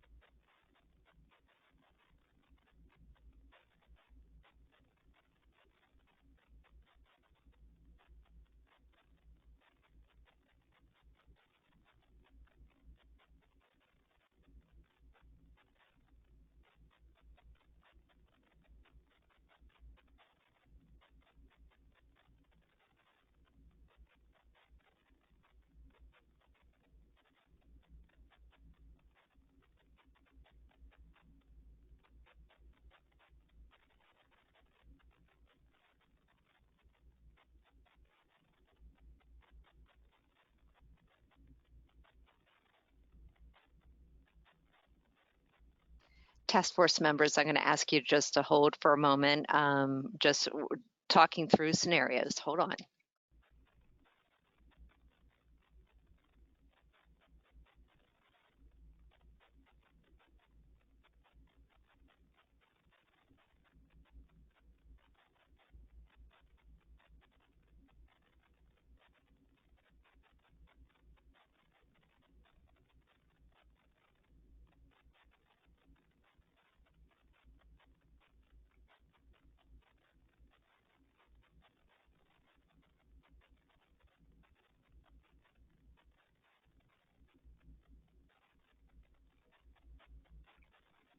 While we're deliberating some of those scenarios, Charles Lee, I noticed your hand. Bradley, we're not leaving this. We'll come back. If you allow us just to pause that element of the conversation, we're talking through that.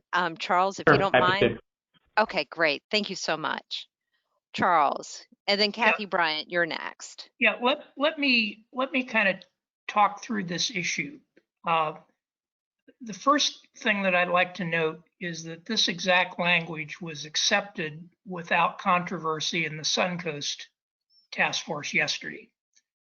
And the issue of a fear of eminent domain, there were a lot of people, a lot of landowners, a lot of local officials on that, and the issue did not get raised. And so the language is essentially a lift out of Suncoast.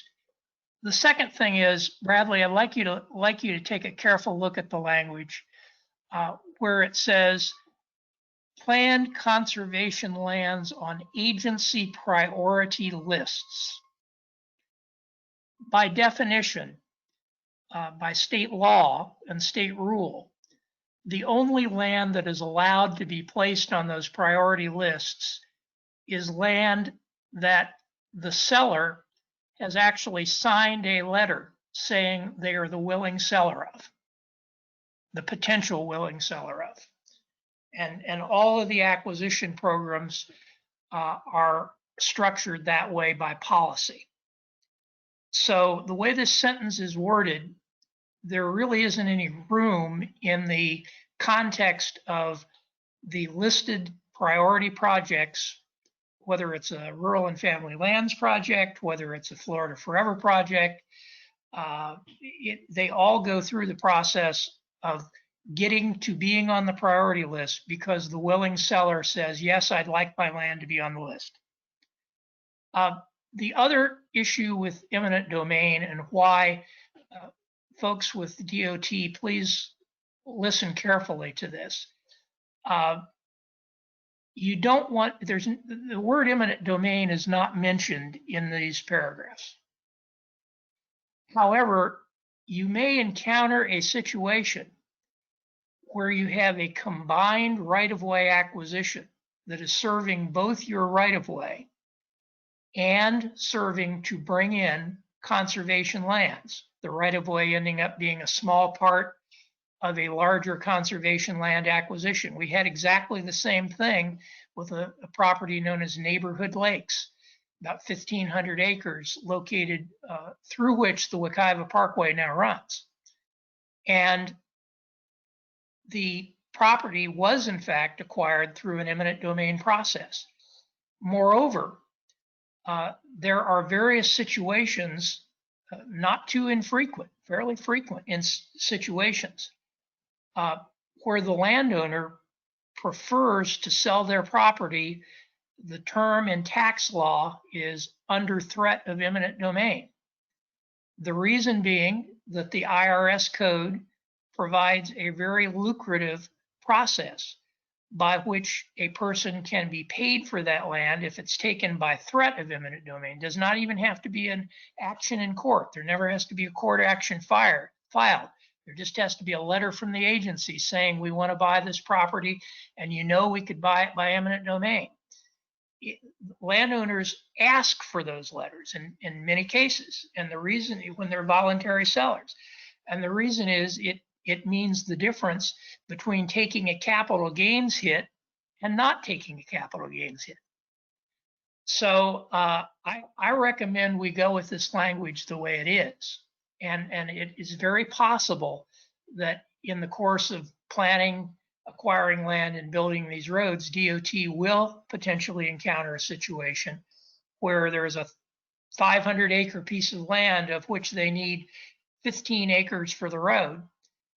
But you can have, and it's a really important conservation tract, and the trade-off of putting the road through the edge of that tract and buying the rest for conservation is a good trade-off, and the landowner may want to go along with it. So don't hamstring yourselves by striking out eminent domain when it's not even worded in this paragraph. And the second thing is this paragraph, by definition, because it refers only to the lands on the acquisition lists, is excluding the concept of eminent domain because there are willing sellers in order to get on those lists. I've got two points, Charles. Yes, I'm familiar with the eminent domain process and the benefits for property owners to work an arm's length transaction under the threat of eminent domain. So I do concur with your thoughts on that. It is that last part that is of concern. Is you're acquiring the right of way through eminent domain for the corridor, and oh, by the way, while we're here, let's go ahead and gobble up the rest of your property. I understand what you're talking about on the lists. I get it. But we also know that property owners sell to other property owners, and we also know, because I've seen these lists in the past, I don't know how frequently they're updated and staying current. So although you may have a willing property owner at the time the list was generated, the new property owner may not share that same activity and desire, and therefore now it's in this particular process, and now eminent domain is going to be used, and so that's really not a willing seller. Those are the concerns I've got. Those are the concerns that the landowners that I've talked to along State Route 44 west of I-75, that is one of their biggest concerns, is that DOT not only would consider State Route 44 as a co-location for this Turnpike extension, but also because 44 does split and there are gaps between the conservation lands, that this would be an excuse to use the power of eminent domain to acquire beyond what the corridor requires to be able to make those connections. And that is the concern, Charles, and it's a legitimate concern that they've raised. And pointing to a list of willing sellers, again, I don't know how frequently that list is updated. The list that I have seen related to, and even on the GIS that MCOR's put together, there were things that were shown that the lands had already changed ownership, and there was no interest in any future acquisition for conservation purposes.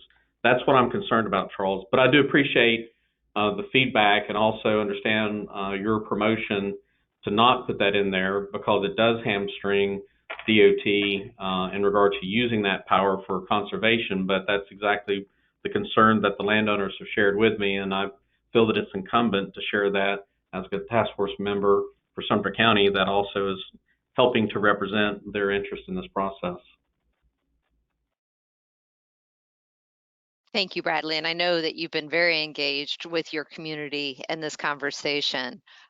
This is, well, I was going to call on Kathy Bryant. Your hand was up, and it had been up for a while, and I do apologize.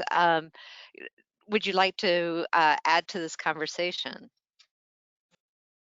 Yeah, I mean, I think Mr. Arnold brings up a very valid point, but I actually, once we get done with this issue, I want to talk about the Greenway. So I'll hold my comments. All right. Well, I know your hand's up for that, and we'll continue this thread of conversation. I'll get back with you before we close this one up. Thank you. Mm-hmm.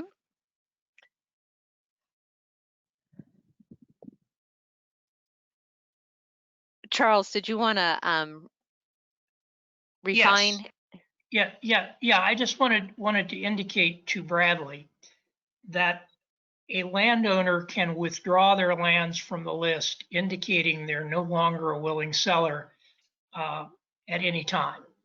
And furthermore, it is generally the practice of the agent. These lists have to be re-upped. And if it's a Florida Forever list, for example, it has to go back through the Acquisition and Restoration Council on an annual basis. They don't, they're annual plans, if you will.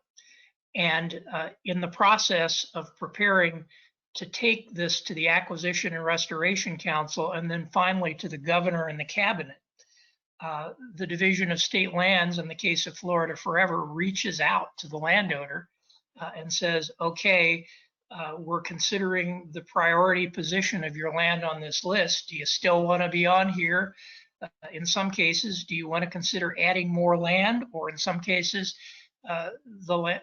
saying if you want to truncate the area and perhaps take some land out of what you're proposing, they can do that too. And so this is an ongoing fluid process that does not remain static. And again, I think you have to apply some real world logic to this, and that is, I understand your concern, or I understand the concern of some people who may be unwilling sellers along the edge of State Road 44. You know, having worked in this business for some time and having been a perennial advocate of projects where DOT considers acquiring conservation lands as part of its processes when that's appropriate, and it's usually for mitigation. I know from experience that the Department of Transportation does not throw the power of eminent domain around lightly with regard to things that are not immediately under the right of way. It is a grinding, tough decision for DOT to step outside of the right of way envelope and say that they are going to acquire additional lands for by eminent domain.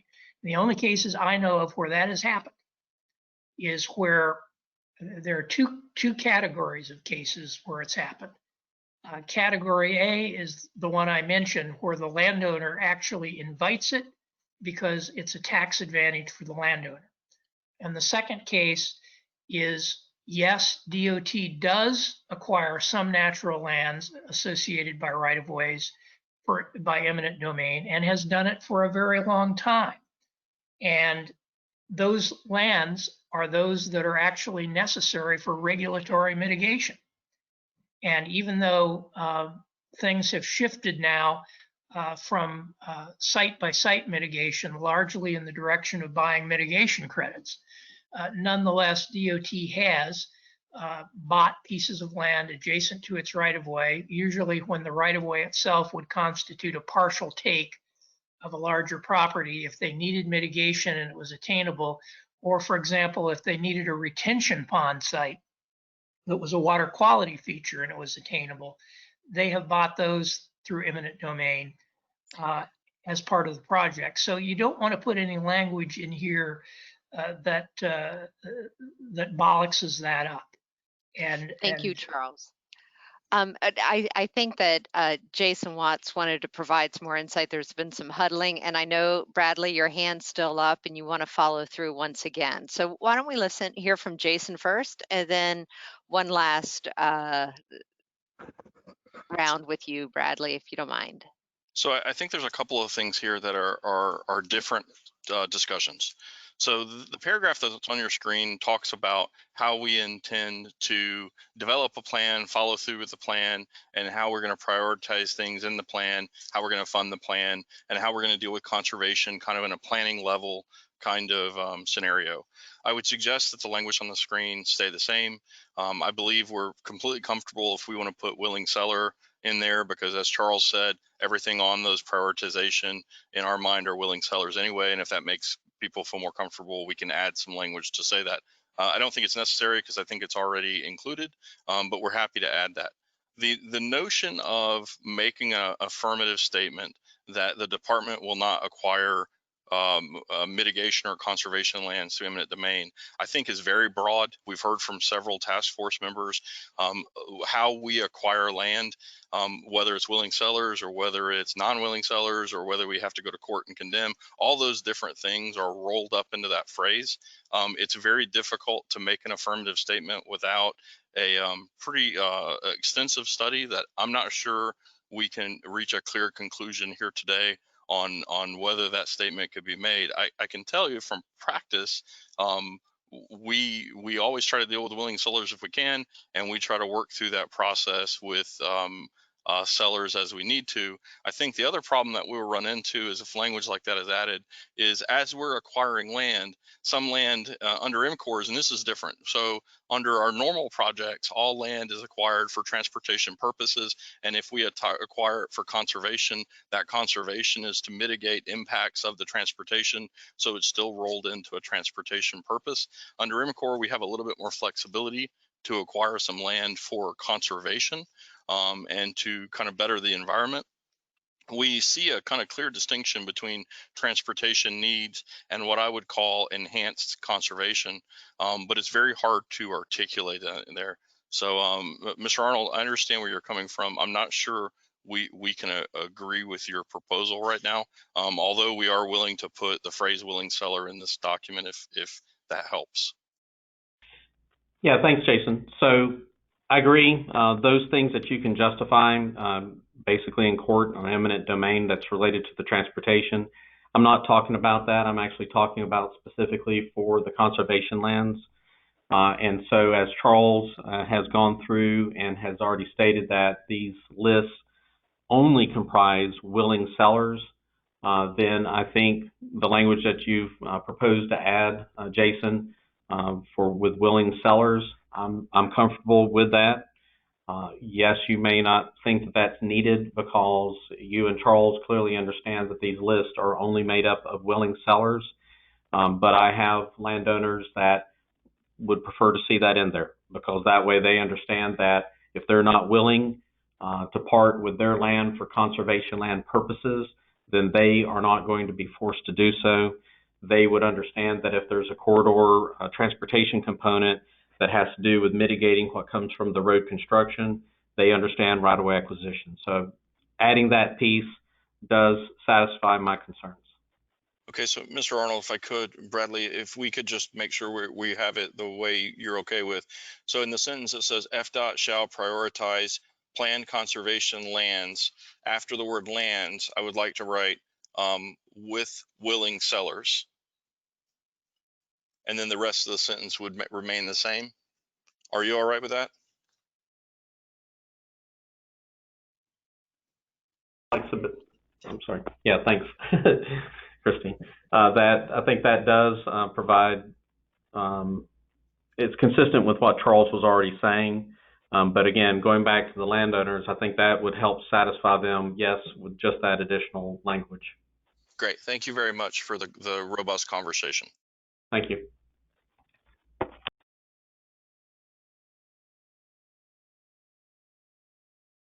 Hugh, Harling, I see your hand is up.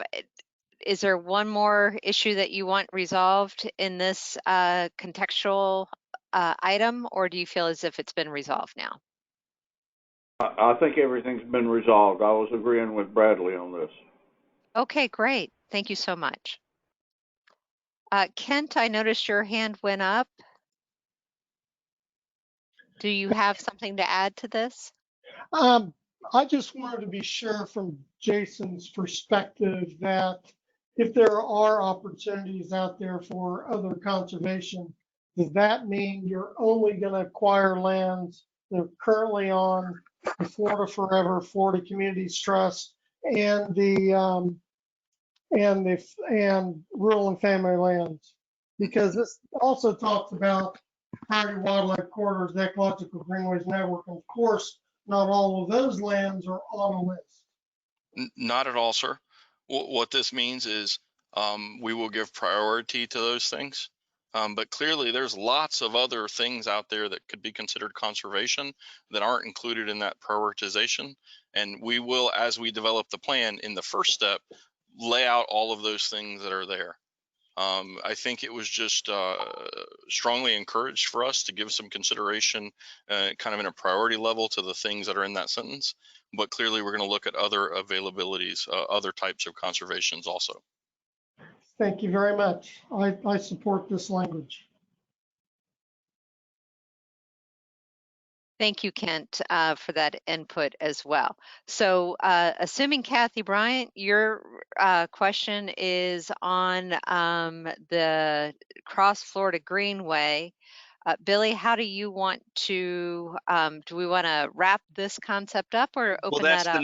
That's the next one. The next one we're going to talk about is a Cross Florida Greenway. So Commissioner, I don't want to put words in your mouth, but I was assuming you were talking about when we move on to the next one. Is that a correct assumption?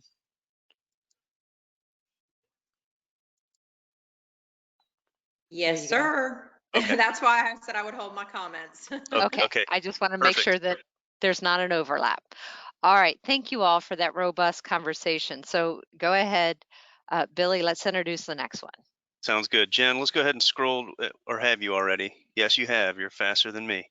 So this one is under our Conservation Lands Guiding Principle and Set of Instructions. It's going to be found on page 23, line 39 of the report. And Charles is proposing to amend the instruction that discusses the traversing or potential traversing of the Cross Florida Greenway. And for those that may not remember from our outreach the last couple of weeks, we added this one in as a result of a couple comments we got at Task Force Meeting 8. So essentially this one is prioritizing alternatives that do not cross the Cross Florida Greenway.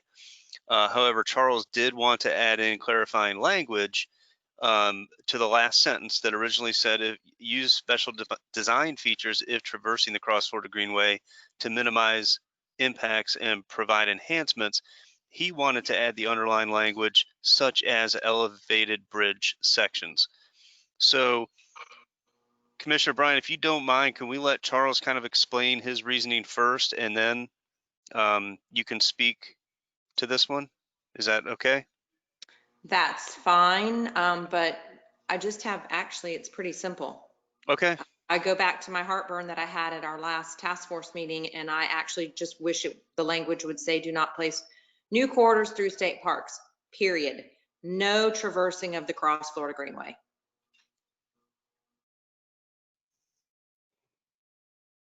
Okay.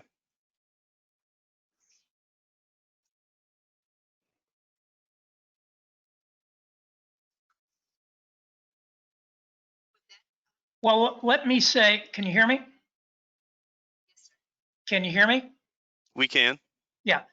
Let me say that I agree with Commissioner Bryant. I think that where we are in this report places the unique language focused on the Cross Florida Greenway, saying that an opportunity to cross it was preserved, stands out as an anomaly in our report. And I think that there are ample opportunities for multiple routes to be considered south of the Cross Florida Greenway.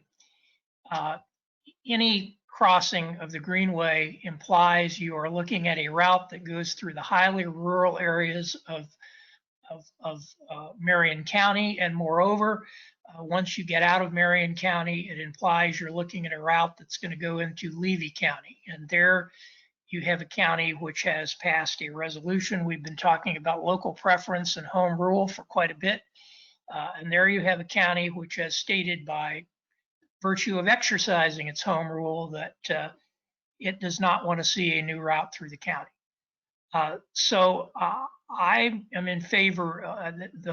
What we're tinkering with here in the language of my original offer and then the gray box response to my language is, in my opinion, a poor second choice to what we ought to be doing. What we ought to be doing is simply removing the language that says the departments preserve the opportunity to cross the Greenway.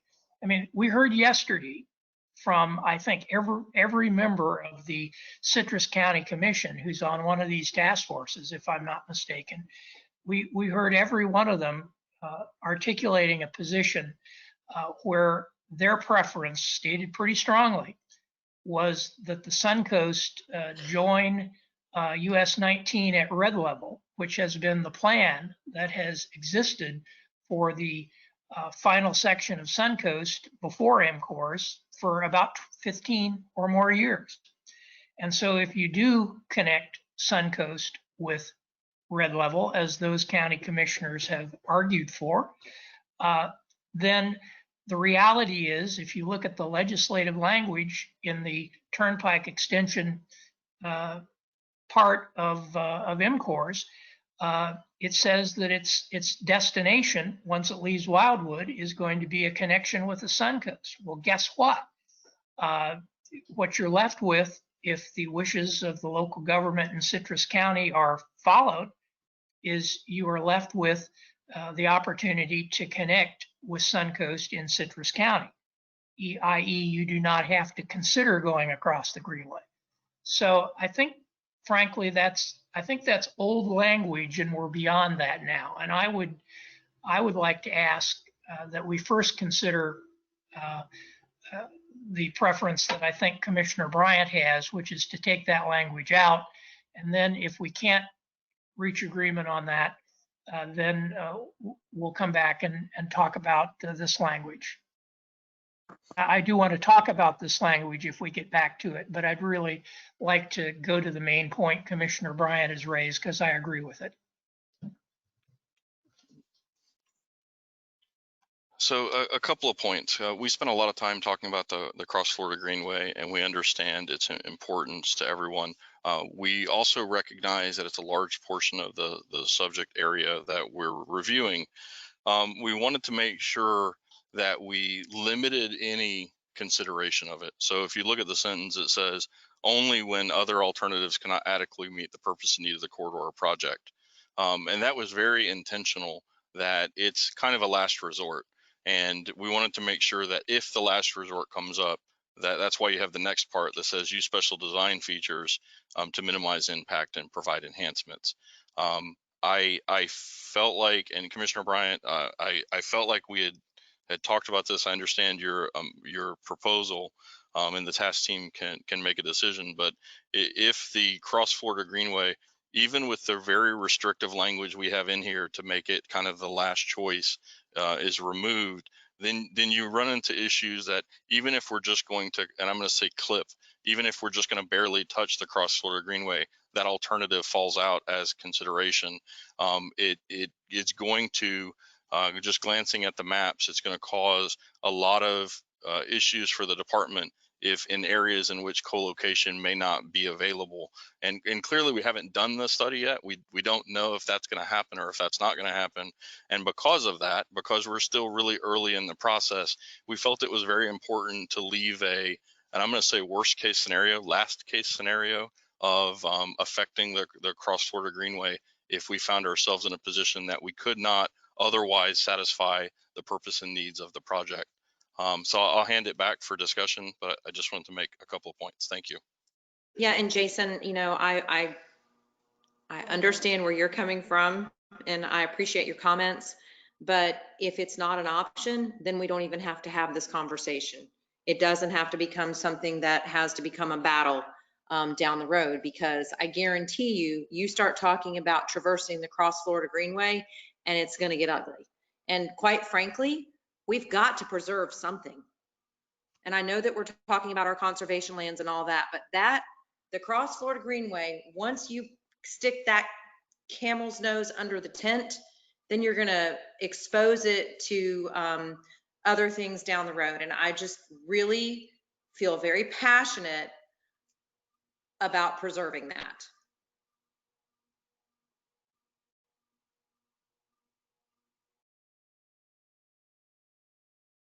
Thank you, Commissioner. I notice that we also have Commissioner Carnahan from Levy County has raised his hand to add to this conversation. Appreciate the comments by Commissioner Bryant and Charles. In Citrus County, where the Greenway, Highway 19 crosses the Greenway, we're fixing to put in a 10 boat ramp that we've worked extremely well with the of Florida that commingles with the highway. You know, there's different road segments that cross the greenway, don't really affect it, you know, because they're built high enough where you use the greenway. But so I don't think that language needs to be taken out. I agree 100% on that. Thank you, Commissioner. We've also have Valerie Hancher, who would also like to address this. Hi, yes. You know, the greenway is all around the Donella and Marion Levy, Citrus County area. And absolutely, it does need to be taken off the table. Just like Commissioner Bryant says, you don't want to open up Pandora's box if it doesn't have to be. So those are my comments. Thank you. Thank you.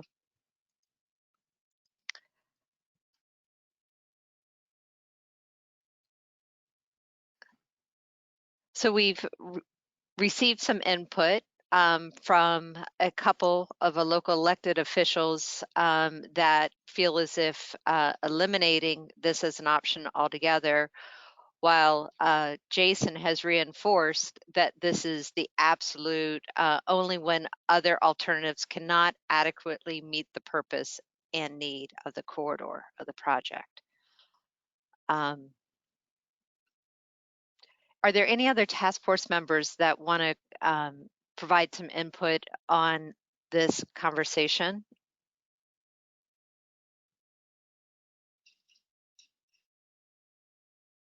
All right. If you all can hold for just a second.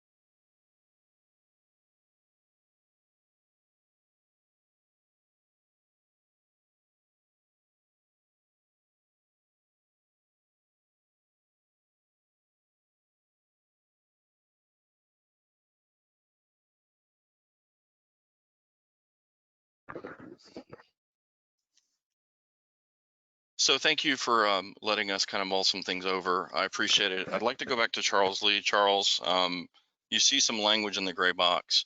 At this time, the department feels fairly strong about leaving the existing language in, but the language in the gray box. Mr. Liker is really. I'm sorry. I had unmuted him so that he could engage, and I don't know if we quite have his attention at this moment. So let's let me try. Okay. Yes, ma'am. Oh, I got it. Hold on, hold Charles. on, hold on 1 second. Okay. Hi, Charles, are you there? I think he might be in the middle of deliberating as well. So Okay. if we can just hold for a second.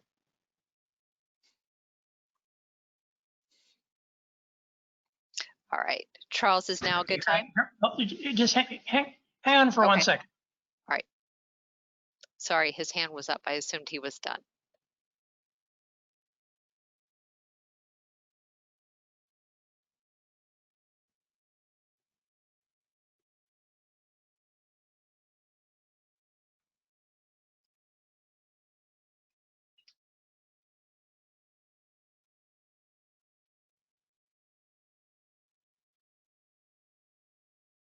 All right, his hand is up now.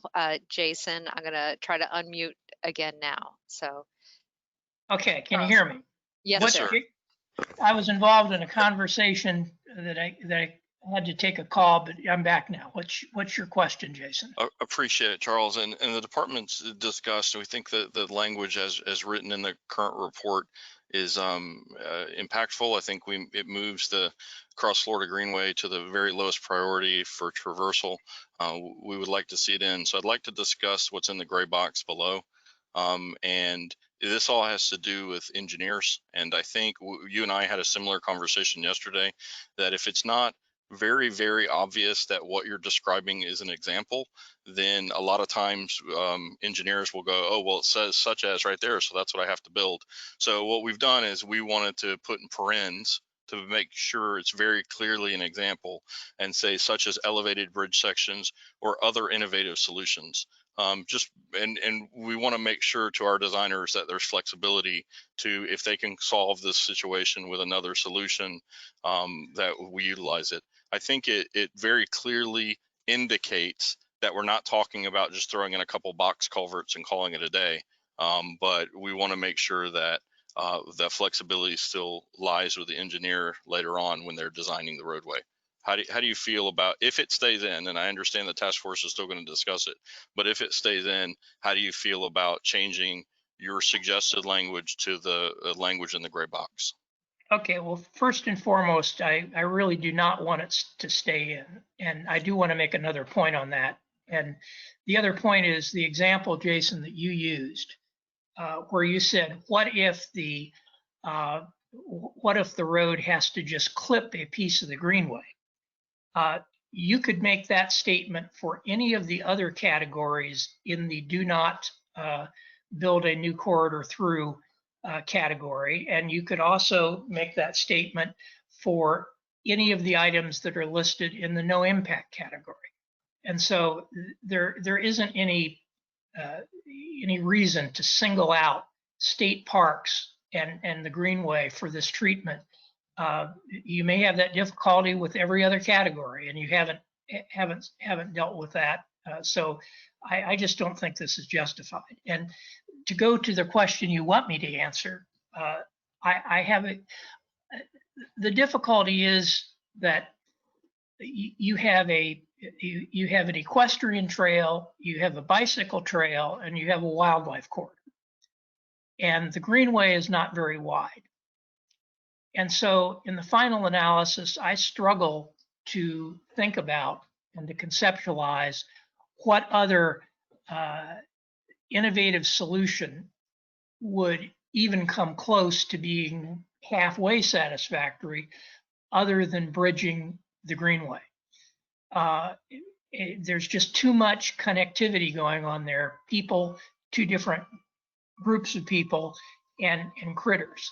And so if this thing is ultimately going to cross the greenway, which I fervently hope it will not, then it should get the dignity of a trestle bridge.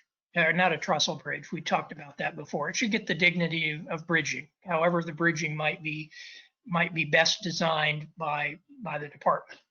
And so I really would, if we're going to have to cave in to the possibility that the greenway is going to be crossed, I really would like the solution to be bridging. And this is just sort of fuzzy language. I don't know what's meant by it. I mean, what are the other innovative solutions that are possible? I guess the other one would be to tunnel under the greenway.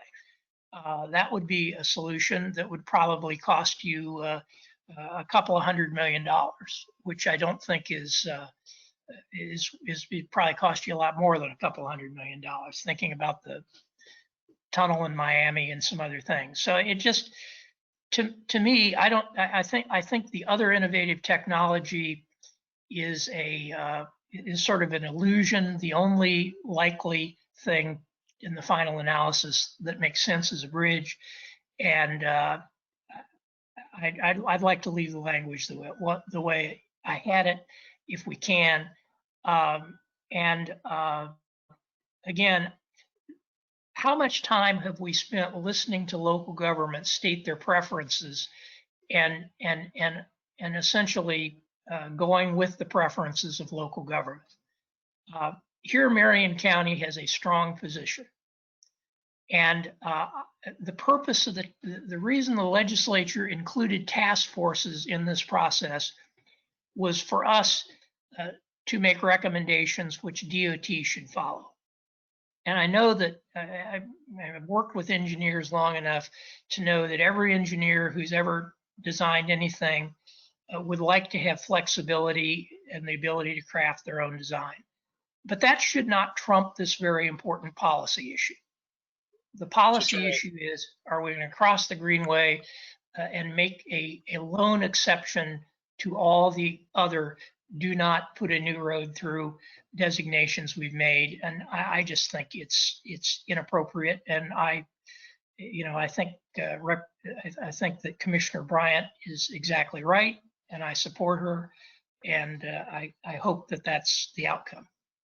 So Charles, let me make a counteroffer, if I could, or a counter discussion point, I think is the better way to frame it for the task force. We'll remove the example completely.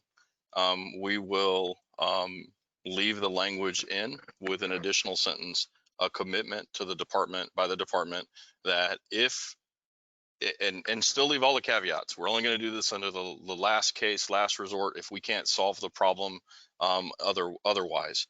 But if we traverse the Cross Florida Greenway, the department commits to bridging the Greenway. Charles, would you like to comment on what I just said? It's going to take us a second to figure out how to write that, but that's the intent. We'll commit to bridging the Greenway if we have to traverse it.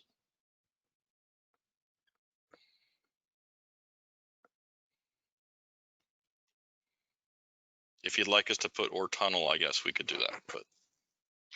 I don't want you to put tunnel, but let me suggest another way to deal with this issue, and I'd like to hear Commissioner Bryant comment on it. The last resort language you've got there is solely within the province of the Department of Transportation. This is a local issue, which I believe in the final analysis, Marion County sees in part as a land use issue. Because if you put a road across the Greenway, it is going to go into Marion County, and it is then going to have a number of land use effects. And while the county has clearly staked out a no-build zone, if you will, in terms of its agriculture, its farmland preservation area, I know from my discussions with Marion County that they value all of their agricultural land. And so I think that if a safety valve, if the only possible route for this ends up pointing at crossing the Greenway, I think it only ought to be allowed with the consent of the Marion County Commission. And I think that there's precedent for that because you have in 338 language that says roads have to be consistent with the comprehensive plans of local governments. And so my view is this is a controversial enough issue, and I think it's a transformational enough issue for what would ultimately happen in Marion County that we'd ought to honor the county's wishes. And so if DOT wants to make the case that the only option to build this road is to go across the Greenway and therefore into Marion County, I think that Marion County should have an ability to say yes or no.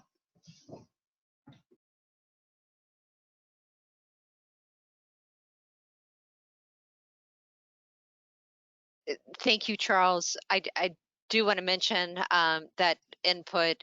We have two elected officials, both Commissioner Bryant and Commissioner Carnahan, Marion County and Levy County, Citrus County, sorry, respectfully. Let's hear from them, and then because we're getting a little bit long, let's hear from them and then possibly move into break, and let's see where we go with this in the next couple of minutes. Commissioner Bryant. You're self-muted. There you go. Yeah. Thank you, Christine. Okay, so I'm going to go back to the beginning of this task force in particular. And when this was under consideration originally, I'm going to go back to the fact that Marion County was not even in the study area. And we requested a seat at the table only to be able to monitor what was going on. And it is my preference that if you're not going to take the Greenway language out, that you do put language in here that takes Marion County out of the study area, period. You weren't even considering us, and then thought that that was what we wanted when that was not the intent. The intent for us to be on this task force was to strictly be able to monitor what was going on to make sure that that didn't change.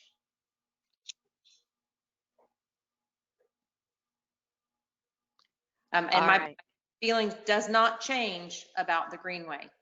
I think the Greenway is extremely important to the state of Florida. It is an asset that cannot be replaced. And the amount of money in tourist dollars that pour into just Marion County alone from people coming here to bike on the Santos Trail, the equestrian activities that go on out there, and then also the wildlife, you cannot replace that. And if you start cutting through that, you open Pandora's box. Eventually they'll chip away at it, and we will not have the gem that we have today. All right, thank you. Let me go on to Commissioner Carnahan, and then Bradley Arnold, and then we'll go to break. Commissioner Carnahan. Thank you. Jason, I think you come up with a good source, good wording. I think that wording needs to go in there. That listen, every place that I know that the Greenway is crossed, it's bridged over, you can still bicycle, you can still walk, you can still use all the activities that it allows. So I think that needs to, I think you guys have done a wonderful job on putting the language in that needs to be put in. Listen, if Marion County wants to listen, and I respect Commissioner Bryant more than she realizes. I think she does a wonderful job. And look, Citrus County welcomes the toll road. Okay, we welcome it. It will help us economically tremendously. So we welcome that. And but again, every place that I know that roads cross the, going to Placa, Highway 19, it allows activities to continue like always. It has not cut anything off. So I think the wording that Charles wants to use, Charles wants to, I listened to him all day yesterday, just hijacked the meeting with all these recommendations. I'm listening to it again today, but you guys have done a tremendous job in putting the wording in. And keep the wording that you have, and don't let these guys hijack the meeting and start taking language out that you feel that's necessary. So I think you've done a good job. Jason, keep it up, and thank you. Thank you, Commissioner. We're all trying to find resolution here collectively. So with that, Bradley, one last thing before we hand it over to Chairman Perdue. Thank you. In regard to Commissioner Bryant's position, it's pretty noticeable, unless I missed something, that Sumter County and Marion County have not expressed in writing their respective positions related to this proposed Northern Turnpike corridor. As Commissioner Bryant stated, they were in the monitoring mode, and of course, we know that we were the pivot point as far as the connection point of the Turnpike, and I-75 is the starting point for that. Again, I've had property owners that are very adamant for the county to consider submitting an opposition letter, and I've advised the property owners that really let's wait for the PD&E to move forward in the process and determine really the alternative corridors that are under consideration, as well as the no build, which would have already been preceded by the demonstration of need. I think Commissioner Bryant's request is something that DOT does need to heed to, because again, I think that is the part of the comprehensive plan support to be able to do that. I'd hate to see FDOT waste a lot of money considering an alternative that's not going to be supported by a local government.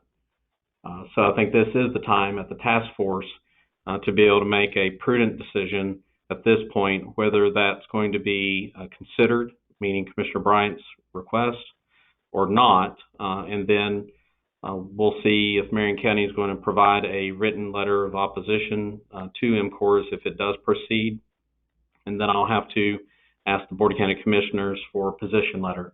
I've been purposely not asking the board to do a position letter because I feel firmly that the needs analysis needs to occur and the PD&E process needs to move forward, and not to be able to make a hasty decision, if you will, from a local government standpoint.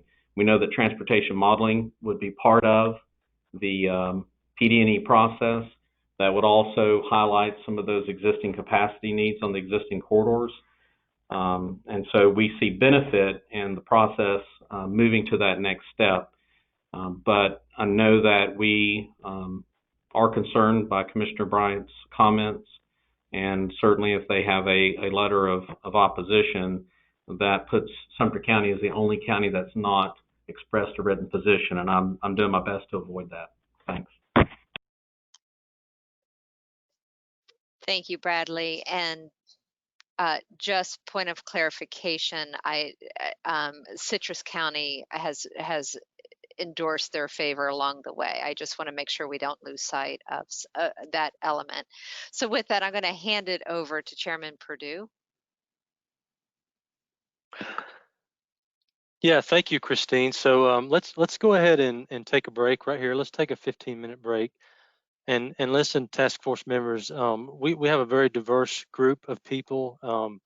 Your opinions matter. The passion behind this issue is certainly understood. Your voices are being heard, and we respect everybody's opinion. So let's keep that in mind. You know, transportation projects of the future are definitely about communities and locals and preserving the environment. And so this has been a great, robust discussion. Let's take a 15-minute break, and we'll come back and try to continue this discussion. Right now it's 3:27, so our break is probably going to be a little shorter than 15 minutes, but let's try to be back at 3:45 sharp. Thank you. Okay, task force members, it is now 3:45. We're going to get started back, and I know early in the day I committed to keeping us on task and on schedule as much as possible. Your time is very, very important. We have moved through many of the amendments very quickly. This one that we're on now, we want to resume discussion. It obviously is a very important issue that many people are passionate about. We want to facilitate that discussion and hopefully get to a resolution. So with that, Christine, do you want to kind of give us an update on our progress and then take us back into our discussion? Thank you. Yes, thank you, Chairman, and thank you again for the very good conversation. We were heading along at a pretty good clip there. This is the 20th amendment out of the 29 that we have to consider of the substantive, and we're working through this one. There are, I see Kathy Bryant's hand up. This is very much an issue near and dear to Marion County's heart. I don't know if we want to discuss the amendment any further or go ahead and have Commissioner Bryant. Jason, you want to bring everybody up to speed with some potential? Sure, Christine. So first of all, let me thank the task force, because I think the only way that we can legitimately call this consensus building is to hear from everyone, even if it's positive or negative, or may not disagree or may not agree with the department's position. I think the robust conversation is very helpful in helping us to get to a more desirable output or outcome for everybody on the task force. I think Charles alluded to it earlier that sometimes we all don't get exactly what we want, but we very much try to meet everyone in the middle. So as we went on break, we took a real hard look at this paragraph about the Cross Florida Greenway. I've already expressed the department's desire to consider alternatives that may, and I'm going to say impact the Cross Florida Greenway. But I also heard very clearly from Commissioner Bryant and other task force members that there's a real concern there. So here's what we'd like to do, and we're gonna, I think, go ahead and let's go ahead and put it up on in the gray box, and then I will talk through it, because it is a significant change in the department thoughts on this area. And it is really, we're trying to very much meet people, and I wouldn't even say halfway, we're very much meeting people as far as we can get in the writing with something that hopefully is acceptable. So give me 1 second, and then I will address it.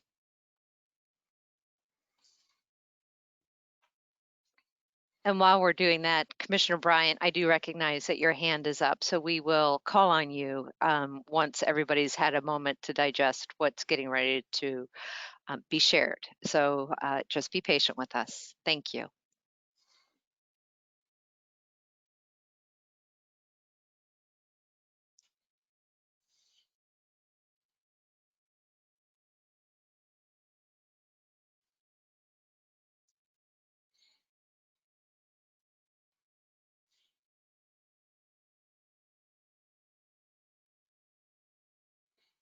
Okay, so here's the new language that we'd like to discuss.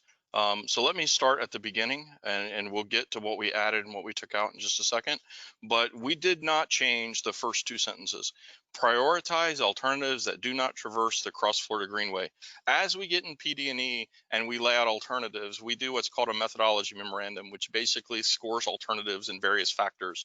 It's a balancing act. It's don't hit historical properties, don't hit environment, don't hit certain communities, don't hit farms. It's a balancing act. So when we say prioritize, what that means is we will give an elevated priority to alternatives that don't traverse the Cross Florida Greenway. Then it also says only traverse the alternatives when we cannot adequately meet the purpose and need of the project for the purpose and need. So the only time we're going to touch it, as I said earlier, I described it as worst case scenario, and it's the last case scenario, is to affect the Florida Greenway. We took out the sentence that talked about use special design features. We think it wasn't clear enough of our intent, so we changed it. We said if the Cross Florida Greenway is traversed, then FDOT commits to bridging the roadway within the limits of the Cross Florida Greenway. If we touch the Cross Florida Greenway anywhere, we're going to bridge it. And I think that's a big difference and a big give. And I hope, Charles, you can accept that. That's if we're going to go into it, we will traverse it. The last part is specific to Commissioner Bryant. We heard what you said. We tried to figure out how to articulate it in here. And what we said is we're committing not to touch the Cross Florida Greenway in Marion County without consent from the Marion County Board of County Commissioners. We think what this does is allows us to, if somehow we have to make the case later, we can make the case to the board and let the board decide. But it also practically makes those connections very unlikely. And given the two other sentences above, we're going to prioritize every other option in the world before we have to entertain that idea. So I'm going to leave it there. If you have any questions for me, happy to answer, but I'm going to leave it there to go back to the task force to discuss. Thank you. Thank you, Jason. So I see Commissioner Bryant's Bryant's hand has gone up as Charles Lee. So Commissioner Bryant, reactions. So Jason, I appreciate you and staff working as we were on break to come up with this alternative language. I would still, my position isn't going to change. What I would like to see is it says do not traverse the Cross Florida Greenway within Marion County. And before we went on break, we heard Brad Arnold from Sumter County talk about the fact that Marion County had not submitted anything in writing, Marion or Sumter, and they were just waiting to see what was going to happen. And I will go ahead and let you know that this morning I had a conversation with staff about going ahead and putting a letter of opposition together to try to get it in this package before we are finished. And that would be a letter of opposition for Marion County and for all of the previous reasons that I stated earlier.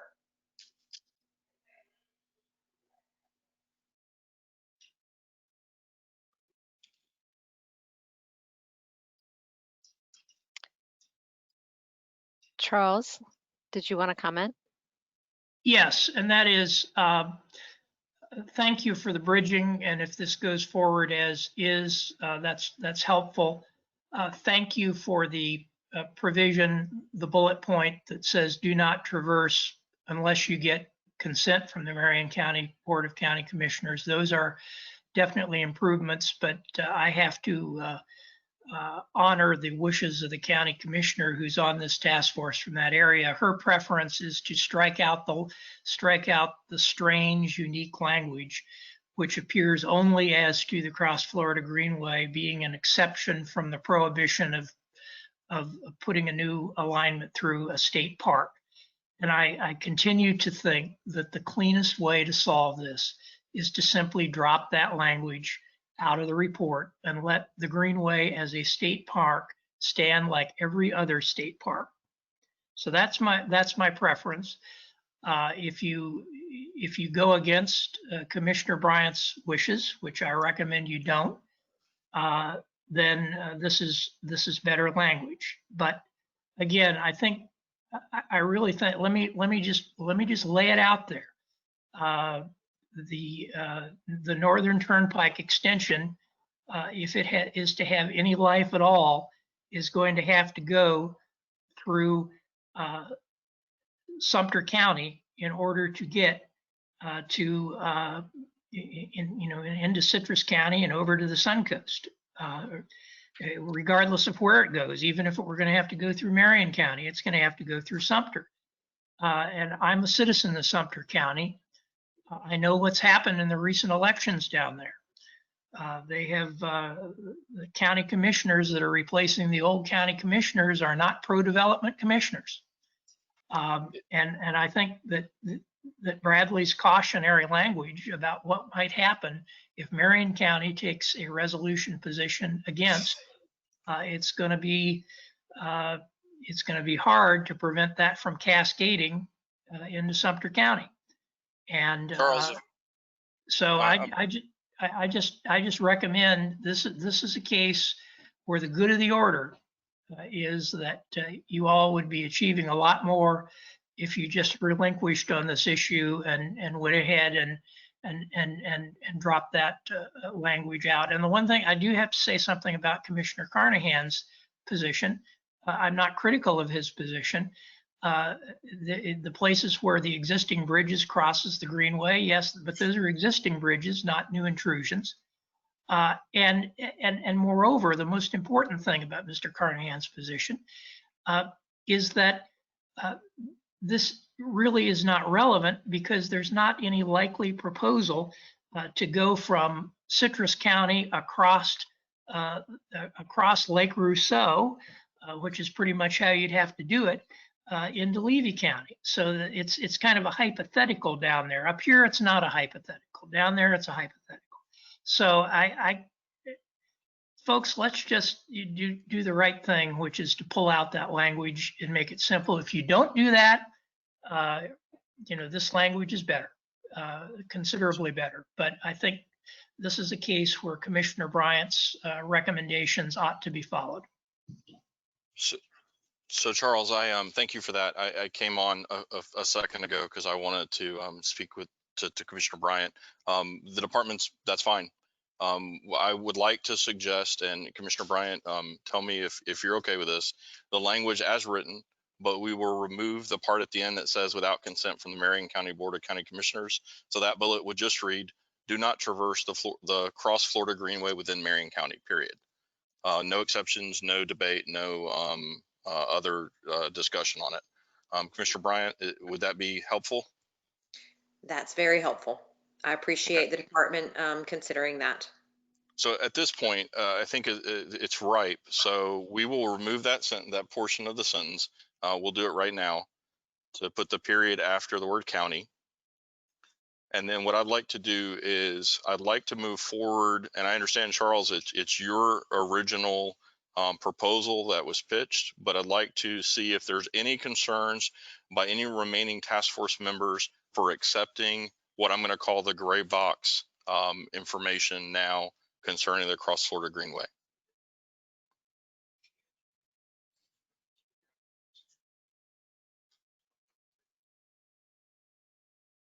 Okay, I'm going to let Christine go ahead and call. We have a couple of hands that are concerned about the gray box language.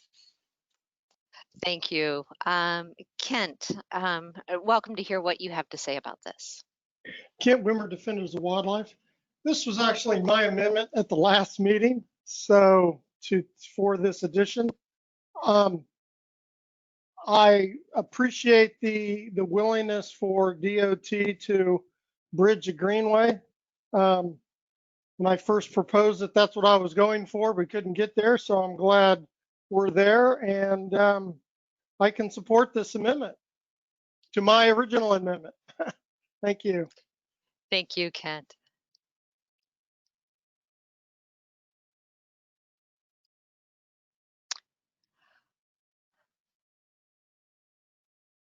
Chairman, did you have anything to add? Well, first, Christine, I was just going to ask you if we had any other task force members that wanted to follow up on this. No. And what we're seeing on the screen, and I do apologize, I missed a second, and you miss a second around here and stuff moves. This is the cleanest language based on the last exchange Jason had with Commissioner Bryant, correct, Billy? Correct. Okay, in the gray box above the Yep. blue text. Yes, those two bullets. So I have no other hands raised at this moment. Okay, great. Thank you, Christine, and thank you, members. Wow, Charles, Commissioner Bryant, Bradley, Ken, all of you who weighed in, thank you so much. I think that's one of the things that we can really celebrate about this process. I mean, while everybody cannot always agree, it's a process that's been set up to really build as much consensus as possible. So I appreciate your willingness to speak up. I appreciate your passion about these issues. They're all very important. And I really appreciate your involvement. So Christine, I think at this point in time, we've reached a point where I think we can move on to the next amendment. Thank you, Chairman. All right, Billy, let's pick it back up. Okay, one page further into the report, page 24. This one is also under conservation lands. This is page 24, line 19, and it would be a new instruction. So the last instruction under conservation lands and before wildlife habitats and connectivity. This one is proposed by Kent, and he would like to add the following instruction. Give consideration to impacts to Florida Forever targeted lands when developing alternatives. If these lands are impacted, provide enhancements to the lands and give strong consideration to potential special design features. And real quick, before Kent discusses it, the department is good with this and support this language. Thank you. Well, Kent, I don't know if it gets any easier than that today. Is there any other task force member that wanted to discuss this, or are we in collective agreement this is for the good of the report? Kent, I see your hand up. Are you good? Thank you, Christine. I just wanted to let the task force members know that the 2 other task forces adopted this exact language. So thank you very much. Appreciate your support. Thank you, Kent. All right, Billy, what do we have next? It was a matter of seconds for that one. So the next one is also under conservation land, still on page 24. This one would be, I think, an additional instruction, but I believe this is one of the ones that was already covered. So this is the one about the conservation land and easement acquisition plan. So Charles, is this one that you would be willing to pull based on our agreement on the previous language?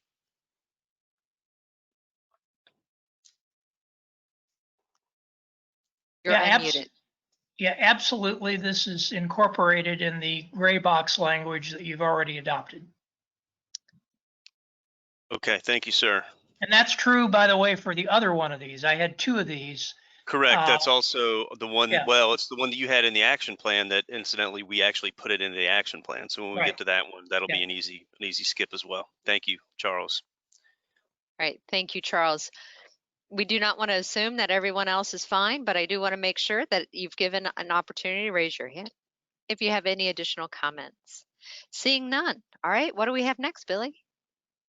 Very good. So the next one is by Charles as well. This one is on page 24, line 39.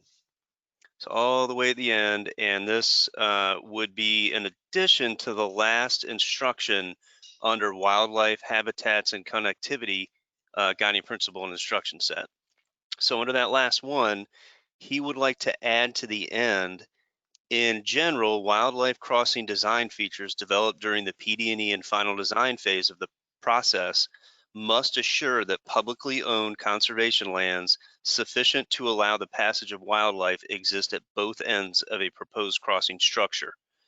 The design of wildlife crossings intended for use by large mammals, or the design of crossings that include both upland and wetland habitats, should generally incorporate trestle bridges. So, Charles, if I could, we had a very lively discussion yesterday about trestle bridges and me not being an engineer and trying to decide what that means. We're going to put the language that we agreed to yesterday on the screen, if that's all right with you, Charles. Sorry, I'm failing at my job here. You're unmuted, Charles. Yeah, let's go with the language we agreed to yesterday. I have no reason to further debate this because I was fine with what you finally approved yesterday. Okay, so what you see on the page, instead of just the red line, we put the entire paragraph in there. Again, that would be a full replacement for that paragraph with what you see in the gray box. If there's any other task force that has a discussion or a concern about that, raise your hand, or we can try to move on. All right. I do. Chris Wynn, I believe you're a partner in all this. So what do you have to say? Yeah, I just wanted to voice support is all. Thanks, Jason and Charles. Thank you. All right, those were the only hands up. Okay, moving on. Number 24. This one is on we're jumping to page 29, line 5. So we are now in the action plan, last section of the report.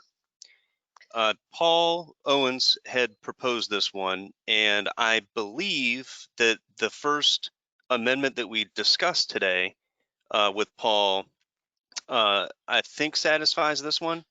So again, it's the transportation need and economic feasibility.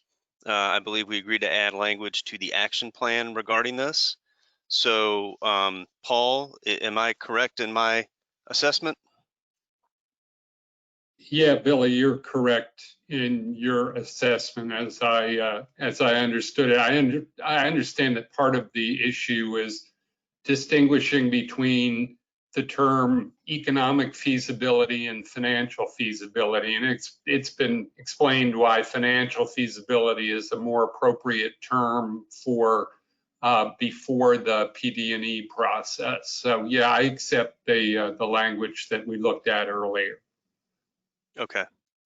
Christine, I just want to pause to make sure no other task force members wish to comment on this one.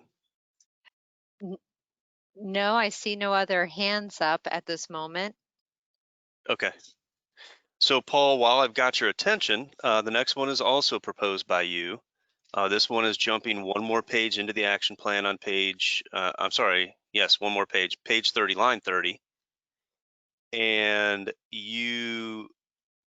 well, this is kind of recapping, and I believe we already covered it before. It's kind of recapping the 5 mile and the 10 mile, and we came up with that language and moved on from it. I'll just pause there and ask Paul, does he agree that we covered those? We covered this one with the other two that we've already talked about. Yes, we covered it. I lost, so we can move on. All right. So the next one, jumping to page 31, line 32. This one is proposed by Charles. And again, this is Charles, this was the last one that we agreed to. You proposed it in the action plan. That's where the revised language landed. So I'll just give you a minute to agree or disagree with me that we can move on from this one, that it has been covered. Book it, Nano. Was that number 3? That was number 3. All right. Thanks, Charles. Any other task force members that want to comment or feel comfortable that it's been addressed? We're booking it. Literally and figuratively. So the last one, and this one, I believe this was addressed in our morning presentation. So this was by James Stansbury with the Department of Economic Opportunity. And he just wanted to clarify, this is under the section of the report where we commit to it's not reconvening, but going back to the task force for input as project development proceeds. And his question was regarding the sunshine requirements. And it was clarified this morning that as far as the Northern Turnpike Corridor Task Force is concerned, that the sunshine requirements end on November 15th, 2020, when the report is submitted to the legislature and the governor's office. So James, let me know if that does not clarify, and we can discuss further, and if any other task force members have any comments. That was the clarification I was looking for. Just didn't want any misunderstandings down the road. Thank you. You're welcome. Thank you. And I believe Weiwei will reinforce it once again at the end of the day for all task force members so that there's no misunderstanding.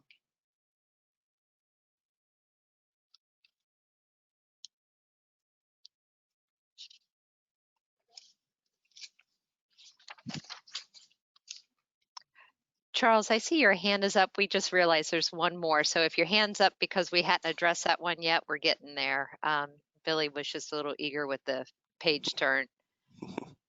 No, I see your hand still up. Is it something else? Yeah, I just, you're right. It sounded like you're getting ready to close out and that one had not been mentioned. So that was why I was alerting you. And just to shorten the conversation, I support the language we adopted on this to basically become the last paragraph of the Suncoast report. And I would support it here and suggest it be positioned in the same way. Jason, can you just give me a second to introduce this one so everyone's clear in case some folks aren't watching or anything? So this is our last amendment. This one has been submitted by Zach Prusak, and he is proposing it for the very end of the document at the end of the action plan on page 32 of the report. He would like to add the following. The task force recommends the Florida legislature extend or eliminate the deadline set forth in the statute to allow FDOT adequate time to thoroughly evaluate need and financial feasibility, implement environmental conservation commitments, and apply the guiding principles and planning processes recommended by this report. So I'll pause there, and I think Jason wanted to speak to this one. I just wanted to make a note. So we put some information in the gray box, and up to this point, the gray box has been utilized as staff suggestions or language that the department can support. This particular one, this is completely up to the task force. We put some language in there that was determined at the task force yesterday, just for information, just so you all can see it.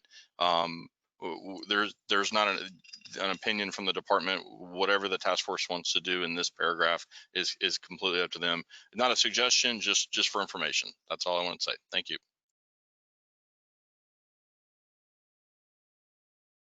Thank you. Zach, this was your amendment. We want to make sure that the discussion that you see there in the gray box, let me give you a moment just to kind of read through. Does that indeed address what you wanted to convey as part of your amendment? So let you look through that real quick. All right, I see your hand up, Zach. Hold on. Ensure Here you that, go. yeah. Yeah, you start over. Yeah, I think it does, what's in the gray box, because we really wanted to highlight, not that anyone here, doesn't know, we're all in a very strange place right now, but definitely wanted to make that point, that we have to look at it through a sort of like a different lens now. So, yep, that looks good to me. All right. Thank you, Zach. Are there any other task force members that wanted to provide any input on this last paragraph? Zach, you're back? Yeah, I think, let's see, the word remove, I think needs to be added in there as well. Let's see.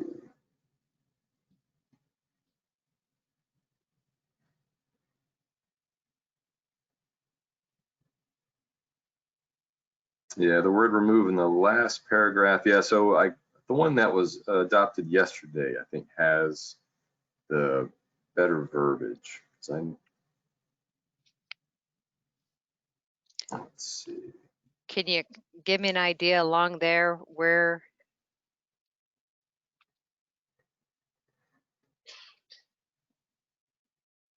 Yeah, hang on there 1 second. Yeah, adjusting, or actually, let me expand this thing. The older I get, the further away I have to stand from this. You must have seen me move my paper just a little bit further away.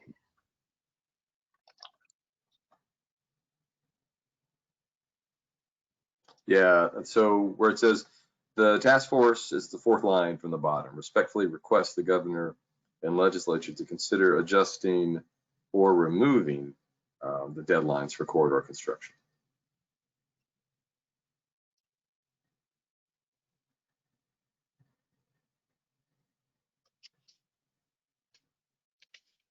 Hey, Zach, that was a scrivener's error. We're going to correct it. We intended to put the one from yesterday, and I think we put the one that was started from yesterday. So let me get with the staff, and we'll get that fixed and get it up there. But absolutely, let us put that on the screen. Great, thanks. Yeah, no problem. Thank you.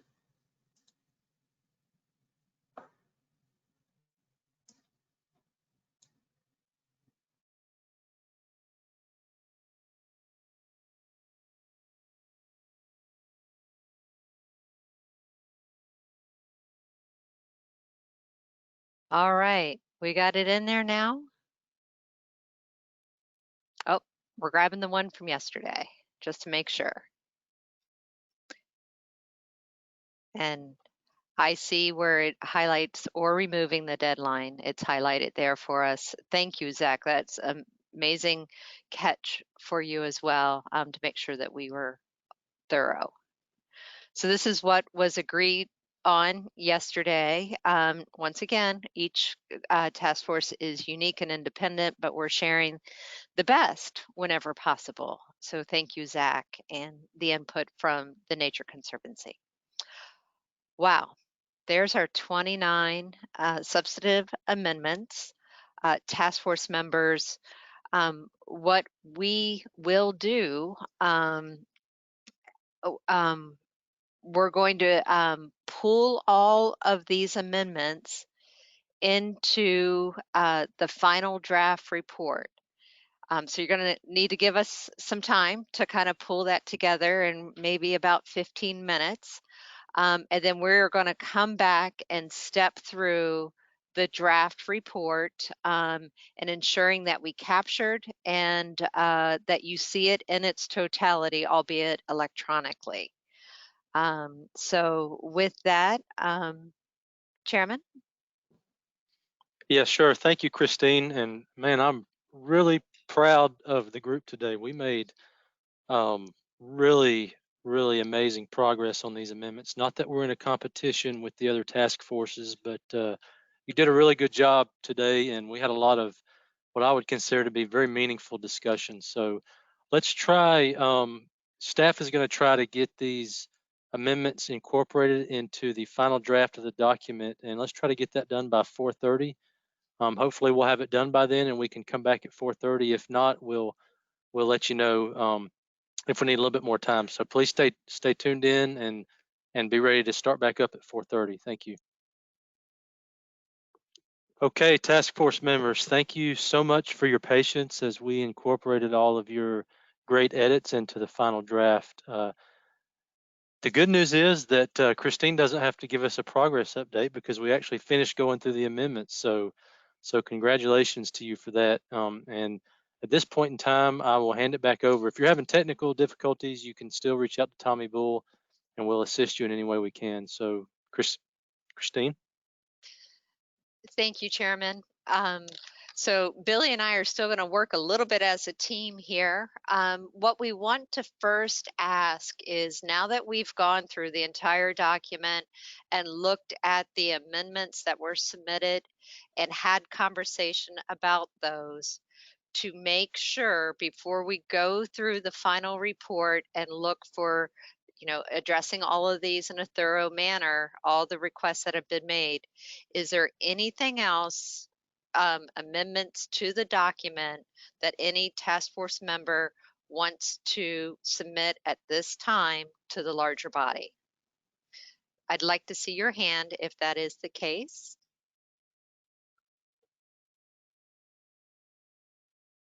Wow, Billy, well done. I see no hands, task force members. Thank you so much.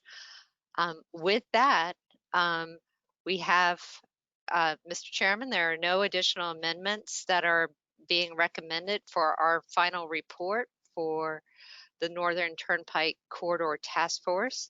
So with that, are we ready to walk through the final report as amended?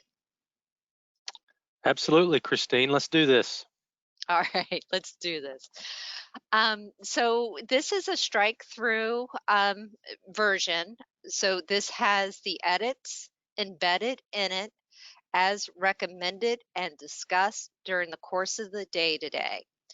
We're going to slowly go through it. Once again, the format remains the same. We start with our introduction and overview. Once again, based on the input of task force members along the way, you will see certain comments reiterated along the way, just reinforcing. Real quick, Christine, I'm sorry. Jen, could you zoom in a little bit? I'm sure they're having a hard time seeing that. Sorry to interrupt, Christine. That's okay. Maybe not that much. Let's go back a little. Okay, there you go. All right, so we're going to pause here. So this is, scroll down just a little bit more. We removed this language and added some clarification, getting back a little bit to the consensus side, right? Saying yep, these are the ones where we bundled Zach and Kent's comments to address them all and be consistent with Suncoast. So we're going to slowly go through just to make sure that folks see their changes. If anything catches your eye that you want us to pause for a moment and discuss further, now's the time to do that. All right. So now we're into the task force overview. A few minor word that have meaning, clearly. Potential corridor. Yep, those were Kent's comments. All right. Once again, I'm looking for hands raised if you want to pause and discuss anything further.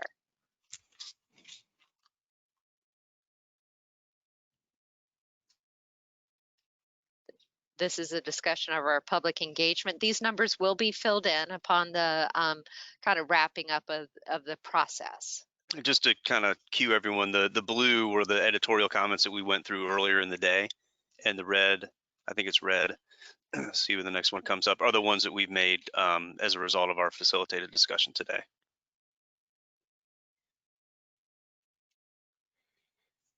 So that's the rural and central Florida, some of these that we're seeing here. Yep. A reminder that Appendix D has all the letters and resolutions, and we will add to those based on Commissioner Kennard's request earlier today.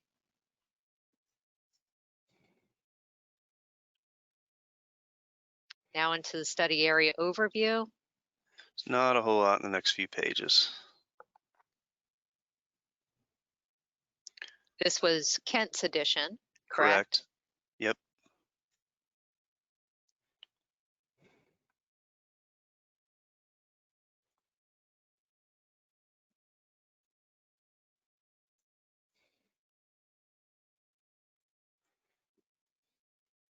And this is Bradley Arnold's. Bradley's. Yep. Once again, task force members, if you have any questions at all, raise your hands along the way, else we're going to continue going through the report.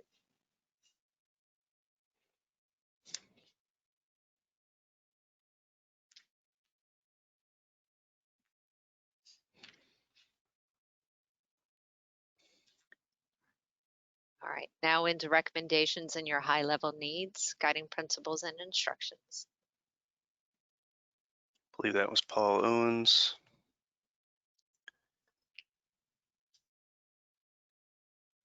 This was just that same paragraph that we took from page 2 that was repeated in this section. So we took the same language and put it here.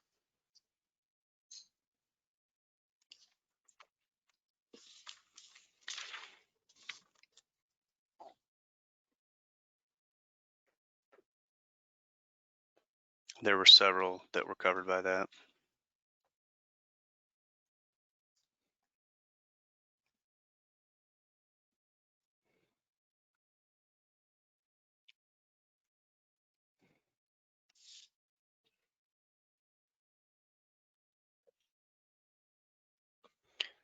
That was James Stanberry, Office of Economic Opportunity, right there.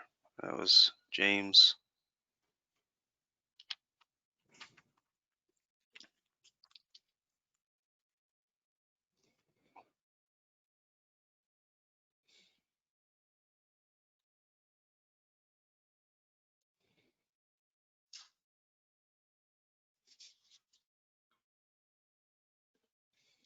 Now we're getting into the guiding principles and instructions. This is Jason Lauritsen's amendment.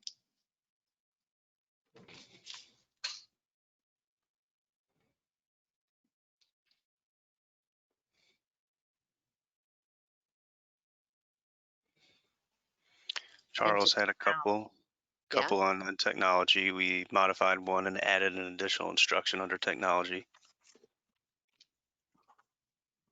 These were supported by the task force as well.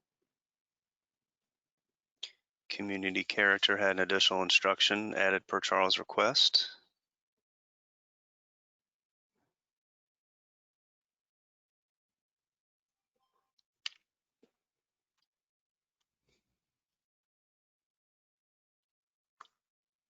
Conservation lands had a lot of conversation today. There was our Greenway and Marion County additions that we made just recently. That was Kent Wimmer's additional instruction.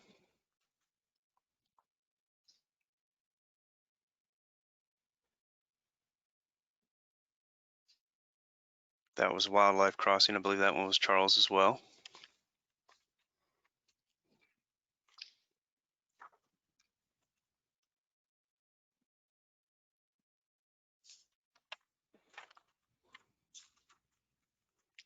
That's going to take us to the action plan, Christine. All right. This is DOT's commitment, everyone. Can we scroll up just a little bit so that we see that in context to the whole instruction, or so support consistency review and update of local and regional plans. And this is one of the interchange, the additional language added as a result of the interchange amendment requests.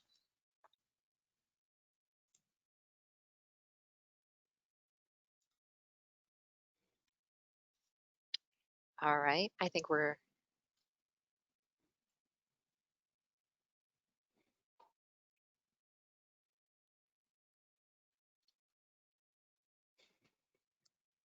And this one, we discussed this earlier in the meeting, but this was the commitment for the conservation and land protection plan.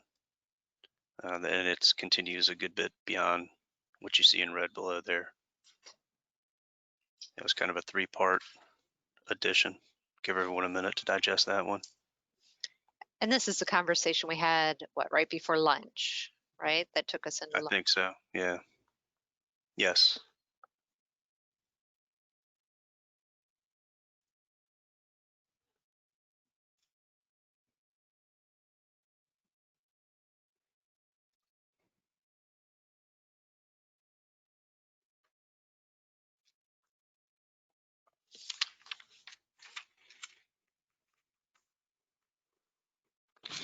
And that brings us to the last one, which was Zach's comment about the task force recommendation to the Florida legislature.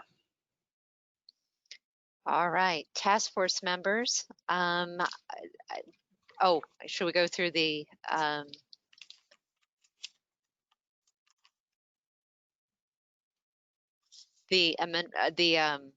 attachments, the appendix. Thank you. The appendix, we can. I don't know if Jen's got that one queued up. It is not the only thing that changed is we put all of the resolutions and letters.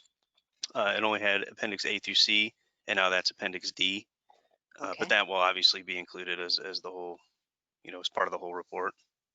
All right. Well, Billy, thank you for being my partner in all of this. Task force members, I've seen no hands go up in asking for additional comments or clarifications. The team has done a great job capturing your comments and embedding it in your final document for the task force. Mr. Chairman, with no additional edits, I'm going to hand it to you. Okay, thank you, Christine, and thank you, Billy. That went really fast, and really appreciate you walking the task force through the final edits. We're in really good shape now. We're getting very close to a final report, and I want to thank the task force members for allowing us to review the edits live on screen. Just to remind everyone of the steps we followed today, we have really stuck to and followed our consensus building process, as we have in all previous meetings and throughout the task force process since August of 2019, working diligently with all task force members to accept, refine, and further craft guidance for FDOT in terms of high-level needs, guiding principles, instructions, and action items. We have reviewed and resolved to the best of our ability as a task force team all comments. The atmospheres continue to be model of professional contributions to provide guidance to FDOT to support planning for the future. We have also offered the availability for the task force to provide any other amendments in terms of a floor amendment. You've heard from the subject matter experts, you heard from the public, and have been presented all the comments and summarized in major themes. So we have heard from you. All requested changes to the final report have gone through the consensus building process that we designed from the beginning. So where do we go from here? we've been charged by the legislature to utilize a consensus building process in order to issue an evaluation and a final report to the governor and the legislature. Everyone on this task force should be extremely proud of the final report that has been developed over the last 15 months. It is a remarkable piece of architecture that could be a model for others to follow. It does more, requires more, and protects more to ensure we, as fellow Floridians, plan for future growth in a thoughtful and deliberate way. FDOT has heard you, and we shall adhere to the recommendations of the task force. We will provide needs, financial and environmental feasibility, maximize the enhancements as expanded in the legislature, and all the guiding principles, instructions, and action plan in this final report. And once again, I just want to reinforce that this process has been really amazing, and really, truly, everyone's voice has been heard, and you can clearly see it reflected in this final draft document. So at this time, we are seeking input from task force members for any reasons why we should not submit this final report to the governor and the Florida legislature. To be clear, we have a final report authored by all of us. At this time, we are seeking comments from individual task force members who do not agree that we should submit and provide an opportunity if they wish to voice those concerns. This does not limit other comments as it relates to this remarkable final report to protect our valuable natural resource while providing direct guidance for the next steps in planning. We will be providing every task force member an opportunity to have closing comments before we adjourn this meeting. So with that, Christine, please take this opportunity to recognize any members who have raised hands and wish to provide comments on this point. Thank you, Chairman Perdue. Commissioner Bryant is the first to ask or make a statement. Commissioner Bryant. You're self-muted. I want to make sure we hear you.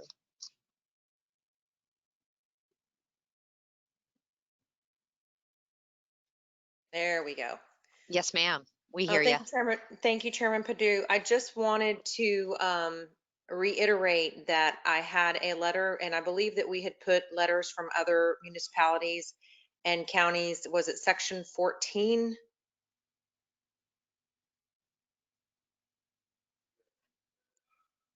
We had some other. Commissioner, are you referring to the appendix where we have the board resolutions and letters? Yes. Yeah, Appendix D of the report. Appendix D, yes, thank you. Ma'am. I wanted to reiterate that we will be sending a letter, and I wanted that letter to be included in that appendix. Yes, absolutely, Commissioner Bryant. We did hear you say that earlier, and we fully expect to see that come from Marion County. So thank you for your comments, and thank you for that feedback. Thank you very much.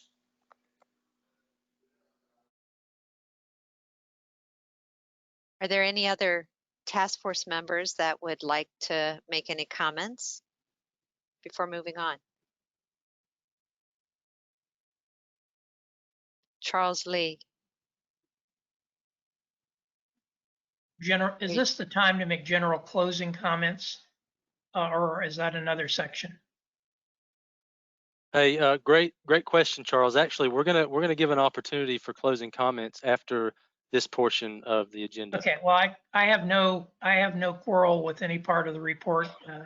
I'll cover some things in my closing comments, but I have no problem with submitting the report language as we've created it. So, but I do want to make a comment closing later on. Thank you, Charles. Chris Wynn, did you want to make a comment on the report?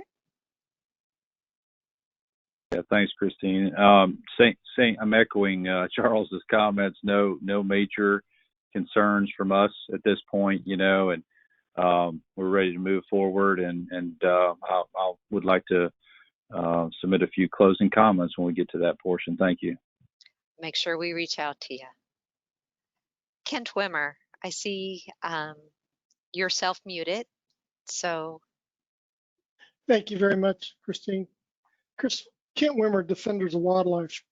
I just want to let folks know that I have participated in good faith, and hopefully we offered sound conservation measures that we have that's been incorporated into this and also the other task force reports. And we recommend that DOT transmit the report. I would like to add, Defenders of Wildlife at this time does not endorse development of any MCORS projects. We are committed to remaining engaged in the MCORS process to help ensure the guidelines and instructions are faithfully followed. Thank you very much. Thank you. Mr. Chairman, I see no other hands raised right now on their ability to support the report as presented. Okay, well, thank you, task force members, for your comments and your input. We appreciate all the engagement from the public and all those who provided comments in writing, in person, and virtually. I can honestly say personally, I don't know that I've ever been involved with an effort quite like this one, where you bring together such a diverse group of people with very different opinions and produce a document that actually reflects the opinions of everybody in that group. It really truly is amazing that we were able to come together as a team and go through this consensus building process. So thank you for that. I know many of you have spent a lot of long hours, and it is very appreciated. As chair of the Northern Turnpike Corridor Task Force, I now consider the report that we have revised today to be final and ready to submit to the governor and the legislature. So the task force report is now complete. Thank you very much. Now that we've reached this monumental point in time as part of this process, it's a really proud moment. So I just want to take again an opportunity to say thank you for your hard work throughout the process and today. We do still want to allow task force members to provide closing comments regarding the process and your involvement on this team. So with that, Christine, why don't we go ahead and go into that part of the agenda, and I'll turn it back to you so that you can call on members for comments. Thank you, Chairman. I guess, just a point of personal preference here. To hear task force members say at times that they hear their voice in this report, and that it's made up of the collective engagement and body, it is truly something that I'm proud to have been a part of myself. We have task force members that are asking to make a few comments, and then we'll go around the horn as well. Zach Prusak, I'm going to call on you first. Thanks. Yeah, I wanted to just say that the Nature Conservancy really appreciates the time and dedication of the Northern Turnpike Connector Task Force and the Florida Department of Transportation staff in collaborating to produce this report over the past 15 months. It's been a very odd 15 months, but I appreciate the dedication of all the staff to continue the process and, with all the challenges we faced. So much appreciated. Thanks. Thank you, Zach. Paul, you've been a very engaged participant at every single meeting. So I'm going to hand it over to you, Paul Owens. Okay, thank you, Christine. Thanks for your leadership throughout the process, and Billy's leadership, and all the diligent efforts of the department staff. I didn't speak up in opposition to transmitting this report to the governor and the legislature. It's what's called for under the MCORS statute. And the report does reflect the input of this task force and the prevailing views of its members. We do have some fundamental differences with some other task force members. I think that became clear, but we respect their views. However, I don't want there to be any misunderstanding. My organization and I don't support the final report. 1,000 Friends of Florida began this process in good faith to address the threats we saw to the state's most fragile natural resources and unique rural communities, not only from the construction of the roads, but from the sprawl that they threaten to generate. And what we consider a failure to include robust protection of natural resources in rural communities leaves the distinct impression that one of the purposes of the highway is to spur new residential development in rural areas. And that purpose is not found anywhere in the statute. We recognize that improvements have been made in this report, including several that we suggested, and we appreciate that. Again, we also appreciate the diligent effort of the staff and facilitators to put this together. At the end of the day, however, we think the directives in the report fall short of the mandate in the statute and our bottom line to protect the environment and revitalize rural communities. Thank you. Thank you, Paul. Chris Wynn, looks like you'd like to have a few words. Thanks, Christine. The Fish and Wildlife Commission really appreciates the efforts of DOT staff, like others have mentioned, and as well as my fellow task force members and the public, and developing this final report, which we feel like gives a significant focus and voice to our precious fish and wildlife resources. And I wanted to give a shout out to Shannon Wright, who began representing us on the task force. She retired about halfway through, and I'm happy for her to get to, spend more time with her family, but was really honored to step in.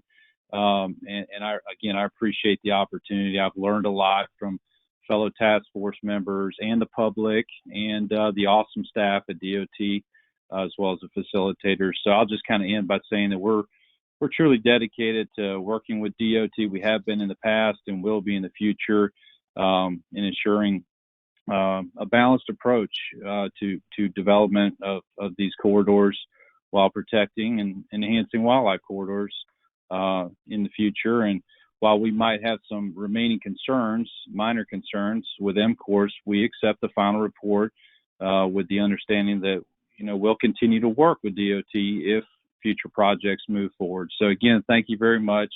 It's been a pleasure working with everybody. Thank you. Thank you, Chris. Commissioner Kennard, I see that you'd like to address the team. Yeah, I'd like to thank DOT staff for all of the hard work that's been done over the past year, 15 months since we started this. We've been thrown a few curveballs, big one back in March, and we still managed to finish very, very close to our finished time anyway, or on schedule. So thank you for everybody for making all of this happen. Task force members, thank you for all the good dialogue back and forth. There were certainly some differences of opinion on different issues, but the dialogue was always cordial, and for that I'm very thankful. I'm very thankful we finished up about 5 hours earlier than we did yesterday on the Suncoast Task Force. So that's a good thing as well. The Hernando Citrus MPO has unanimously supported the development of this corridor. The Citrus County Commission supports the development of this corridor. There is, again, I would reiterate that there is a corridor that stays well north of the city of Inverness and takes it right through an industrial park in Holder in Citrus County that would benefit our community in terms of economic development. We've long struggled with career class jobs, and having a nice transportation network to the east and west coast of South Florida would benefit the residents of Citrus County. So thank you, everybody, and I will leave it at that. Thank you, Commissioner Kennard. Charles Lee, your contribution has been great to this report. You have a few comments? Yes, the first thing I'd like to do is to thank the staff of the Department of Transportation, both the people whose faces have appeared on the screen in the Zoom meetings and the people who have been working behind the scenes with them. to facilitate this process has been certainly a extraordinary thing for them to undertake, and it's been undertaken well. And that goes for the facilitators as well. I think that the process has worked very well, and I thank you for the way that it's been handled. I also want to thank everybody who gave public comments into the process. I want to particularly thank those Lindsay Cross, the Sierra Club, and others who continued to hammer on the no build concept. Those words appear in our report in the appropriate place. And further, I think if you consider where we are now from where we started, we are a lot closer to no build in many respects than we were when the starting bell rang. And everybody who gave public comments need to be proud of the comments that they gave, because they truly, I think, shaped part of what our outcome was. The other thing I'd like to say is that we really need to recognize where we were and where we are. We had a bill in the legislature that was first introduced in 2019 that would have been an absolute disaster for Florida's rural areas, for our ecosystems, for our conservation lands. The initial bill and its earlier derivatives would have forced the DOT to build roads where the experts at DOT perhaps would not agree they ought to be built. And it would have threatened just about everything about rural Florida and the things we love in the environment in the state. And fortunately, some courageous legislators, Senator Tom Lee, former Senator Tom Lee, being the lead among them, insisted on putting amendments in that bill that would require this task force process, and moreover, would require that the Department of Transportation adhere to the recommendations of the task forces, to quote the law. This is not an advisory task force. This is a task force that its recommendations have to be followed by the department. And that's an unusual feature of legislation. So we've gone from a situation where we had the threat of legislatively directed roads that could have destroyed a lot to now, with the outcome of our task force report, with a report that essentially suggests that the Department of Transportation should go back to the regular order of business, the way it usually conducts planning and evaluation for major road projects of this kind, and then adds to that situation a series of recommendations and instructions and guiding principles and action language that, unlike most other roads ever considered in Florida, or road improvement projects ever considered in Florida, will require that the environment be a consideration that sits there right in the front seat with transportation as these roads are designed. I think that's a clear outcome of this process. You know, we at Audubon are not big supporters of new corridors through the countryside. I've sent documents in which you've considered as part of the task force process that have suggested things and pointed to possible alignments, and every one has been prefaced with the fact that Audubon, Florida is not a proponent of new turnpikes and new corridors through these areas. However, we also recognize the reality that Florida is growing and that these things will be considered. And so our directive to first look at expanding existing roads and then look at co-location, and then possibly look at co-location with things like power line right-of-ways, is exactly the process that needs to be followed for environmental protection. And where roads come close to environmentally sensitive areas that haven't been protected yet through acquisition. We now have a process where part of the plan for carrying out the project has to be an environmental lands acquisition plan. That's not what you usually see in road building. It's an environmentally positive outcome.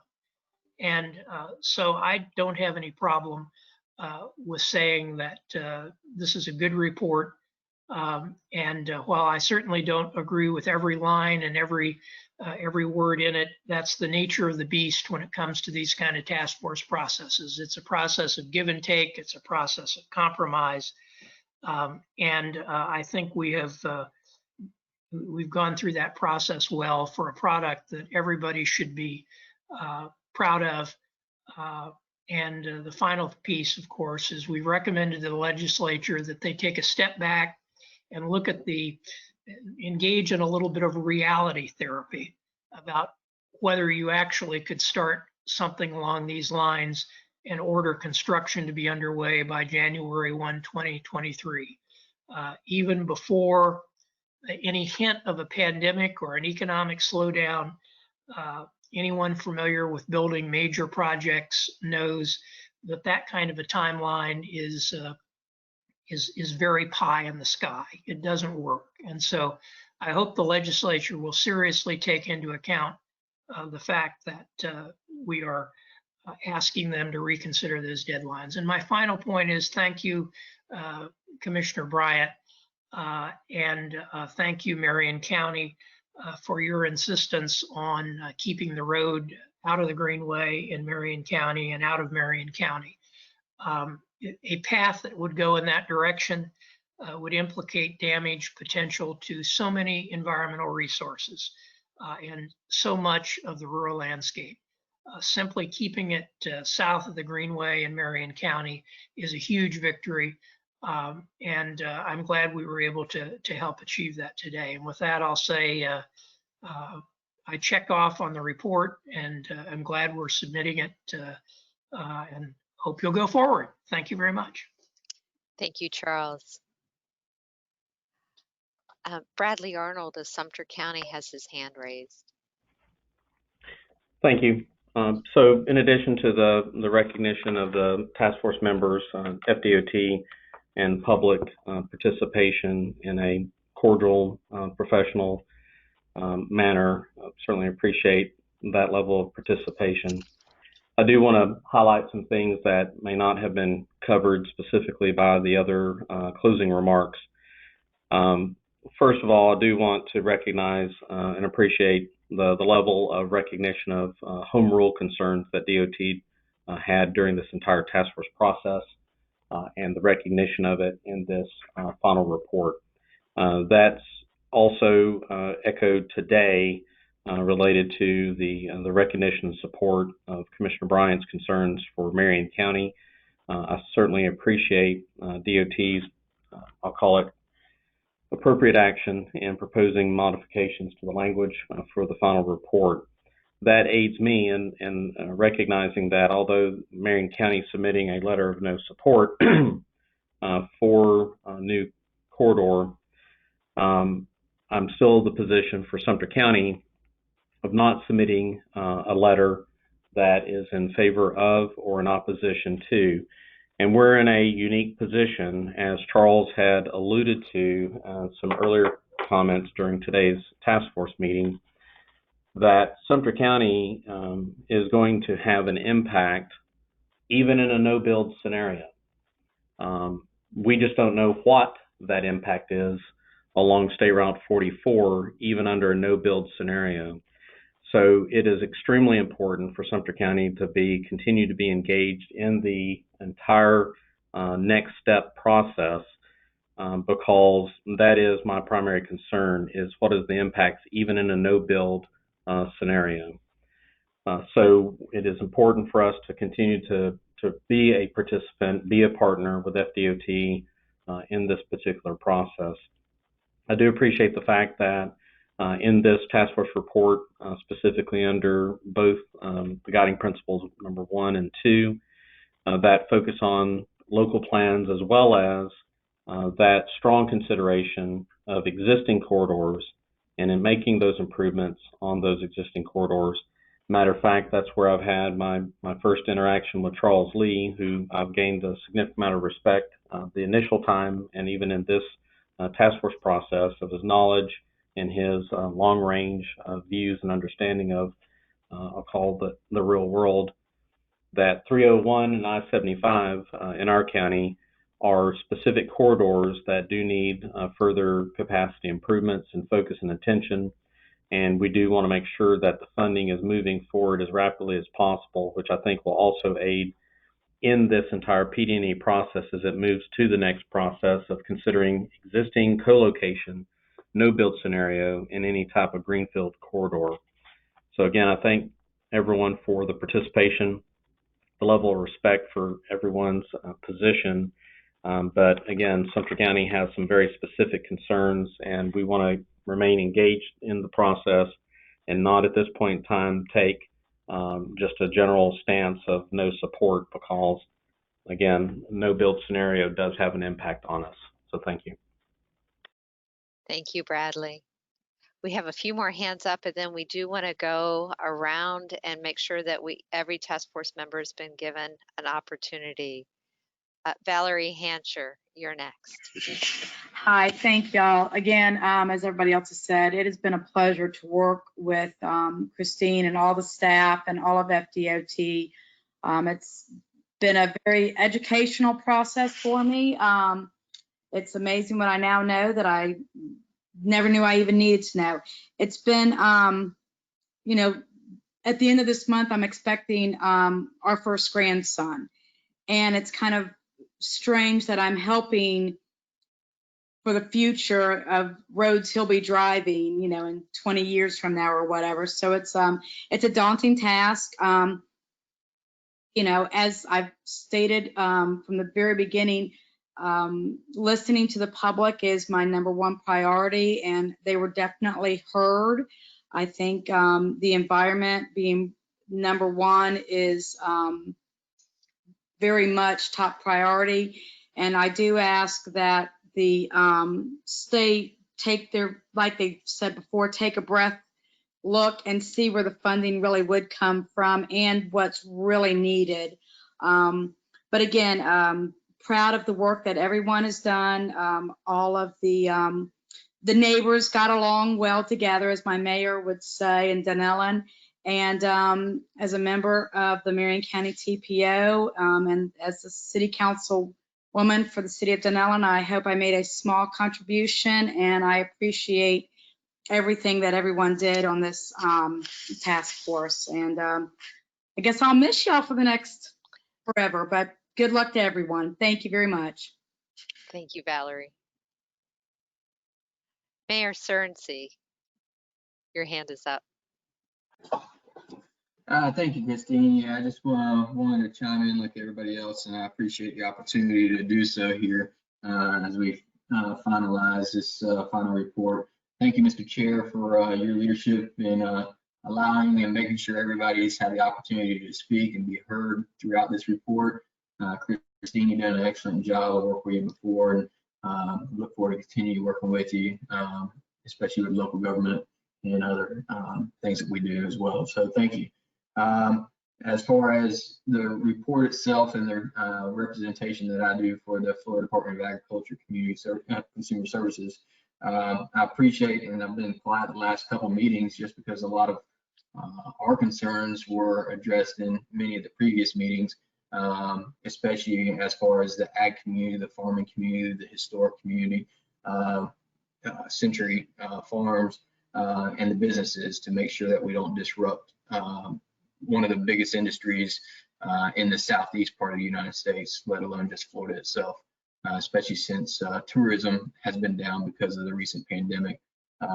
So I appreciate the committee recognizing that, as well as the state itself, and making sure that we accommodate them. I really want to, our biggest thing has been to use existing corridors as much as possible and maximize the efficiency on the current infrastructure and add where we can on the current infrastructure, and then consider, just like the report has, new alternatives if it's determine that it's needed. I want to thank the citizens that took the time to sit through many of our meetings, and I'm glad that, you know, it's unfortunate that we had the pandemic get to where it is, but I think it's also allowed more people to participate, and so I'm thankful for that. Thanks FDOT staff for making our job easier by preparing documents and sending them to us, checking with us of any other additional stuff that we needed to make our representation and I guess input be more meaningful on the committee for the time that we have.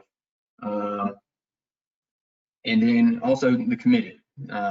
You know, it's always difficult when you bring people together that have all different types of backgrounds. And I think that's the beauty of what we're doing here. And I think that's what many leaders and just people in general nowadays, society in general, can learn from what we've done, is that you don't have to always agree on everything, but you can talk civilly to everybody and share your views. And many people can learn from each other on just your background of what you bring to the table. So I appreciate everybody being cordial and working through the process and developing a good product. It has been alluded to about home rule, and I think this is a really good time to recognize this week is City Government Week, and my other role is as mayor of the city of Hawthorne and former president of League of Cities and League of Mayors. And this week is City Government Week for us. And the representation and the for local government at the county and the city level has been great on this committee. And I hope that our state leaders see that and recognize that as well. And finally, I want to thank Ag Commissioner Nikki Freed for allowing me to represent the Florida Department of Agriculture on this committee. Thank you all. Thank you, Mayor.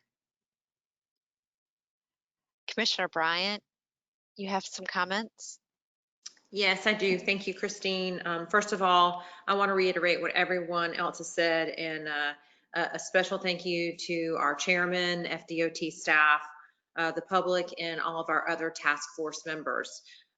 This has been a long process, and each meeting has been interesting, and we've had some very open conversations. We know that each and every one of us that sits on this task force, we come from diverse backgrounds and we have diverse interests in things that are near and dear to us. And I believe that everyone came together, and there was certainly that level of respect that was shown across the board at all meetings, and demeanor was always kept. I do want to thank staff and FDOT and you, Mr. Chair, for making home rule be something that is so important in this process. As we all know, Florida has 67 counties, but we're all very diverse, and what works for one county does not necessarily work for another county. I also want to thank DOT's willingness to listen to my comments earlier and to note Marion County's concerns, and to help us in drafting that language regarding the Greenway. Charles Lee, I've got to say a big thank you to you for the support that you've shown for Marion County throughout this process, and for anything that we've brought to the table. And I also need to certainly say thank you to Bradley Arnold. Your input and your comments have been so well thought out. I will tell you this, and tell your Sumter County bosses, that if anything ever happened up in Marion County and we needed a county administrator, I might come knocking. Not that we don't love ours, because we love ours and we're not looking, but I really appreciate the thoroughness that you brought to the table. And I just do want to clarify something. We won't be submitting a letter for no build. What we will be submitting a letter for is to say, you know, that we specifically still believe that Marion County should not be considered in the study area, as we weren't in the study area to begin with. And I just thank everyone on the task force for all the hard work. I know some of us are used to sitting through very long meetings, and some of us are not. And for those of you that aren't and got to work through this process with us, I hope that you will now have a little bit more of an appreciation for the things that we do on a generally weekly basis. So I'll tell y'all all, I didn't tell you this earlier, but we were in meetings from 9 a.m. until 7 last night. So it's been another long day. Thank you. Appreciate you. Thank you, Commissioner. Dr. Lauder from one of the colleges. You're self-muted. Yeah, there. Thank you. I'm going to keep my comments extremely brief and apologize in advance for having to step away following my comments. But I truly do appreciate the opportunity representing the College of Central Florida, and I do here to offer my support for submitting the task force report as we amended it today. Thank you, sir. Kent Wimmer, I know you've contributed a great deal to this. Thank you very much. I work for Defenders Wildlife, if you hadn't figured that out. I'd like to thank I know that's kind of an inside joke there. I'd like to thank my colleagues on the task force for considering my many recommendations to the report. I greatly appreciate and thank FDOT staff and consultants for working with me to both improve the maps and to develop language that's acceptable to the other task forces and to DOT. We had a long way to go in some cases. I hope Jason Watts and his colleagues receive special recognition for their significant contributions in helping all three task forces get to the finish line, especially through the 37 hours of meetings this week alone. I'd like to also thank the members of the public who shared their thoughtful comments. I really appreciate the time and effort that those who represented organizations who regularly contributed to our discussions, often perfectly timed to the last second of their 3 minutes. Your comments and those of the public's are reflected in this report. I know because I put them there. Thank you for this opportunity to protect Florida's natural heritage, which makes our state a wonderful place to live. Thank you, Kent. One of our other NGOs is Jason Lauritsen, who's been very much an engaged partner every step of the way. Jason? Well, thank you very much. I'm leaving here with a profound sense of gratitude for the effort and the undertaking, and I've been so impressed with the expertise that the other nonprofit organizations have brought to the table, as well as the agencies. And one thing that I often think about as an attribute of all Floridians is this appreciation for our environment. And I've seen that in so many other task force members. That's just been so encouraging to me. So thank you all for just demonstrating that care and concern. And it's a complex system we have, this ecosystem in Florida, and it takes input and commitment from everybody to sit down and to wade through what the impacts and implications are of decisions, and it's not easy. And I see this effort as a long exercise in listening, and I think that helps to build trust. Sunshine Law can at times keep you from picking up that phone and asking a question or getting input from somebody, but it is good that this occurred in the sunshine, that the state of Florida can look at this, because my hope is that not only the people around this table and involved in this process have developed a greater trust for the individual people putting their time and effort into making decisions, but I'm hoping that the general public gets that as well. So thank you so much, and I'm proud of the work that's been done. So. Thank you, Jason. Hugh Harling had asked the other day, when would be a good time to talk about the project? So Hugh, this is yours. Oh, thank you. I don't have a whole lot of things. I've got about 4 items that I wanted to cover. And the first is the needs. I believe that there is definitely a needs, and it may be a phased needs, and that some of the things are needed to now, especially those areas around Wildwood and Sumter County and those particular locations, and also other traffic that exists in that area. One of the things that I think needs a lot of research and look at is the traffic, the truck traffic that will come from this type of improvement in the future. And if anybody's driven on I-75 recently, truck traffic is a major thing that needs to be dealt with from a design standpoint of view.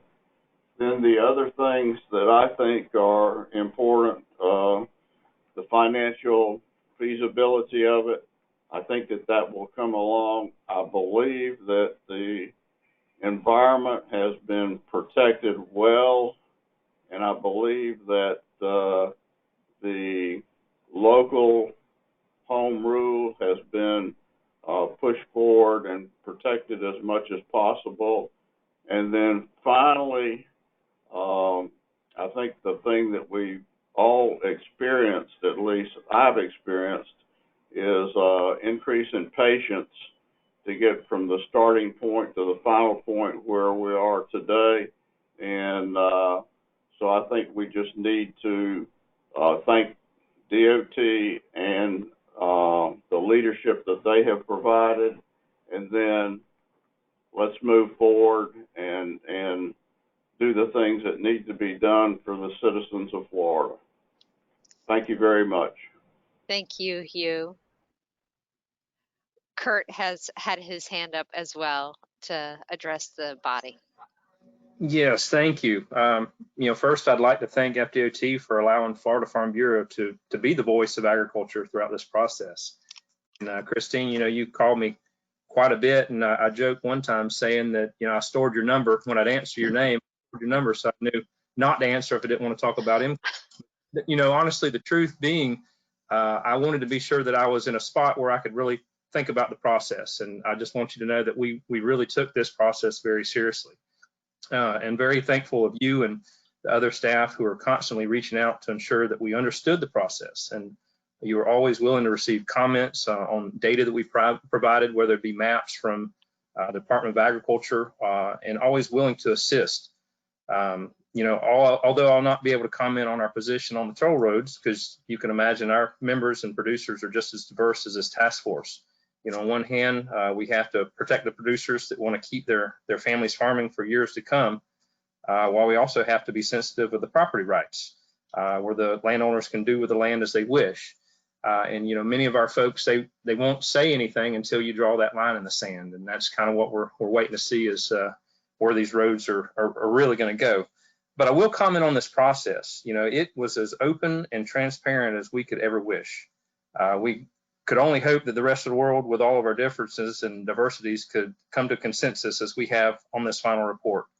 And I truly feel that the report reflects all the views I previously mentioned about the ag producers. And with that, I want to thank you and all the other task force members for your professionalism and the respect for each other's views and opinions. So with that, thank you very much. And I look forward to seeing how this unfolds. Thank you, Kurt. You can delete my number now. I feel like I've had to touch base with all task force members along the way. Anyway, all right, task force members, that's all that had their hand raised. And I do know that we want to go around the horn with those that we have not heard from, just to say thank you for your service on this and any last comments. So I'm just going to go down the list as we see them on the attendance with Mark Futrell. Give you a moment to say thank you. Thank you, Christine, and to DOT staff for the support and making these meetings happen, especially as we've gone into remote format. It's been great to be part of this group. Thank you. Scott Coons of the Regional Planning Council. Yes, Christine, I too would like to echo the comments of my fellow task force members and thank the chairman for his leadership and the department staff and you as a facilitator and the consultant team for doing an outstanding job under very challenging circumstances and on a very short timeline. It's been a very open and inclusive process, and we look forward to the next phase. Thank you. Jim Mayer, thank you from DEP, great contributor, a lot of what we've done. You're self-muted. Jim, if you're still there. Okay, I think I got it. Yes, sir. This has really been quite an extraordinary process, and hats off to the staff and to the facilitators. It's been a pleasure to take part. I thank you for taking our contributions as seriously and as you have, and I'm proud to have been part of this final report that I think that I can represent the department saying we are proud to submit to the legislature. Thank you again. Thank you, Jim. Nancy, I'm going to call on you next from the Department of Education, and your son joined us for one of our task force meetings. Yes, he did, and he found it quite interesting. Sure and did. Like everyone else, it's been an interesting experience and learning things that I didn't know. So it would have been really nice to have been able to see everyone before this came to an end, but it's been fun. Thank you. I have to say, Mike Napier with the Department of Health, he would always answer the call, and I would imagine through the pandemic, one of the busiest folks around. So Mike, you're self-muted if you wanted to say something to the task force.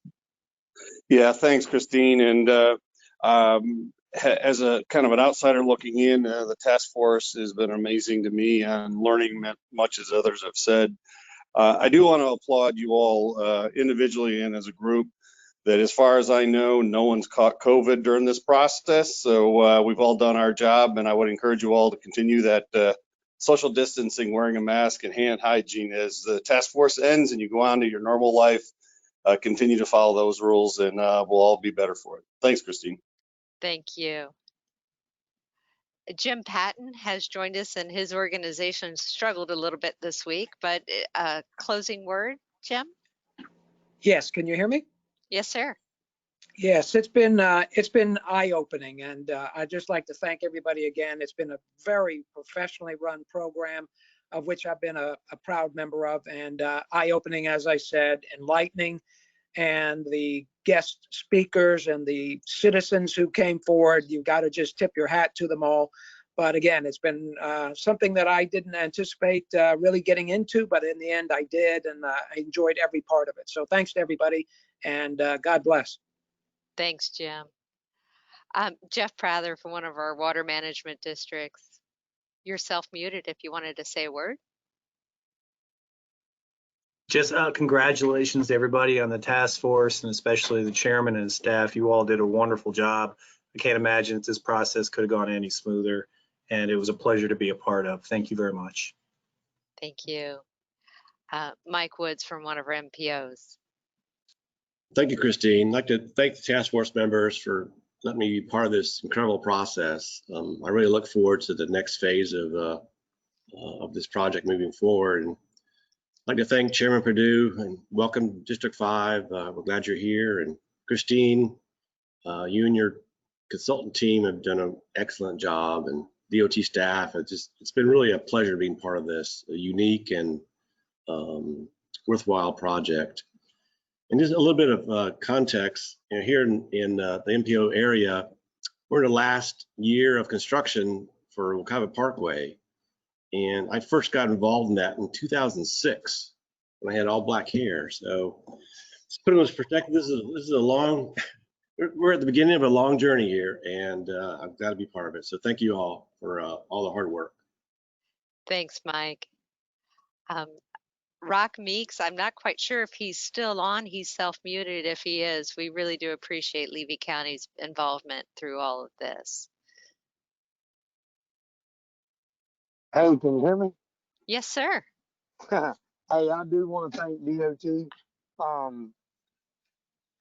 Without a shadow of a doubt, it's been one of the most unique processes that I've ever been a part of.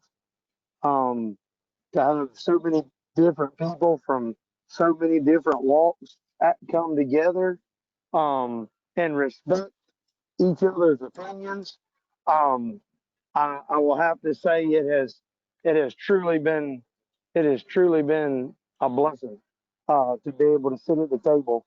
Although we don't all agree, we have all got along, and I would like to thank everybody on the task force for that as far as that goes. Um, as far as as far as Levy County's stance, I think with the resolution that our board voted and passed, I think that pretty much sums up where Levy County stands. Um, but I would still like to iterate as far as, and I've said this many times, um, co-location with roads. If this does go on to the legislature and the governor, if it seems fit that we have to have roads, I truly believe that co-location. I think Councilman Surrency said earlier, agriculture is a phenomenal part of what we do here in Florida, and with some of the troubling times with tourism that we have right now, I would definitely not like. I would personally would not want to see roads through our ag land and through our silviculture land, and I believe we definitely have plenty of roads to co-locate with, and I just definitely want to echo that as much as possible. And like I say, from the bottom of my heart, I thank you and Ms. Christine, and I thank DOT as well. And I appreciate you for letting me be a part of it. Thank you, Commissioner. Sean Sullivan from the Tampa Bay Regional Planning Council.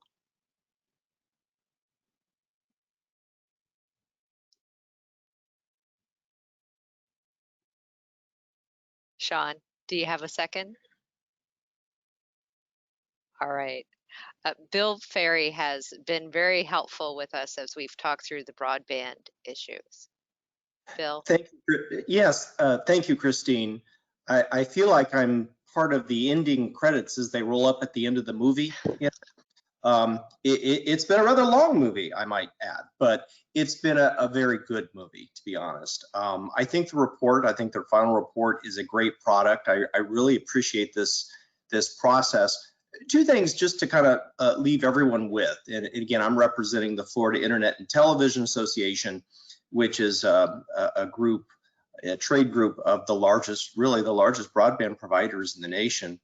And I've really, even though I've been in this business for 21 years now, this process, I've really learned a lot. I've learned even more about the importance of, local issues and environmental issues. I mean, we're an infrastructure company, and the more we can listen and hear and understand those local issues, the better off I think we all will be. The other thing is just a note also to FDOT is FDOT has reached out to our industry and looking at, beyond MCORs, how do we get broadband to citizens in Florida? What's the low-hanging fruit? What can we do? And I think that's been a very positive thing to come out of this process. So a lot of good things. I think when you go into a process like this and you come away with better relationships and feeling stronger about things, I think it's a better thing for everyone. So thank you again for the opportunity to participate. Thank you, Bill. Danielle, I'm going to give you the last word of the task force members representing the Florida Economic Development Council. Danielle.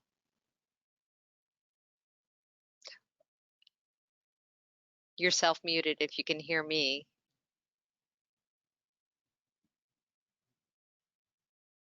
All right.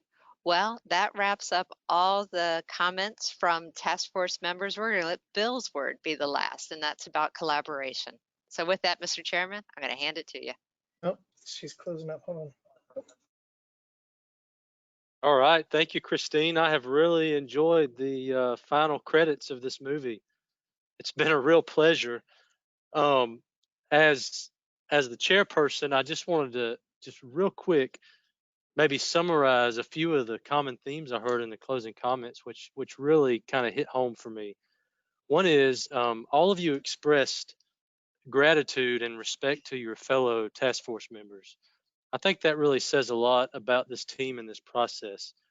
Two is I heard many of you express gratitude to FDOT staff and the hard work that they've put into this. And as an FDOT employee for many years, that really warms my heart. So I really appreciate you being willing to share that and showing your appreciation to them.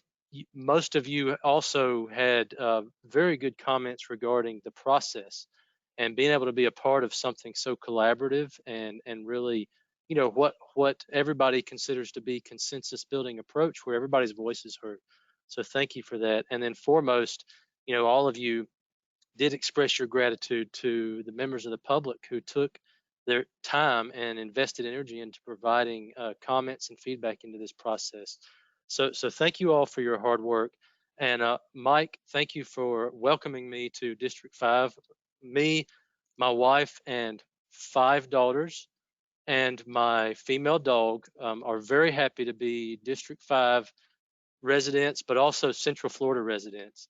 And just for the record, my accent is the accent of a true Florida native. I was born and raised in the Florida Panhandle, so happy to be a part of this. Before we go to the next piece, I would like to recap a few things. First, today's presentation and the task force meeting number 9 recording will be posted on the website. Second, the team will submit the final report to the governor and legislature on behalf of the task force by November the 15th. The final report will be posted on our website, floridamcors.com. If you have any additional questions or comments, please reach out to Jennifer Stoltz. Now, in the spirit of gratitude to FDOT staff, I would like to offer Wei Wei an opportunity to share some closing remarks. She's been a very remarkable presence to the FDOT team. Thank you, Mr. Chair. We have a very large task force with members representing diverse backgrounds and interests.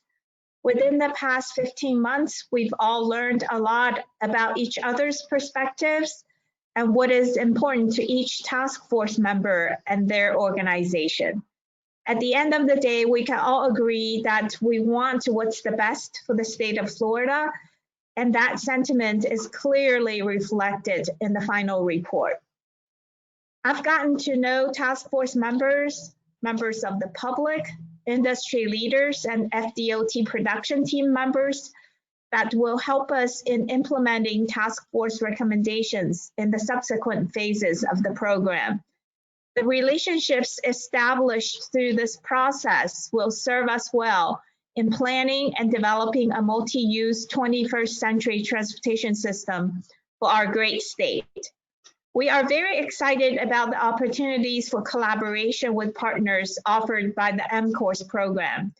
Just to name a few, new ways to advance conservation goals, enhanced partnership with local governments and regional organizations, including MPOs, and opportunities to bring about the many benefits of transportation investments.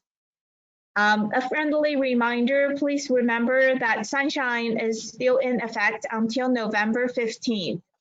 And thank you for your passion and your hard work for our wonderful state. Back to you, Mr. Chair. Thank you so much, Wei Wei. And we're getting a little feedback.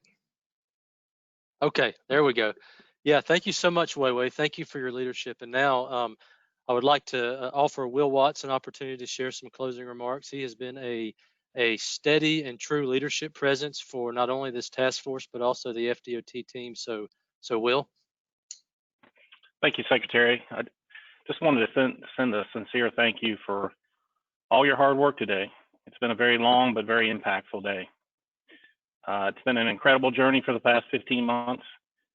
We spent a lot of time together. So we certainly learned a lot and improved many relationships along the way, created quite a few as well. I want to thank you all for the guidance you've provided to us, DOT, and fellow Floridians to prepare for the future. The action plan outlined in your report serves as a blueprint for FDOT's planning phase.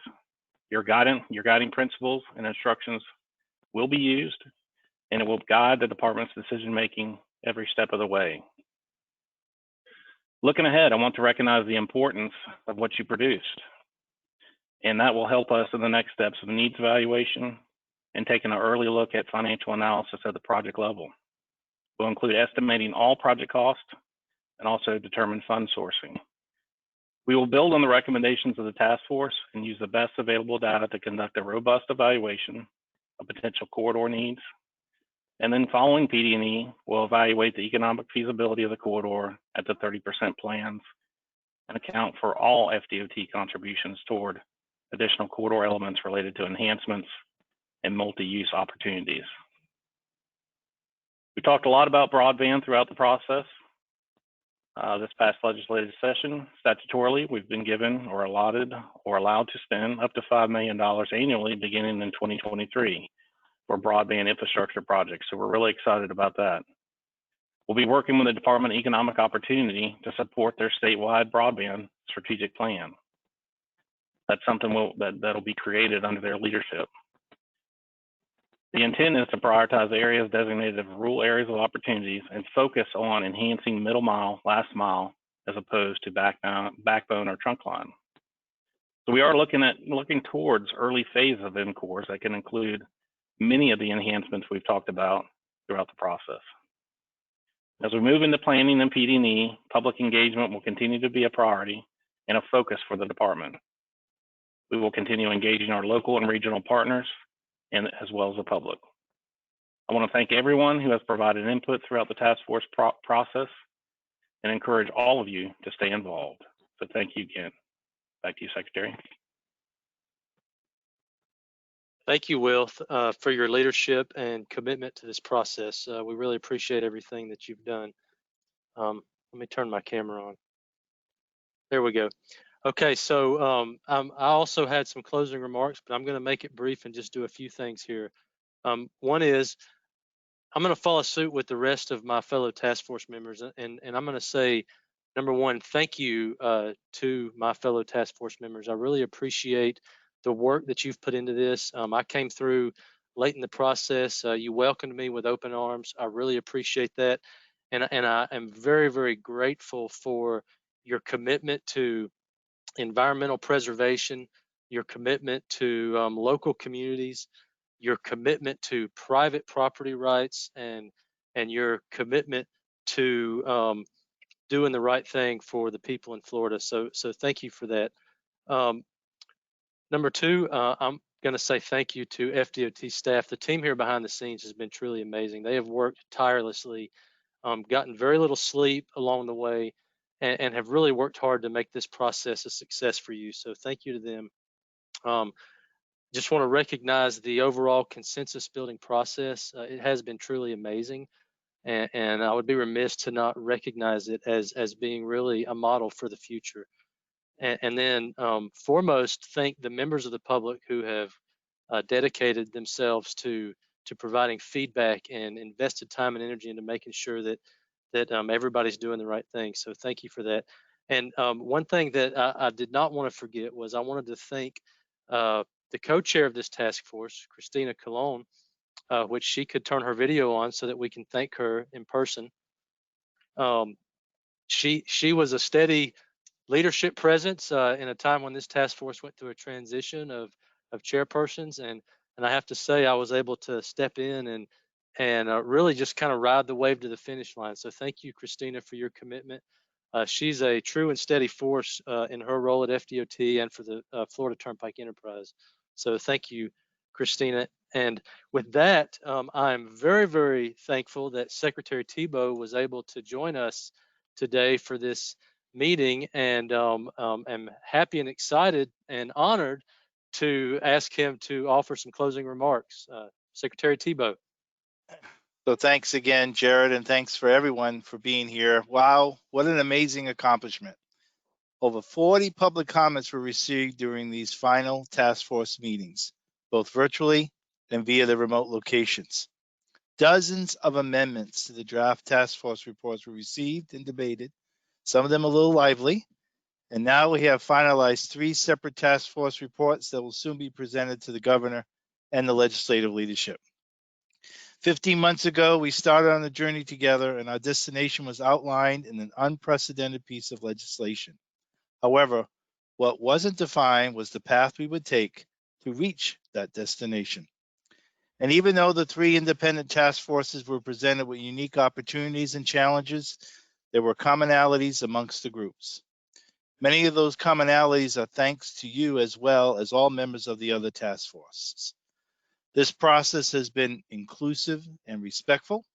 We've heard so many voices representing a variety of topics. It has been informative. We understand that FDOT is not the primary subject matter expert as it relates to items such as broadband, utility expansion, and wildlife conservation. FDOT, along with each of you, have truly taken the time to learn from experts in all areas that are important to Floridians. We have been innovative, understanding each task force member's unique perspective and expertise. You have thought outside the box to be visionaries who reimagine the benefits and opportunities of good policy planning. And we have been comprehensive. Regardless of whether or not we could be together in one room, you tore down silos. This approach and collaboration allowed deeper and more thorough conversation of how the MCORS program can take a holistic, cohesive approach to planning. I have truly been amazed by the passion brought forth by all of you and all the task force members as you have developed guiding principles and high-level needs for each of the proposed corridors. Your recommendations clearly articulate that leaders in Florida, such as yourselves, are absolutely good stewards of protecting the environment and are also committed to enhancing our communities. I truly believe this approach and diverse engagement can and will serve as a nationwide model going forward, showing how to collaboratively and comprehensively plan multi-use and multimodal corridors can be done. I will never forget this time and the efforts you have undertaken and hope that you won't either. Think about it. Together, we have memorialized our priorities for the state we love most, and this work will last for generations to come. And as a grandfather with 4 grandchildren and the 5th one on the way, all of them live here in Florida, that means the world to me. Thank you again for all of your hard work. Our collaboration is not over, and I'm excited for Florida's future. Thanks again, Jared.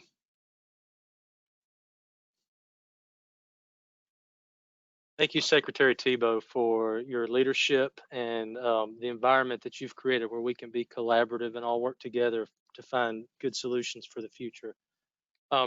With that, I will say that I think we've really accomplished some amazing things here. And as the District 5 Secretary, I'm proud to be in Central Florida and proud to have been a part of this. I'm also proud to call Secretary Nandum and Secretary Evans my friends. They did great jobs with the other 2 task force efforts, and I can assure you that all 3 of us are committed to working with you and the public to implement a program that we can all be proud of. So with that, the final task force meeting for the Northern Turnpike corridor is now adjourned. Thank you.